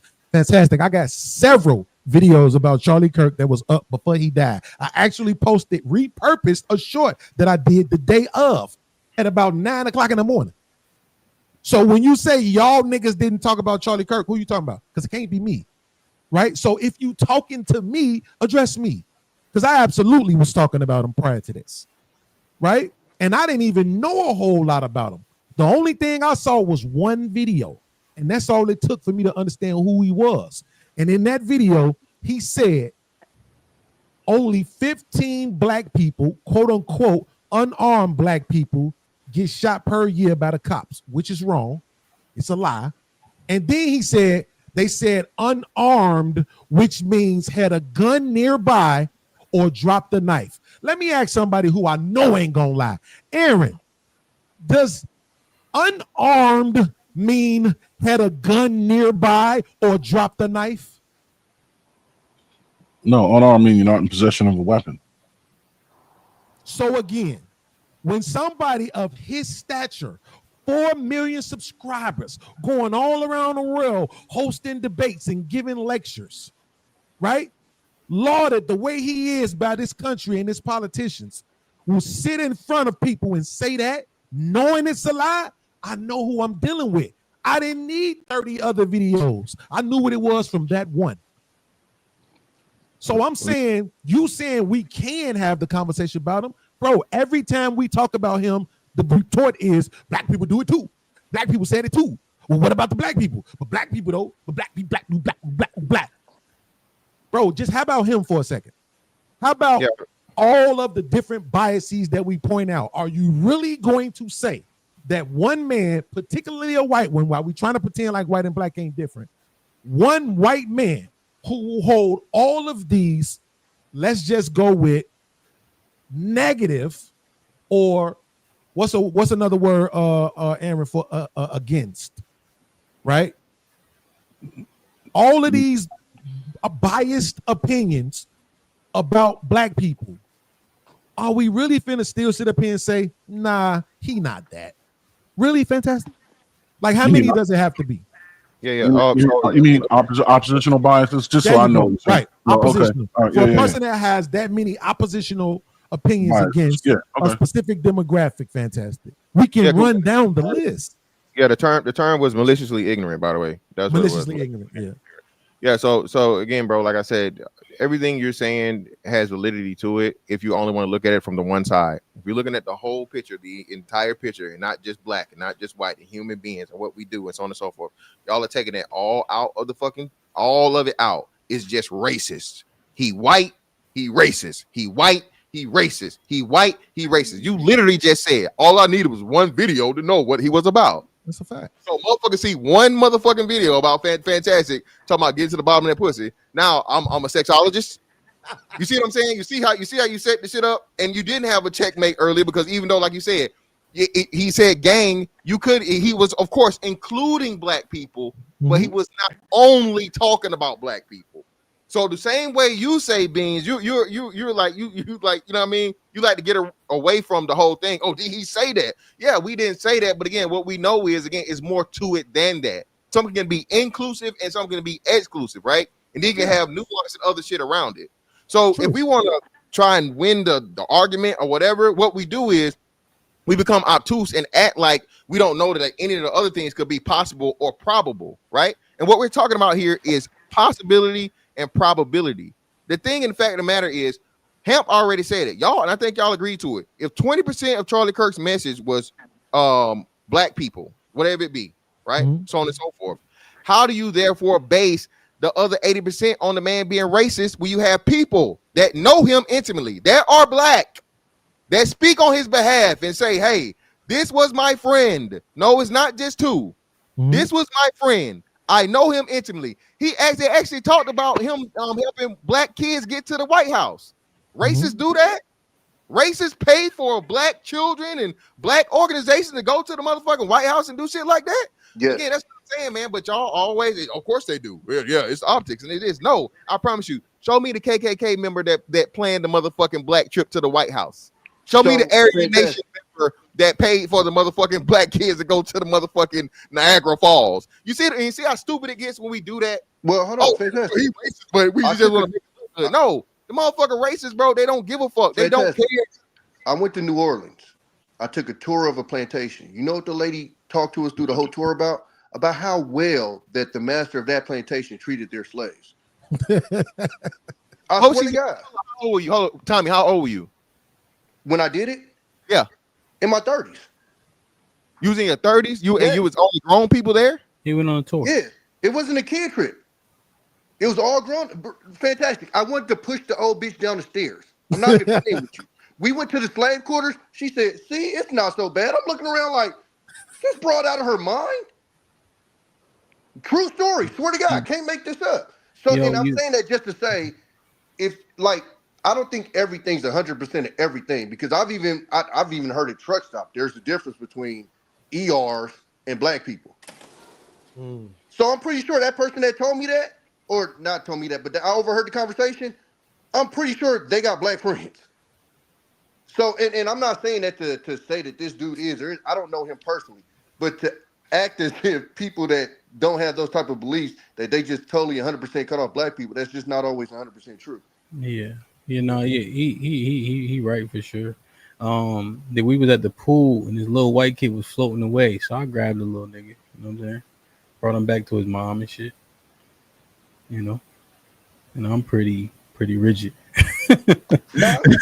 So but like, yeah, it's kids. Like, you know what I mean? Like, I don't give a fuck what color the kid. It ain't no kid getting hurt around me. Like, that ain't. He's saying it nicely, fantastic. Hold on, fantastic. He's saying it nicely, but the point is that was just a silly ass argument that you just made, it's not bro. a silly ass argument. It is. Hamp, hold on, Hamp. We no, brother, no. You're talking about how they treat kids hold on, let me versus answer the their question. ideology. Hamp, you say there was a safety issue, right? Yeah. Did you buy the little white motherfucker some ice cream after the fact?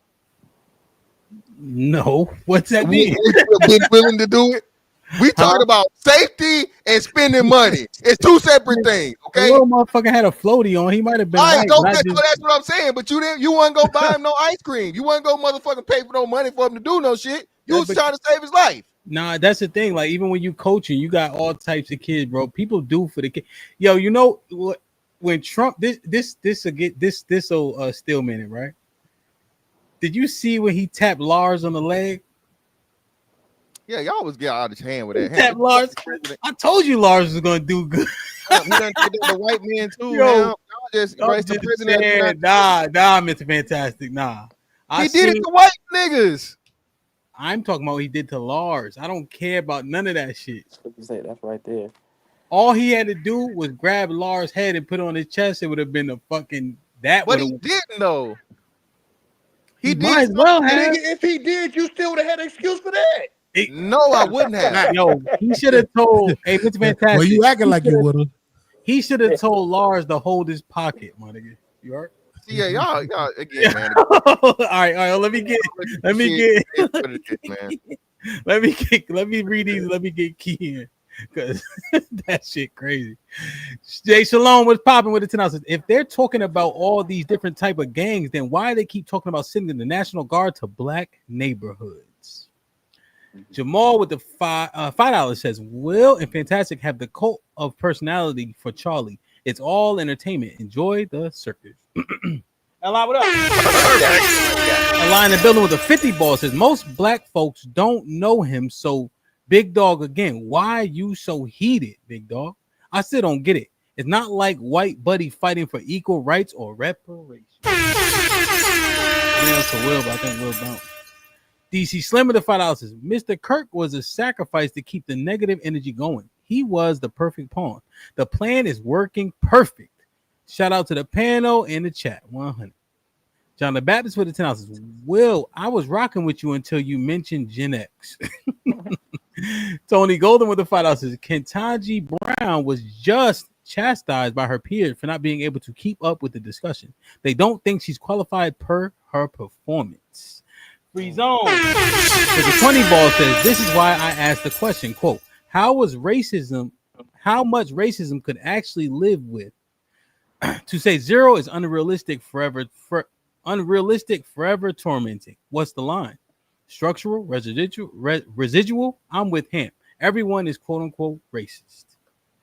Mind Chaos Brew. So the 20 ball says the problem is with the black community is no ability to respectfully disagree.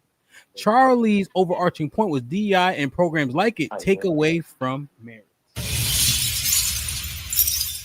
Jay Shalom with the $2 says she is a Supreme Court justice. HQ with the $2 says watch all the justifications. Ellipsis, y'all. Uncle Tom was popping with the $2 says, Hemp, can I review this combo tonight? Yes, sir. AL with the $10 says most of these positions require extreme education and experience before getting a position at minimum. Y'all act like they can just come off the streets and be a pilot or doctor or Supreme Court, etc. Callie Bev with the $5 says Ketanji Brown, Vice Chair of the U.S. Sentencing Commission, U.S. District Court Judge for D.C., U.S. Circuit Court Judge for D.C. Circuit before getting on the SCOTUS. Chris J was popping. But the 20 ball says, y'all getting roasted and I'm here for it. Wow. Extend the show. Jay Miller with the $5 says, why do black people think we have no power? That's excuses old. Most employers are small businesses like HAMPs. We can be racist too. Omega Dreads with the $5 says, I'm running to Kent Masters. He's down low, but throws a Shoryu Repa. Oh, he's down bad. Talking about Ken from Street Fighter? Yeah, Street Fighter reference. My Chaos Brew with the 20 ball says Galatians 3:28. Quote, there is no Jew or Greek, slave or free, male or female. You are all one in Christ Jesus. The slightest notion of ethnic superiority is the denial of theological reality of justification.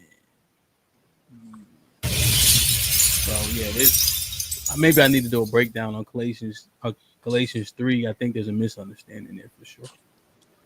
But it does it this well. I'll see. Don Winker with the 10 ounces. Great show! Exclamation point. Mr. Beans is on point. And live with the 20 ball. Says Beans for president and Hamp for VP. No doubt. Man, let's go, man. Reaper with the $5 says Lyndon B. Johnson was major racist who at the time was seen as a champion for black people by many, not all, when he signed the Civil Rights Act. That's a good example. Yeah, that is a good example. That's a really good example. Passport Bros Receipts channel was popping with the $10 says, have you heard of the term sold down the river? It was used by slaves because being sold to the deep south plantations was more brutal. Like, share, subscribe, tell a friend and tell a friend. Hit that like button right now if you can. That helps the channel the most. Key, what's up, man? Did you get the chance to get in? Just watching there was a lot y'all said from the beginning to now, so just really watching. Fantastic said a couple of things that's kind of like when y'all was talking about the housing and stuff like that, kind of threw me off a little bit, because he kind of used himself, then he used a police officer, where police officers have their own bank union, so that's why they would almost do the same thing as you did, get a loan easy because they're back behind them behind the police officers. So I when you say niggas don't try to save anything like that, that's kind of false, because even when y'all talk about it, the average American is literally a paycheck is from being homeless. So how can you save in the saying the same thing at the same time? So I just I wish we can kind of be a reality with it. Then same thing that Bean said, I fuck with Fantastic. You feel me? I've been watching y'all since before the election and shit. Well, he kind of does go on when he say niggas, and he's strong with it sometimes. Sometimes I like it holds merit. I'm telling you, sometimes it holds merit. But then I'm like, nah, you talking about a certain nigga, but you literally put niggas almost to a point where you all call Hamp, Beans, Aaron, or Tommy the same niggas as as the niggas that you're talking about. It's kind of confusing sometimes because I don't have a nigga mindset. Like I said, I voted very smartly. Well, I thought I voted smartly this term. I don't have that nigga mindset, but some of the things that I would say, that shit's wild. Like Charlie Kirk has said a lot of racist things. He had a lot of racist points. And I mean, you can say it take out of context, but you go back and listen to context, you will get a lot of them things. I feel like y'all doing a lot of gymnastics when y'all come talking about it more than anything, instead of saying what it is. And that's it. Get him. Yeah. Okay. So yeah. Man. I make it. I guess clear. In the police thing, I don't. It's nothing like the military, bro. I think you're saying just because you're part of a credit union doesn't mean that you get special loans or whatever, so on and so forth. That's not the case. I know I can kind of go against that because I do have my ex-stepfather and all they are police officers. They even try to get me to be a police officer, and that's one of the tensions of what they use that for me to become a police officer is because you get them. That's how you get the help between there. So that is true. I mean, that's very true. I'm just I'm not going. So you saying it? Maybe there's something new, or maybe it's a local thing. But military and what's the name is totally different, bro. But it is what it is. But again, y'all keep using the exception. I said plenty of other neighbors. I have one police officer. Okay, I didn't say I live in a whole cul-de-sac full of police officers. I said one. Okay, I live in a majority black. You only said my bad. Go ahead. My bad. I apologize. Go ahead. My bad. Go ahead. I live in a majority black fucking subdivision, bro. Majority black. Most of these people are not and have never fucking served in the military. It's just black people buying houses in Florida. Go ahead. Might ask what age possibly they might be. I mean, my age or I assume my age. I bought my house when I was like 25, so either my age or a little older. Okay. Wait, you bought your house at the age of 25? Yeah. Oh, that's why you think you are. Mm-hmm. It's a time. Everything's a time difference, but I respect it. It's a time. Well, no, so there are people that are still buying houses now that are 25 or maybe even younger. Like I said, in Florida, shit is booming down here, right? So the fact of the matter, it's a joke. Golly. yeah, So I got a question for Mr. Fantastic. Niggas say I'm trying to make it about me, and I'm not making it about. I've literally got away from that. It's just the fact of the matter that Hemp asked the question, and niggas got. I said the details. The point I'm making, bro, is even that what you're saying, the half a paycheck thing is still the same fault, and I don't give a fuck about everybody else. I'm worried about us. The reason why everybody's half of the fucking population is a paycheck away and living paycheck to paycheck is usually because they overspend, they don't budget, they have no financial literacy, and they're misusing the money that they do have. Okay, that's the major fucking reason for it, bro. Just real shit. Again, when we look at and the proof of it is that the proof of it is the past. Again, man, people don't, and I felt the same way until I actually had to do some financial fucking training, right? And actually, they show you these little studies, bro. If you smoke cigarettes, you eat McDonald's, you eat whatever. Stop doing it for a month and see just how much extra money you got. Then multiply that times 12. Now multiply it times 12. It's that simple, but people don't understand it. So, Key, when you tell me this, bro, that's not even really a racial thing, but it's racial because I'm only worried about the black people doing it. Well, no, I think the problem be Fantastic when you say it's nigga shit. And I always tell y'all that's American shit. It's not nigga shit. Poor people make poor decisions with money, universally. Right. Well, it's not just poor people. It's not just a poor people thing. This is most people. It's more noticeable with poor people because we fucking even 100K earners are the same way. 100K earners are the same way. So it's not even a class thing. It's poor. Yeah, it's just poor financial literacy across the board, and people having bad spending habits, and you're never taught how to do it properly. But that's true. But Mr. Fantastic, if the median income ain't even 40K across the country, that's what I'm saying. I think to me, if half the people make less than 40K, I think it's less about bad spending than it is they don't really have enough don't money. make a lot of money. Yo, Mr. Fantastic. Here's the thing that's still, you and Tommy are still on the same page, right? People have bad spending, right? But it's less of us.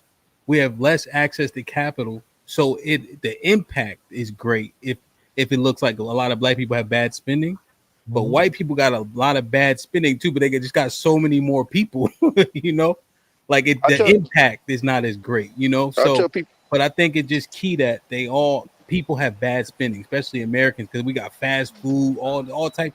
Niggas still smoke cigarettes. That's what I said. Cigarettes. Well, niggas definitely smoke weed. We know that. But I tell people all the time, man. I say we buy rims and chains, and they buy lifted pickups and boats.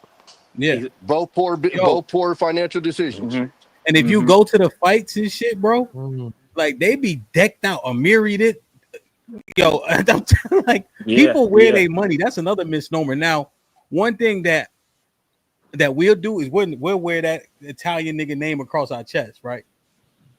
White people will have his name, but it'll be on their shoes, on the back pocket. You know what I'm saying? That's the one thing. We'll be a little bit more gaudy, but it's still the same cost. That's still a $600 t-shirt. You know what I'm saying?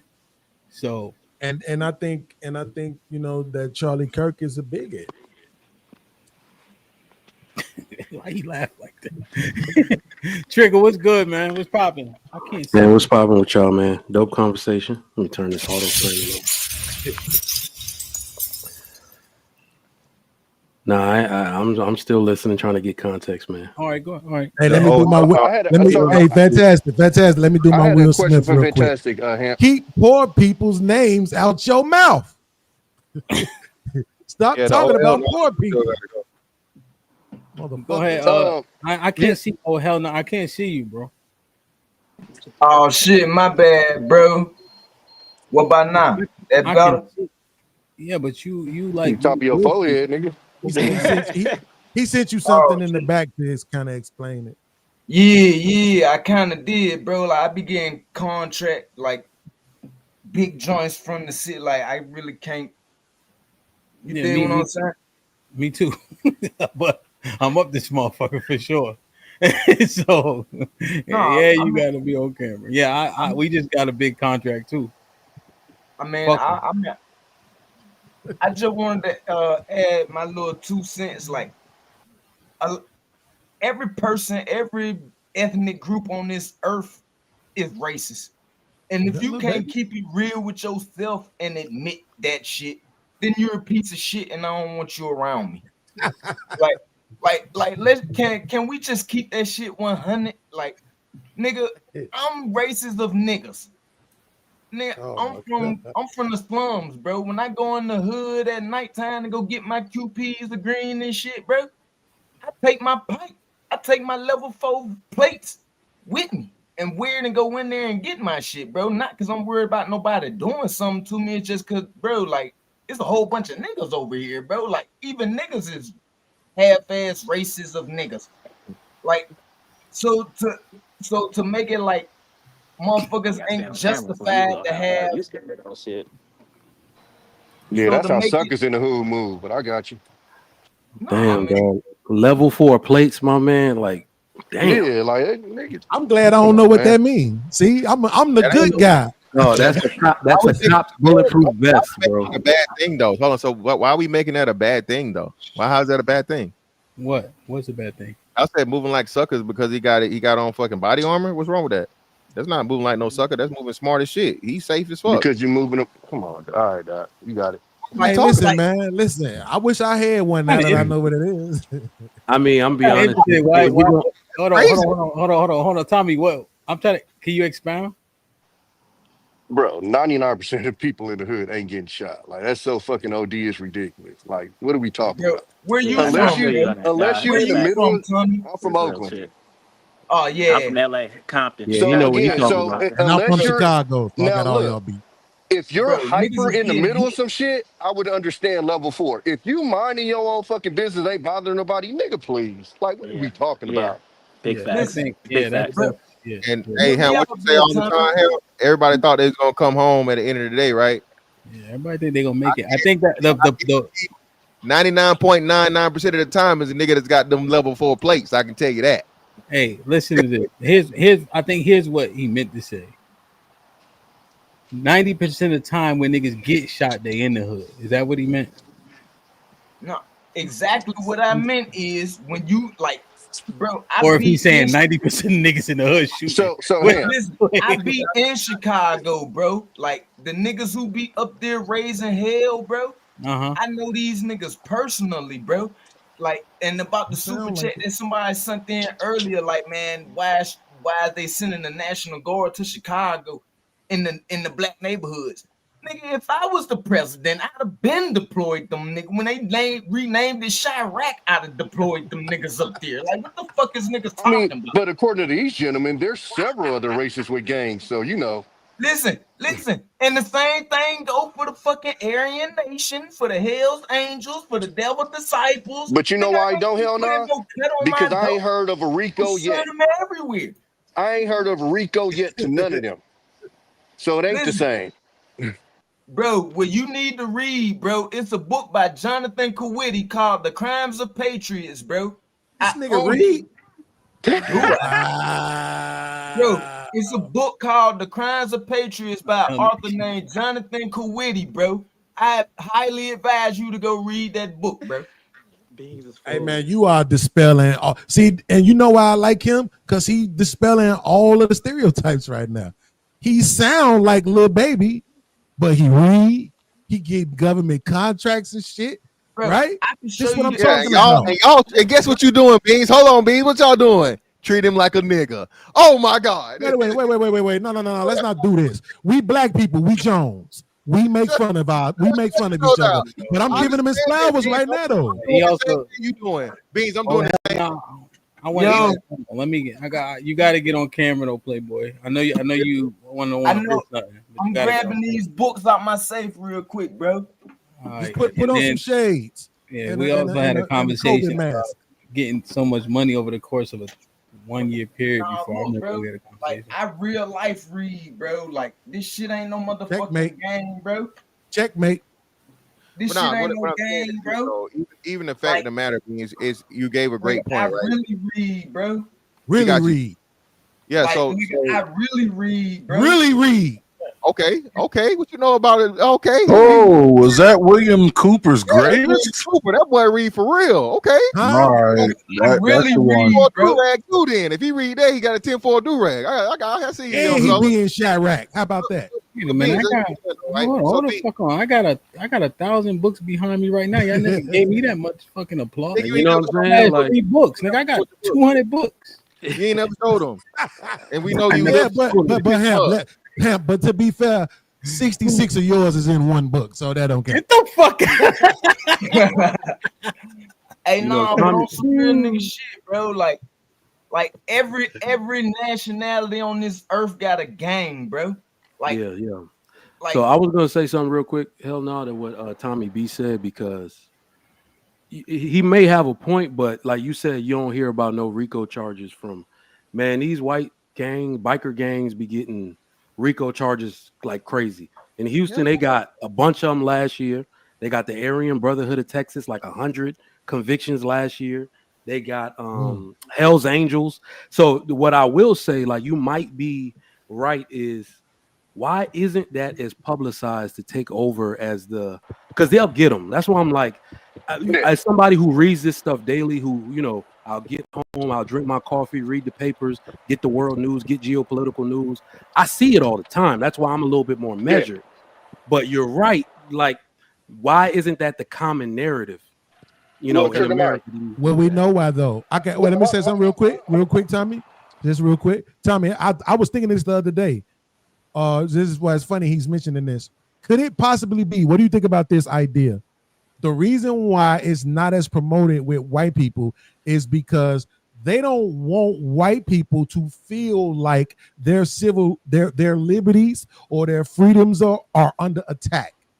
Right. So the reason why they'll put us in the news so much is because they know in reality we really not gonna do shit. But if you actually convince white people that some shit is being taken away from them, there's a better chance that they will rebel. And not to mention, like you said, it's like 200-some million of them. Does that sound like it makes sense? That's very plausible. And Beans, right? They ain't cool. It's cool to put Young Thug and YSL up there, right? Because that's media, that's attention, that's entertainment. The Crips in Jersey got RICO. That shit ain't on the news because nobody don't care about Sue You Surf. talking about when they got Sue Surf? Unless you, yeah. Well, I'm tapped in, so I'm tapped in, so you I see what I probably mean. know So because of that. Yeah. Most people don't know about that. My bad. But no, so I mean, feeling like Beans. I can't finish a sentence. What I was gonna say, Trigger Mike, is even like so 7 years ago they had the well, that's what we calling that from now on, Waco. the Beans. Hey, Tommy, stop Beans and Hemp. He was trying to finish it. He was trying to finish his statement. My bad, Hemp. That's my fault. I cut Tommy off though. They got me feeling like Beans Dangerfield in this motherfucker. No, I'm talking about shit like that. But they just didn't know the Crips like that, right? But when but then Casanova, remember when Casanova got RICO? They put that on the pages because that's when Casanova was up. Had a song with 50, you know what I mean? Do y'all know Casanova? Y'all maybe don't. Yeah. But he was a lot of people in your face. Right. So he was popping at that point, and so his RICO was on the front page. YSL's on the front page. John Gotti was super popular on the front page. Got you. So, celebrity crime is it's a celebrity part of it too, but it's also, like I said, 7 years ago they had the shootout in Waco, the biker club, right? Now, because we had that earlier discussion, I went through the article. You know what wasn't talked about? Gang violence. You know what wasn't talked about? Why are they not snitching? Nobody got arrested. 9 bodies, 17 hit. Not one person got arrested. Wow. So when I had this conversation, I'm going, when we say gangs, we know what we're talking about. It's a reason why they wasn't referred to as thugs in the article. It's a reason why they wasn't talking about a gang violence problem in the article. Well, when that was mentioned earlier, I did this just because I wanted to see what happened. Everybody could do it on their own computer. I just Googled thug. I promise you that shit was all black. The first row was like Tupac, Young Thug. We know this. Niggas was trying to be disingenuous to push that point. We know this. Hold on, real quick. Hold on. Do y'all think, because like I said, I'm always trying to be objective. Do you think it's more likely to come up because black people are more likely to make those type of bad words terms of endearment? Tupac had a Thug Life tattoo. There's a rapper named Young Thug. So it's like, if we are identifying ourselves as that, doesn't it give other people the right to kind of Trigger Mike. That was us. that was a response to what we were already being called. Yeah, but no. I'm not taking any of that away from you. What I'm saying is, aren't you more likely to be associated with something you identify as yourself? Well, yeah, but so this one is all rappers and stuff, right? Yeah, that's what I mean. The celebrities. Thugs. So this is what I'm saying, bro. This is what we niggas want to be victims. We gotta get out of this shit, bro. It's not a. Come on, man. Hold on. Fantastic. Fantastic. You my brother, and I got a lot of respect for you. But this victim shit gotta stop. Right? I'm a whole gang banger, so I don't give a. I wouldn't. I don't care. We just saying what the reality of it is. Okay, if I put in, what I'm saying is this. Wait. Hold on, Fantastic. Why can't it just be more accurate though? Right? It's not because you're purposely leaving out context. He fucking said it was nothing but black people and whatever, and it was literally Young Thug. Hamp is doing it in real time. No, that's not what I'm asking. Hold on. No, you're not answering my question. Oh my God, you're not answering my question. Fantastic. I'm gonna answer yours as I give the explanation because people seem to be fucking slow today. Okay, when y'all say, "Oh, you put Thug in there," all they show is niggas. Why? They show one nigga 90% of the time. His name has Thug in it. Like Trigger Mike was saying, Tupac had a Thug Life tattoo, and that was what he was fucking famously known for. Let's stop doing the bullshit. They didn't just have random niggas. They had the niggas that were associated with Thug. Even Slim Thug made it one time. Okay, so you see how problematic that is when you tell this and you got 500 people listening, right? And somebody says, "Oh man, yeah, you Google Thug and all you see is black people." Like you said, Bean, you made this argument. Niggas not all the Trick Daddy's albums. Hold on, all the Trick Daddy's albums. Hold on, please. I'm almost done, bro. I swear to God. I swear to God, I'm almost done. Bro, like you said yourself, niggas not gonna go and do the research. They're gonna take it at face value for what's fucking said. The shit just got dead in real time, and that context is fucking left out. It's very important. It's not that. But that's what I said. That's not the question that I'm asking. What I'm saying is this. Why can't it be more specific to the word, right? Like that's why I was going to tell him to look up Rich, and let's see if they give us Rich Homie Quan, Young Rich, or all the rappers named Rich. That's right. Okay. So, all right. So I skipped ahead. I'm gonna put that one in now. Gang, interestingly enough, is mostly the Latinos. Wow. Damn, Fantastic was right again. All right, so Rich. Okay. This is money look like. Mainly money. No, I see about 4 white people. That's what stock photos and made up bullshit are mainly money. Oh, there goes Rich Homie Quan. Wow. One time. There's another. See what I'm saying? You always talking about the context. Hold on, wait. Hold on. Go back up, Hamp. Go back up, Hamp. Go up. Go down. You just passed. He was in a pink. What's the name? A little bit more. Right there. That's a black man. 17 things millionaires do that differ. Right. Why are you skipping over the other 50 white shit that you just saw? The majority of the pictures are actual money. It's not even the white people. You looking for the white people. Is what I'm saying though. I'm not looking for Fantastic. Come on, man. I'm not looking for shit. I didn't say I hope this comes up. What I'm showing you is that when you said rich, you know what it focused on? Money, right? Whether it was white people in there or not, to your point, it focused on money. Oh my God! Right? It was way more specific to the word itself. Why can't Thug? You put in mob, and that's what you got back. So the reason MOBB. He put MOBB. Oh, he put MOBB. Y'all not paying attention. The main thing that came from mob is East Coast niggas, boy. There's one word. Yeah, but just quick. So this is the problem. And again, Beans, I don't know if you guys are deliberately doing this or not. Okay. Young Thug is going to be the number one thing there because, as you said, the algorithm also has to do with recency and the shit that people search. Absolutely. That is true. Yes. So we know Young Thug just got to have a fucking RICO case, the most fucking publicized and everything there. So again, now when you say, "Oh, I typed in Thug and all I saw was black people," and 90% of it was fucking a one single motherfucker that had the name in it, okay? And then you follow it up with other famous people that are that. Rich Homie Quan, there are fucking plenty of Rich the Kid, Rich Homie Quan, Rich whatever the fuck. But what Rich the Factor. Not even a person. It was actual money, Beans. You're not even acknowledging that. I am. Wait, see, you're not. Hold on, I'm sorry, Aaron. You're not listening to me. I am acknowledging it. I'm saying it was specific to the mother freaking word. The word is rich, and so it showed you money. That's my point. So if the word is thug, then just show thugs. Why are you showing me this specific thing? But you just gave an excellent reason to why that is about the algorithm part. So I can see.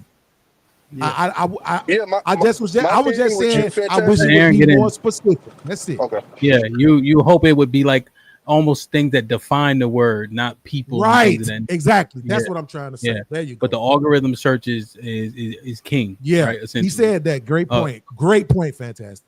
Yeah. Go ahead, Aaron.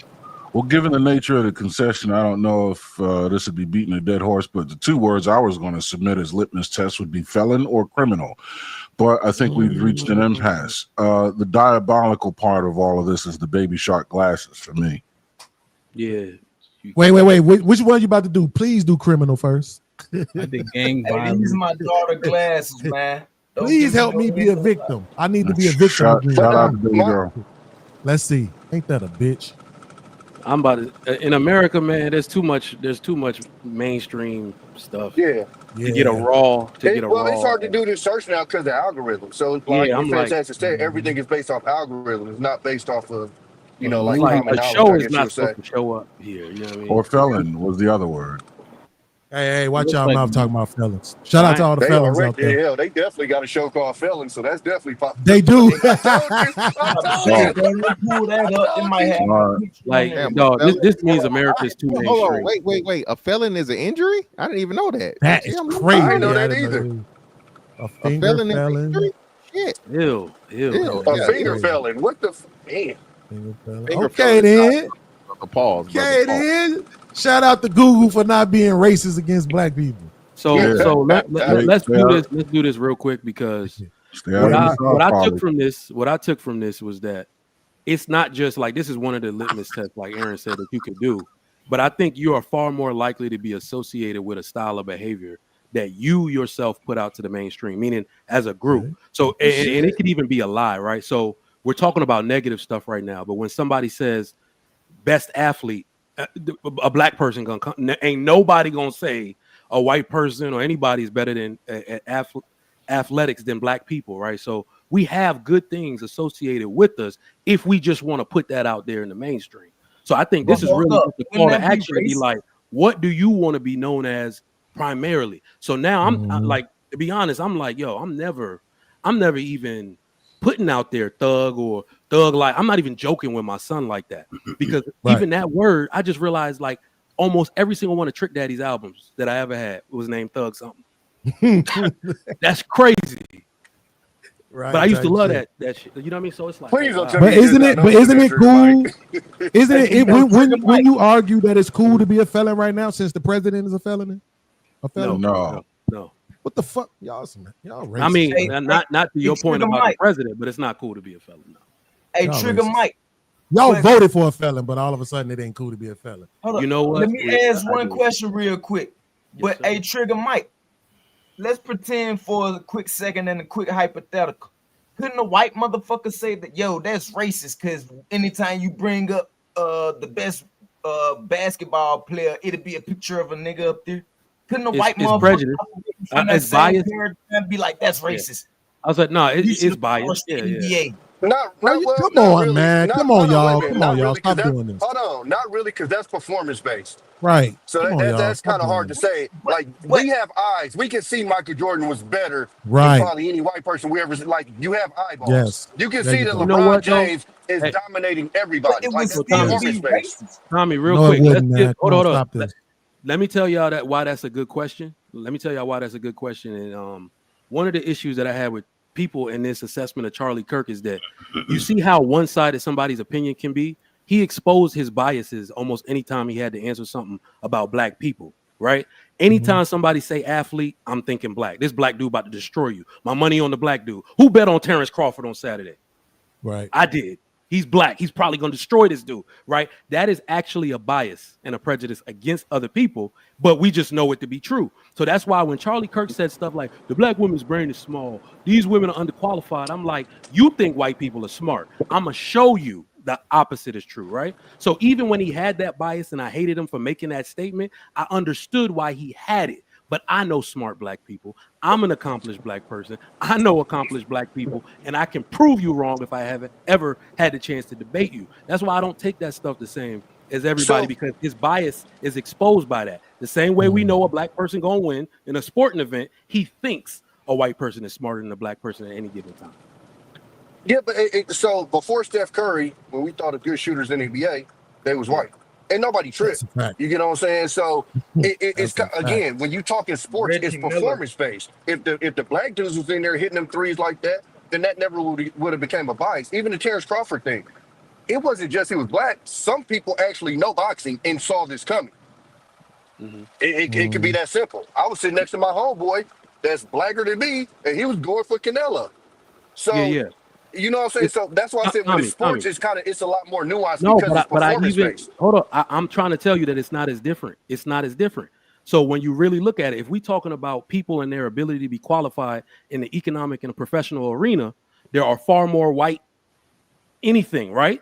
Right. So that's absolutely. performance based. So that's what I'm saying. If they were to say to me, I bet you money, Trigger Mike is not as qualified as X white person, right? Performance wise, meaning if we're going to use historical context, they have a point, but it don't mean that me and this person can't battle it out to actually see who's better. So I'm saying it is kind of a that's how people's biases are formed, right? That's what I'm getting at. But see but my issue is this though. Again, we said it earlier, and I think Tommy was agreeing with me. It's when it's the same problem that I have with the conservative douchebags. If we bring it up, right? Reparations. No, them niggas don't deserve it. Affirmative action, get rid of it. DEI, it's a problem. What's the biggest issue in America? Black gangs. Who's the biggest threat to America? Black people. Like if every single issue we bring up, that's your answer, why do we have to pretend like we don't know who you are? We know exactly who you are. Can I answer that? Absolutely. I wish you would. But just looking at the stats, facts, data, and statistics, niggas, we are the biggest threat to this fucking country, bro. How much is the balance? 13%, bro, and we commit 80% of the fucking crime, bro.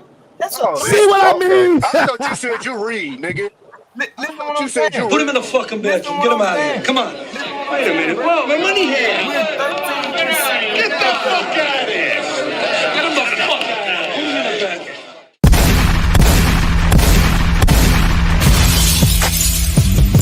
Niggas want me dead. So still, put prices on my head. The cock my shit and I pop my shit.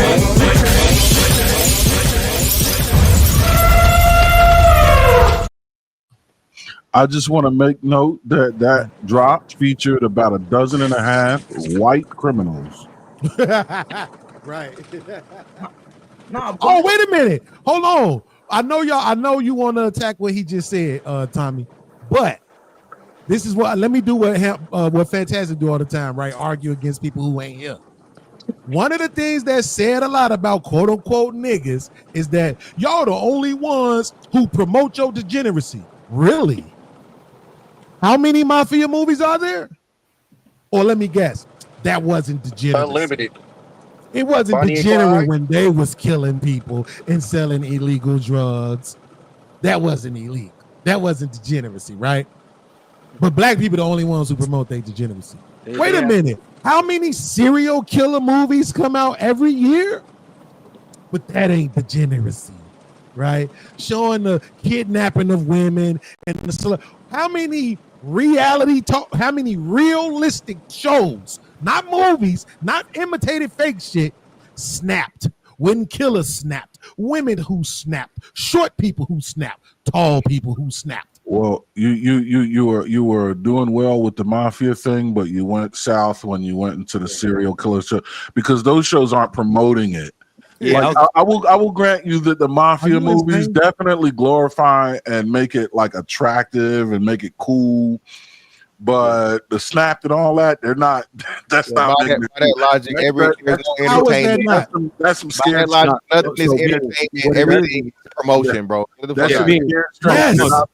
I'm not even trying to tear his point down. What I'm saying to Beans is like, I think there are people who profit off of everybody. There is no group of people that don't profit off of it.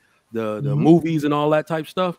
I'm thinking like there's one level above going for profit, because I'm like, how does it not affect them at the mainstream level, right? So the part that I'm really trying to mine out is like, how did we get to a point where we promote fatherlessness almost to a sense where we don't even the women are actually giving pushback to the men are not actually marrying the women? Because in those other groups, no matter what they putting out, violence, the Matrix, kung fu movies, I slit his throat, their mainstream presence in real life it's not affected by that. But for how do we promote it? More effective. Baby shark doo doo doo doo doo, baby shark doo. This nigga ain't shit. Bro, you're funny as hell. This might be risky.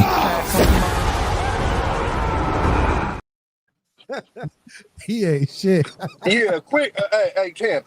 Really quick Google sure that black people make up, and I could be wrong, 19.5% felony defendants. So wait a minute. 80% is fucking wild. Yeah, that's crazy. That's insanity. We know what that is. But listen, I need you to tell me how we promote fatherlessness, Trigger Mike. And then I got a question I need HAMP to answer. Yeah. I'm sorry. I've been holding on to it for 3 weeks. I set it out, but I can actually explain that one. What? How we do it? Through the music. You don't need him. And we actually promote fatherlessness as a people. We do. I'm sorry. Who's making a song saying "fuck that daddy"? We don't need no daddy. What I'm saying is, like, so remember, hold on. What I'm saying is, when that type of narrative, that's the mainstream narrative, right? When that narrative makes it down to how people run their household, you have to know that it's brain at a cellular level. So what I'm saying is that we had systematic things like in the movies, like you're talking about, in the music, F my baby mama. If you we don't drive X5s, we give them the baby mamas, all that type of stuff. It's said, right? Everybody profits off of it, but that's actually real life in the black community. I don't know what fills that gap. So Trigger Mike, you don't talk about that, but it's true. Trigger Mike, I don't think you listen to rap, do you? You listen to rap? What the fuck? He listened to Trick Daddy. He just told you Trick Daddy every album. Ain't none of y'all ever even bought a Trick Daddy album. Every day. When the last time Trick Daddy made an album? God damn it, that's not helping this case. I'm talking about like middle school, high school, bro. This nigga exactly. Y'all trying to stall him out. This nigga ain't listening to rap since 2000. That's this nigga ain't trying to stall him out. Juvenile took over for the 99 2000. Get the fuck out of here. I know. Ghost just dropped something. What I was saying to help you out. Hey, just real quick. So there literally is a song called "Fuck My Baby Daddy." Yeah, see, look at it. Don't go pick that spear up either. Love it, man. Don't go I ain't gonna lie to you. I think this generation has actually promoted being there for your kids more than I'll argue our generation. They show themselves getting married to their chicks, whether it lasts or not. They show themselves being involved in their kids' lives, etc., etc. I mean, as much as we get on these youngsters and these rappers and stuff, they're showing that a lot more than when we was growing up. Who? I get that to them. I give it to them. They definitely promote their kids. Even if you look at like the NBA, you starting to see the fathers shown a lot more. Like I think as a whole, this generation is doing a lot better job than we did as far as like pushing, actually being it. Now, I'm not gonna argue the married thing, but as far as like being there for your kids and take care of your kids, I don't think it's looked at as being cool for you not being there for your kids as of right now. Absolutely not. But wait. Let me ask this question to Fantastic real quick. Fantastic. I'm not trying to debate you. If you don't answer my question, I'm gonna pay $2 to kick you off. Listen to what I'm asking you. The independent thing, the anti-man-male relationship mentality, quote unquote culture that our black women seem to be practicing. Isn't that our fault too? Hell, how's that our fault? No. Okay, I'm gonna tell you. I'm gonna give you one example. Well, let me reply with this, and then y'all got it right. So first and foremost, like I said, y'all, there was actually a song called "Fuck My Baby Daddy" by Sexy Red that was like a single, right? So again, you have to show me the equivalent of where black men are deliberately saying you know, fuck my baby mama and these bitches ain't shit. We don't need them. I'm independent. I can do bad all by myself. It doesn't exist. Okay, so bitches ain't shit but hoes and tricks is not the same as my baby daddy ain't shit. Okay, so Yes. that's what I'm saying. And then you get into the movies, we get into the TV shows that constantly motherfucking promote a single mother narrative, you know, and then say that the daddy one there and all this other shit. You can't. There's not the inverse. There's not an inverse of black men saying it. This goes out to my Brooklyn crew. Put your hands up in there if you feel me. Fuck them all day, fuck them all night. We don't love these hoes. It's the same. Okay, Yeah, I mean, so it's not the same. Oh, no, it's not the same because he's talking specifically about the person that you had a child with, right? Versus just some hoes that you're running through. But fantastic. Here's why I'm saying this. So it was something I reacted to, right? When they were talking about the culture of other demographics and that their culture is for the women are trained to cater to their mans and be submissive to their mans, and they're saying that is their culture. And I'm thinking to myself, no, it's not the women's culture, it's the culture of those people. So it's the culture of the Hispanics, it's the culture of the Jamaicans, it's the culture of the Asians, right? It's the culture of the Arabs. It's not the women's culture, it's the culture of the people, right? So if our culture is this anti-male, anti-father thing, right? And here's the evidence, fantastic, before you just dismiss it, because I wanted to too, but I parsed through it.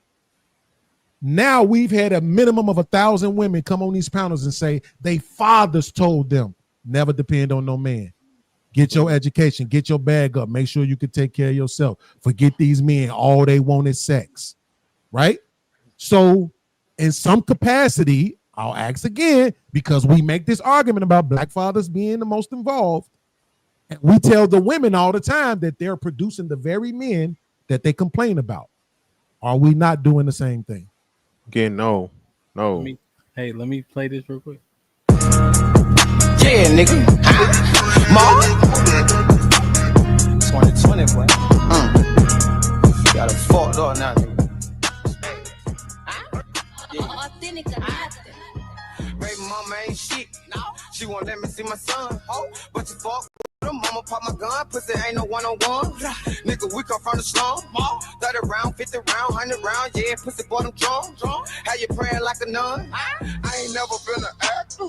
That's Julio, ain't it? Fugiano. That's Fugiano, right? Fugiano. Yeah. Yeah, but he didn't say baby mama won't let me see my son. He didn't even. He's saying the same shit, right? I guess the He's point saying is, the same shit. yeah, the point is if they saying that type of shit, then it's the promotion of that dynamic being good, bad, or indifferent, but we accept it.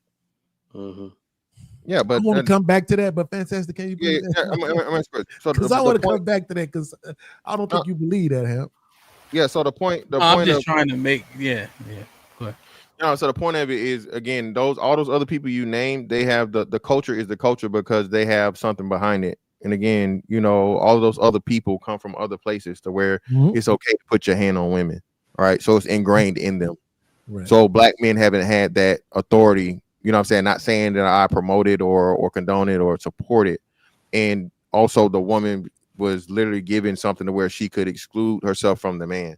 So the reason why it's not our fault and the reason why it's directly on the black woman is because she made a choice. She had a choice. She was presented with the same choice and opportunities as white women, Hispanic women, and whatever. I literally got the thing. I'll find the name of the documentary so everybody can watch it. That proves that black women literally chose welfare and the government over the family. Okay, when the white woman was on it temporarily, when a Hispanic woman who was real poor back then, back in the 70s and shit, and had the choice to get back with the man and so on and so forth, they found a way to reconcile and understand the family unit together is far more important than us being independent. Black women made the decision and perpetuated the decision and the message down to further generations of women, okay, while excluding the father. This is why you can't blame the father, because most fathers don't have the same impact or contact with their daughters as the mothers do. Now, I'm not saying they're completely, totally absolved, but if we're doing a net and we're doing a percentage to percentage, the majority of the fucking balance lies with the mom because of her personal influence and opinion. And, you know what I mean, a lot of the time them preventing the father from being there or the father not being there simply for her picking a horrible father in the first place. So that's a great response, and especially at the end. But we can't have our cake and eat it too, is all I'm gonna say. I'm not disagreeing with you. We can't argue that black fathers make the most involved fathers, and then at the same time not take some accountability when the women are saying, my father told me don't trust you niggas. My father told me don't depend on you niggas. Yeah. You know what I'm saying? I think Beans, I think blame is irrelevant. That's why I'm trying to get off that topic altogether. It's ain't about blame, it's about accountability. No, I'm not saying it to you. What I'm saying is like blame is irrelevant. I stay on these topics so heavy because of the real life implications this stuff has, man. Like we hearing from all the wrong people on this stuff most of the time. Like this is so ingrained into black culture that now I even see that the men who are supposed to be championing the right things take the moment to grandstand on other people. I cannot believe how we still talking about Russell Wilson like he a lame, right? He is. But Channing, whatever his name is on Ryan on that podcast, they take moments, right? Literally in any other ethnic group on earth, Russell Wilson is a hero. He's nothing other than you don't even look at the way he dresses. No, but hear what I'm saying. From a man perspective, a man that takes care of his kids, that's made millions of dollars, you don't bother him about nothing. You don't talk about him about nothing, but somehow we make it so we can call him a lame and tear down his character in some way, shape, or form, which makes boys insecure about being him and girls not want to pick men like that. Mike, I'm sorry, go ahead. I just got a couple. Are you recommending men become stepfathers? No, not that particular thing. I'm talking about if there's any part of you that wants to granulate his life down and talk about his life decisions, talk about that. I'm talking about the simple fact that a man married a woman, he had kids with her, he taking care of his kids, he makes millions of dollars. He doesn't. But you can't simplify it if you disagree with very integral parts of that man's existence. So, but what I'm saying, talk about that part. How did we get to lane? The thing is, but he's a stepdad. Are you recommending that? No, I'm not. About for your son? No, I'm not. Is a stepdad a smart decision? In my opinion, it is not. What would you call a dude who chooses to be a stepdad? You know what? No, I'm just trying to say I got to stop using Russell Wilson as the example. Celebrities don't count. No, they count. No. What would you call him?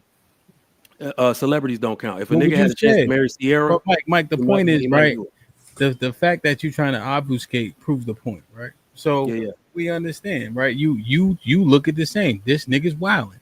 He lame. He bugging. That's all in the same boat. Russell Wilson just doesn't have his countenance. He seemed like a corny dude. That's what niggas be saying. Absolutely. But nobody. But niggas respect Russ how he play, but he's also not likable. See, when you know football players that play with him, motherfuckers don't like Russell. He act uppity and all that shit. So it's a lot that goes into it. Had his own office in the locker room. Hold on. Isn't that a part of the problem? Like, what does uppity mean? Y'all do know he comes from a very rich family. His grandfather was one of the, I think, presidents of North State University, where I went to school. So what I'm saying is that he's a part of the black elite a lot of people have been trained to hate. Oh, come on. That's what I'm saying. You just said, wait, what does elite mean? No, I don't even want to ask that question. I'm sorry. Can I just go back to this real quick? Wait, real quick, Tommy, real quick. I just want to get this out the way. DJ Hamp. Yeah. I don't think you believe that that's promotion. I don't. Come on. This is all I said. If I can't tell my own real story on a song without it being called promotion, I think that's unfair. Yeah, I think that's really I don't think it's promotion whatsoever, right? I think we've accepted things being as normal, right? Okay. So yeah, we are desensitized to the construct being detrimental to our people as a whole, right? But that doesn't mean we just gloss over it, like murder, death, kill, right? When we see people get killed, we don't even care no more. So when we see families broken, we don't care no more because it doesn't resonate to us because we're so accustomed to it. But by no means is it promotion. Okay, you still my hero. Go ahead, Tommy. I'm sorry. It's ignorant. We don't know better, Beans. You know that. You know what I mean? No, what I'm gonna tell Trigger Mike is the man Russell Wilson had his own office in the locker room and would tell players to essentially make an appointment to come by his office. So it's a lot of behind the scenes shit that went on that on the surface you might think that they got a problem with him because of what you said. No, it was literally like we've heard the stories. It was his actions. It had nothing to do with them looking at him a certain way. You got to remember, they got to be teammates with fuck the black upper class, the white ones that's like that. You get what I'm saying? So, and they don't even act like that. They don't even have their own office and make you making a point. So when you get this dude coming in there, you automatically have people looking at him like, what are you doing? So it was a lot deeper than just him being a cornball and him being uppity and stuff like that. Dude just had no, what do you call that? It's like self-awareness of what he was doing. Yeah, that's all. Yeah, I got you. I mean, that's not the common narrative that enough people don't know that for the ones that call him corny. Like that's some but I agree with you though. Hold on. Trigger Mike. Trigger Mike. It's how he look. It's how he carry himself. It's how he talk. Well, Russell, what do you think about? Yeah, we got this. Like, no, fam. Like, no. He comes off as a square. He doesn't look like somebody I would have been a friend with. I'm not even. Go Hawks. Fuck out of here. I'm not even saying any of that. Like, I know what we call corny. Like, it has a look. What I'm saying is, why don't we leave space for anybody to have that type of demeanor if their actions are something we want to see in totality being done? Not the stepfather. Because nobody is above reproach. Everybody could get the smoke. We all joke. It don't matter it don't matter what good you doing. Whatever the thing about you that can be made fun of, we making fun of that shit. Beans, Mike doesn't believe what he's saying. No, I because he wants to eliminate the fact that the man is taking care of somebody else's kid. You keep trying to eliminate that, Mike. I'm not eliminating that. No, Mike. Take it off of me. You said this, Mike. You just said this. Yeah. Aside the fact that he's from a stepfather, you just said that. So remember, nuance, Ham. Somebody said it, and I had to concede this. I've already conceded this in an argument before. If my goal as Trigger Mike is, I'm always talking about marriage and families being put back together. If it's the black community that's alive today, unfortunately, some of these single dudes are going to have to be stepfathers. That's a fact. So I believe more in that than I do the fact that I would never be a stepfather myself. Okay, good. Because I was when I did a conversation about we don't take anything serious. That's one thing I'm promoting. I was questioning. We keep saying eliminate baby moms, but we want the community to be together. That's unrealistic if you say that. Right. Absolutely. Those women have to be considered and included. Absolutely. They do. No, I've conceded that already. Mm-hmm. And so if you're making this argument, Trigger, that he's one of the guys who needs to make that decision, I'm 100 with you. I'm 100% with you. Absolutely. He's one of the guys that needed to make that kind of decision. I'm a rich ass dude married to a bad woman. A goofy looking, lame ass. And look, and here's the problem. Here's Trigger Mike on YouTube. The difference is I don't give a damn. So that's the difference. I'll pull. Y'all want to go out? Any bitch y'all pull, I'll pull the same one. Y'all trying to put bet on it? Talk your shit, Mike. Nigga, corny is a superpower if you know how to make it fun. Okay, listen, man. I'm be honest with you. Y'all got way more confidence than I do, so I don't want to take that bet. But I'm just saying, that nigga, he got the same blood flowing through him as The Rock, and he don't look like it. Trigger Mike, what I was saying. Shit ain't gonna work out well. Trigger Wilson in the chat. That's the best one today. You got it. That's the best one today, man. Put that dude on the Hall of Fame right there. If it wasn't him, Trigger Mike, I would agree with the sentiment. I think Russell is a corny dude, but I think cornier than that is the football players that make it to the league and then want to act thugged out. I think that's cornier than Russell Wilson. You say act what? They make it to the league and then they want to relive they thugged out days. Oh yeah. I think that's cornier than Russell Wilson. But again, you don't have Channing Crowder talking about that. So I don't like him. I don't like them niggas ever since they did their report on Diddy. And I just felt like you, as big as y'all platform is to even be sitting here talking about Diddy, niggas is squares. You know what I'm saying? It's like you a toe guy, so I don't know. You kind of told me a lot with this. Say that one more time. I said you're a toe guy, so you one of them freaky boys too. It's just that it's so many other things going on.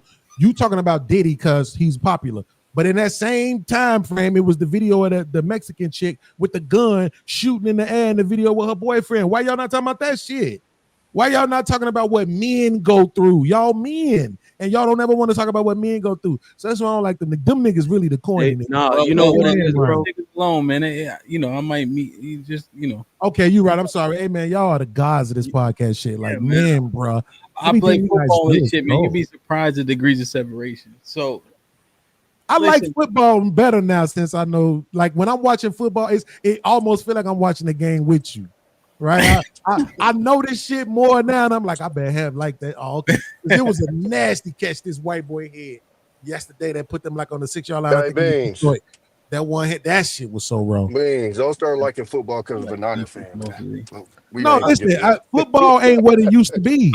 It used to be different. Now it's kind of, it ain't the same. You find different appreciation for it, Beans. Like for instance, how the guys when they still make pretty hard hits, right? Mm-hmm. How they are intelligent enough to get their head out the way is very impressive. Yeah.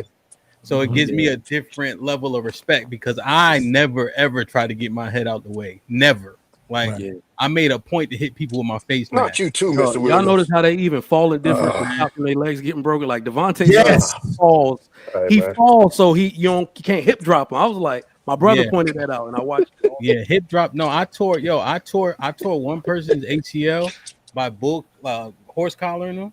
Mm-hmm. And I tore another person's meniscus by hip dropping them. It's like, but you just tackling them though, because it was legal. You know what I'm saying? And so now that shit is real. But listen, EBD, what's good, man? We've been here for 5 hours. What did you want to add before we get up out of here? No, I was just saying. Gonna add earlier that the problem with modern dating today is like I think that it could be optimized by parents seeking each other out.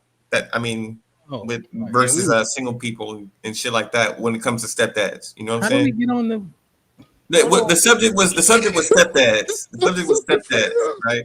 That's what I came in. Since you saying that, Hamp, I'm about to send a super chat right now. Tell them about Matthew 5:19. Hey, listen. Matthew 5:19 is gonna change a lot of people's minds. Matter of fact, it's not because people don't like to change their mind. But I discovered Matthew 5:19 recently, and I'm gonna just say this: all that God knows my heart shit. Y'all might have to change your mind on that one. That shit is over with.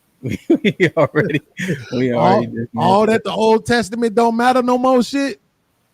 Might have to change your mind on that one, son. Yo, I'm gonna tell y'all this now, man. If we on our way to get judged and shit, and you behind TD Jakes, nigga, that ain't the line you want to be in, cowboy. All right, I'm just letting you know, boy. You know, you might want to check who in front of you, nigga. All right, do your best negotiation, man. Jeez Louise. Hey, man, I think this conversation was good overall today, man. It was okay, right? I let it go in terms of how we kind of got focused on the black and white shit, but I'm way more concerned about what it is niggas is potentially gonna go through. Right? People already heard what they heard from him.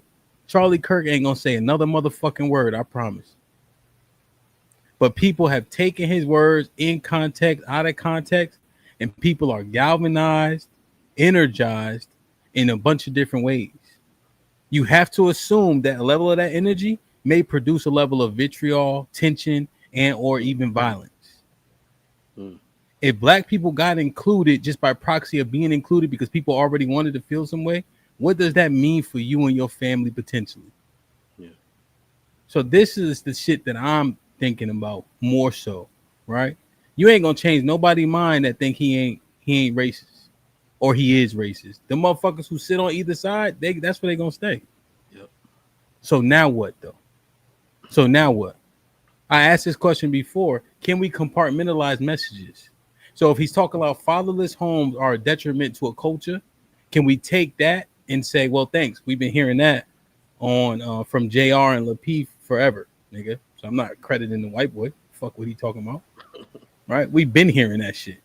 Right? But do we take that and say, okay, that's true? And then let's say there's things where he's using stats incorrectly. That's bullshit and throw it out. Are we allowed to compartmentalize? Or do we have to say, I don't like this part, so throw all of it out? You know? So I don't know, just interested in it, man. But I think y'all did a hell of a job today. You know, I think the decorum we had was decent for sure. So EBD, any final thoughts? Nah, I just think when it comes to Charlie Kirk, he said enough, and we can all just chew on the videos and the content that he's put out, and just discuss over what we think is right or wrong. Other than that, yeah, it's just important to continue to have the conversation rather than come to blows or like, you know, feel how you feel, but violence should never be acceptable.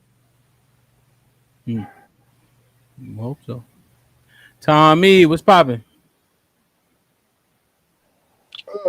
No, I was in the back chat talking to oh boy, but that's kind of like I've been telling people, like the opinion with dude never bothered me. My thing is pushing the propaganda, and after having this conversation again, like I said, when you're, and I have to say purposely misquoting statistics to push a narrative, then in my head you have intentions behind that. And like I said, we all got Google. It's free for everybody, and you can easily look that up and see that the number is. And yeah, this foot dude in the back too. As of September 6th, 2025, we make up 38.3% of the prison system based off the Bureau of Prison Statistics. So where you get 80% of the crime is insane. But that's more what I kind of had an issue with, dude. I don't care about opinions. We can go back and forth for opinions.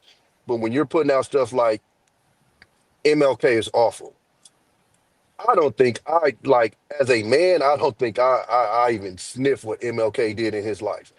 Not to mention he did all of that in what was he, 30 something when he got assassinated? So for you to come out of your mouth and say he's an awful person to somebody with that kind of a life, then how about, like, what do you think of me? You know what I'm saying? What do you think of everybody that falls short of him if you say he's an awful man? And then also throwing his name that he was a rapist, a well-known rapist. Like that was just it for me. I didn't even need to hear nothing else from him. And I heard that from his lips. That wasn't somebody wrote it out. I heard that from his lips. So for me, that was the end of it. I ain't need to hear nothing else from dude. It had nothing about his opinion. It was more that him pushing that narrative. Word. Trigger. Yo, appreciate y'all having me on the show today. I want people to just try as hard as you can to separate, if you can, race out of it, because there's something bigger going on here. And that's where I stand with it. I try to be as objective as possible, right? This is actually an ideological war or a culture war. And it is, like, I think y'all are right. I'm not trying to gaslight you. I think you're right that people are drawing a line in the sand and they choosing sides. Y'all just kind of off when you think it's about race specifically. It's not. It can get brought down to that by some extreme people on the right or left, but it's not about that. This is more what I see going on right now. It's liberal or conservative, pro-gun or anti-gun, pro-LGBT or not pro, you know what I'm saying? Or not, pro-family or pro-independence. We are going through a culture separation in America, and things have been blurred for so long where everybody has been saying love everyone, and then now it's like F that. You're either on one side or you're on the other. And your ability to stay in the middle and not bother anybody about their beliefs is what's going to keep you safe. But if you think you about to go on somebody else's side and mess with them and put your rights in their face, you might end up getting touched. So that's what I think is currently going on. And to be quite honest, if it is going to happen, it would have happened already. These extremists have been around since forever. They just like to come up and rear their ugly head in times of political distress and, you know, uncertainty. But yeah, get armed. If you need any type of training, hit me up on IG. I'll get y'all all ready. What I got? I can't see. Mr. Williams. Yo, it was a good show, man. The one thing I can say, I'm so glad I'm from Gen X and we just look at the reality of shit. What's sickening to me, man, is like We got to stop living in delusion. Seriously. If you really care about the black race, really care about the black race. And if you don't and you want to go to get along, that's fine. But I mean, then you just in the way. But we got to do better, man. I'm tired of these white folk and these other people getting to just piss on us. And you know, my saying is you can't piss on my back and tell me it's raining, dude, when it's obvious. So, you know, I just hug the ones you love. I'm grateful this weekend that I got to join a church home and find one. I'm trying to better myself. And just hug the ones you love, man. Just that's the only thing I got. Beans. Yeah. Man, I hate that Charlie Kirk is gone, man. You know, by some miracle, I had in my mind that I was gonna be able to debate him one day. And now it can't happen. And I don't like that. So I guess I just gotta keep my focus on Andrew Wilson. But you know, everybody is kind of like to the point that was just made picking sides. People kind of like drawing lines to everything that happened to certain things, whether it's the alphabet, whether it's the race, whether it's the politics, whatever. I think that's probably more dangerous than the things that everybody is saying is dangerous.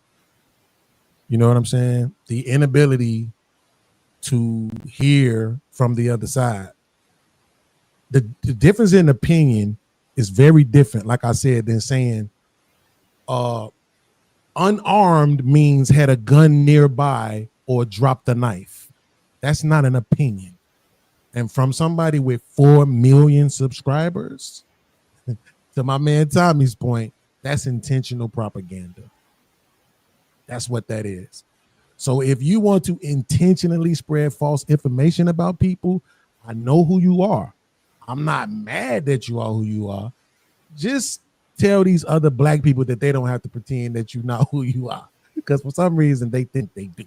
And I think it's because they make over $80,000 a year.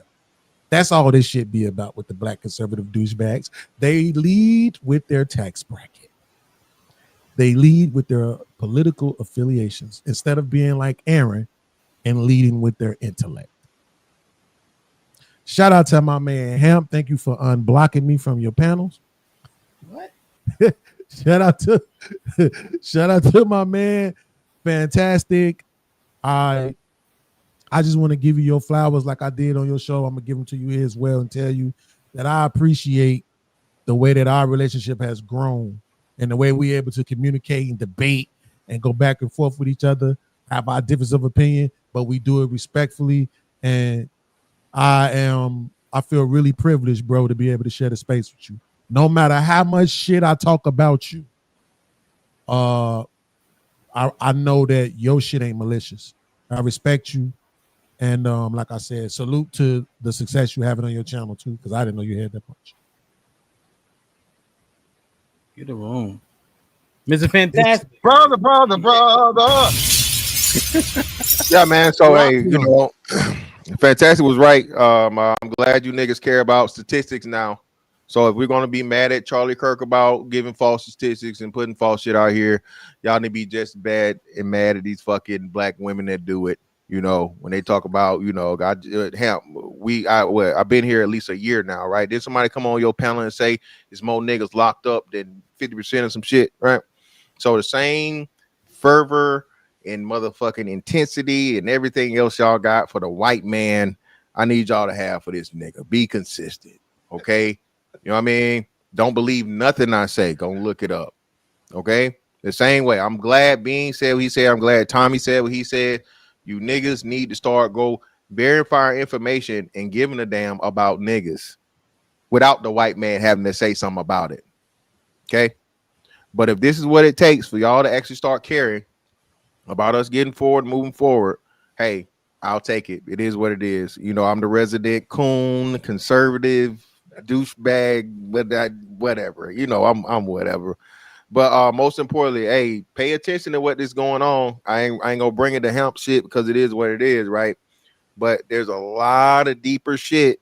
And I don't ever plug my shit over here, but just go look at the live stream I had with Beans, what it's really about. And it's as investigation going on. It's never really about us.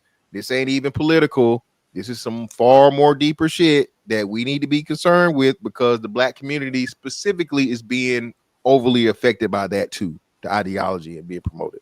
But hey, man, appreciate everybody for coming up, man. Yeah, Trigger might just, you know what I'm saying, limp wrist type shit. But yeah, man, hey, it was a great conversation today. And hey, can't wait for the next one, bro. Hey, Hal, why it sound when Fantastic say niggas? Why it sound like he's saying it with an R as Z on the end? Niggers. That boy country as hell, man. He been hearing that shit all his life with the hard ER. This nigga is crazy. Aaron. I think I seen Mr. Fantastic. Was that the stream where I said your mic was too loud? Yeah, you came in on that one. Aaron was good. Hey.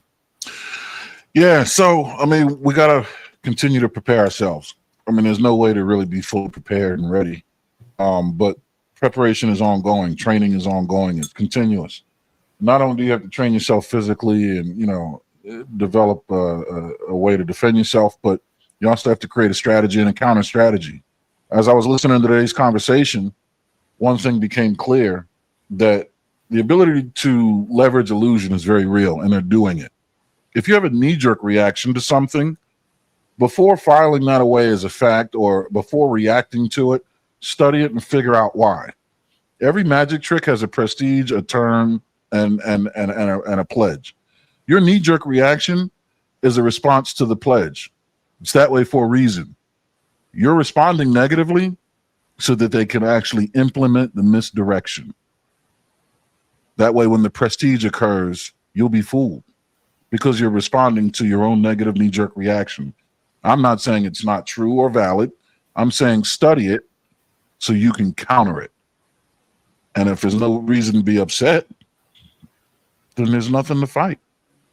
But you can't get upset and then try to fight it if you don't understand it. And the best way to understand it is to find out why it upset you, why it was used. So training is ongoing. Train your mind, train your body, develop a plan, and train those closely around you. Because you're not going to be able to fight this alone. You have to fight in a platoon. Is your platoon ready? Yeah, man. Real shit. This nigga different. I think about this shit, and I'll be thinking about like we would call somebody a coon, right? Real quick, just because we don't like how what they say sounds. And the same thing, we use simp real quick. We use emotional real quick. And I think we need to be more right and exact and more intentional with our verbiage so that when we use it, it actually means something. A lot of time we using words just based on how we feel about what somebody maybe said. We ain't even halfway listening. Mr. Fantastic called Beans emotional today. They was both yelling at the same time. I said, what the fuck? I said, yo. Brother. I said, I know good in how he said. I know good and hell well. You ain't called nobody emotional today. You the most yellingest nigga up here. But then he said it to Beans. I'm like, what's he talking about? Nah, it killed me. Hold on, He Tommy. said, It's my motherfuckers final was thought. You had your my chance. bad. God damn it. You saw the same thing I saw. You could have, you know what? Fuck my final thought, man. Like, share, subscribe. Tell it. I gotta read it. Tommy, look, I gotta read these super chats. Fuck what I'm talking about. Sean Brewer in the 2000s. Black people say MLK was awful though. And with the 2000s, Russell Wilson is the Carlton Banks of football. Sean Brewer in the 2000s. Fantasia has a song called Baby Mama. Pound promoted. Sean Brewer the 5000s. Nah, that's not the same. Him. If she would let him see his son, he wouldn't say that she ain't shit. Curly says she ain't ish because she won't let him see his son. LOL. Yo, I seen a tweet the other day. The nigga said having a baby mom is like having an op you can't kill. Y'all seen that? It's crazy. Mr. Terrific with the 2066 of them in one book. Checkmate means the GOAT. Mr. Terrific, mind your business, man. HQ with the $5 says Kirk spoke to kids in college who arguable were not on his level, but ducked debates with his intellectual equals. Let that sink in. And yeah, with the 2000 says data don't mean shit without context and perspective. JT with the $5 says bingo, we got action. Release the bounties. That was being fought too. Let me see. Did I read this one? Yeah, I read this one, right? John the Baptist with the Senate. Trigger. His bias was to 3 specific. What are you saying? BF, not all BP. I don't know what you're trying to say. Cali Bev with the $5 says black people have been called thugs by whites since at least the 60s. Sean Brewer with the $5 laughing my ass off. Fantastic. Checkmate. In real time, that's how shit gets out of context.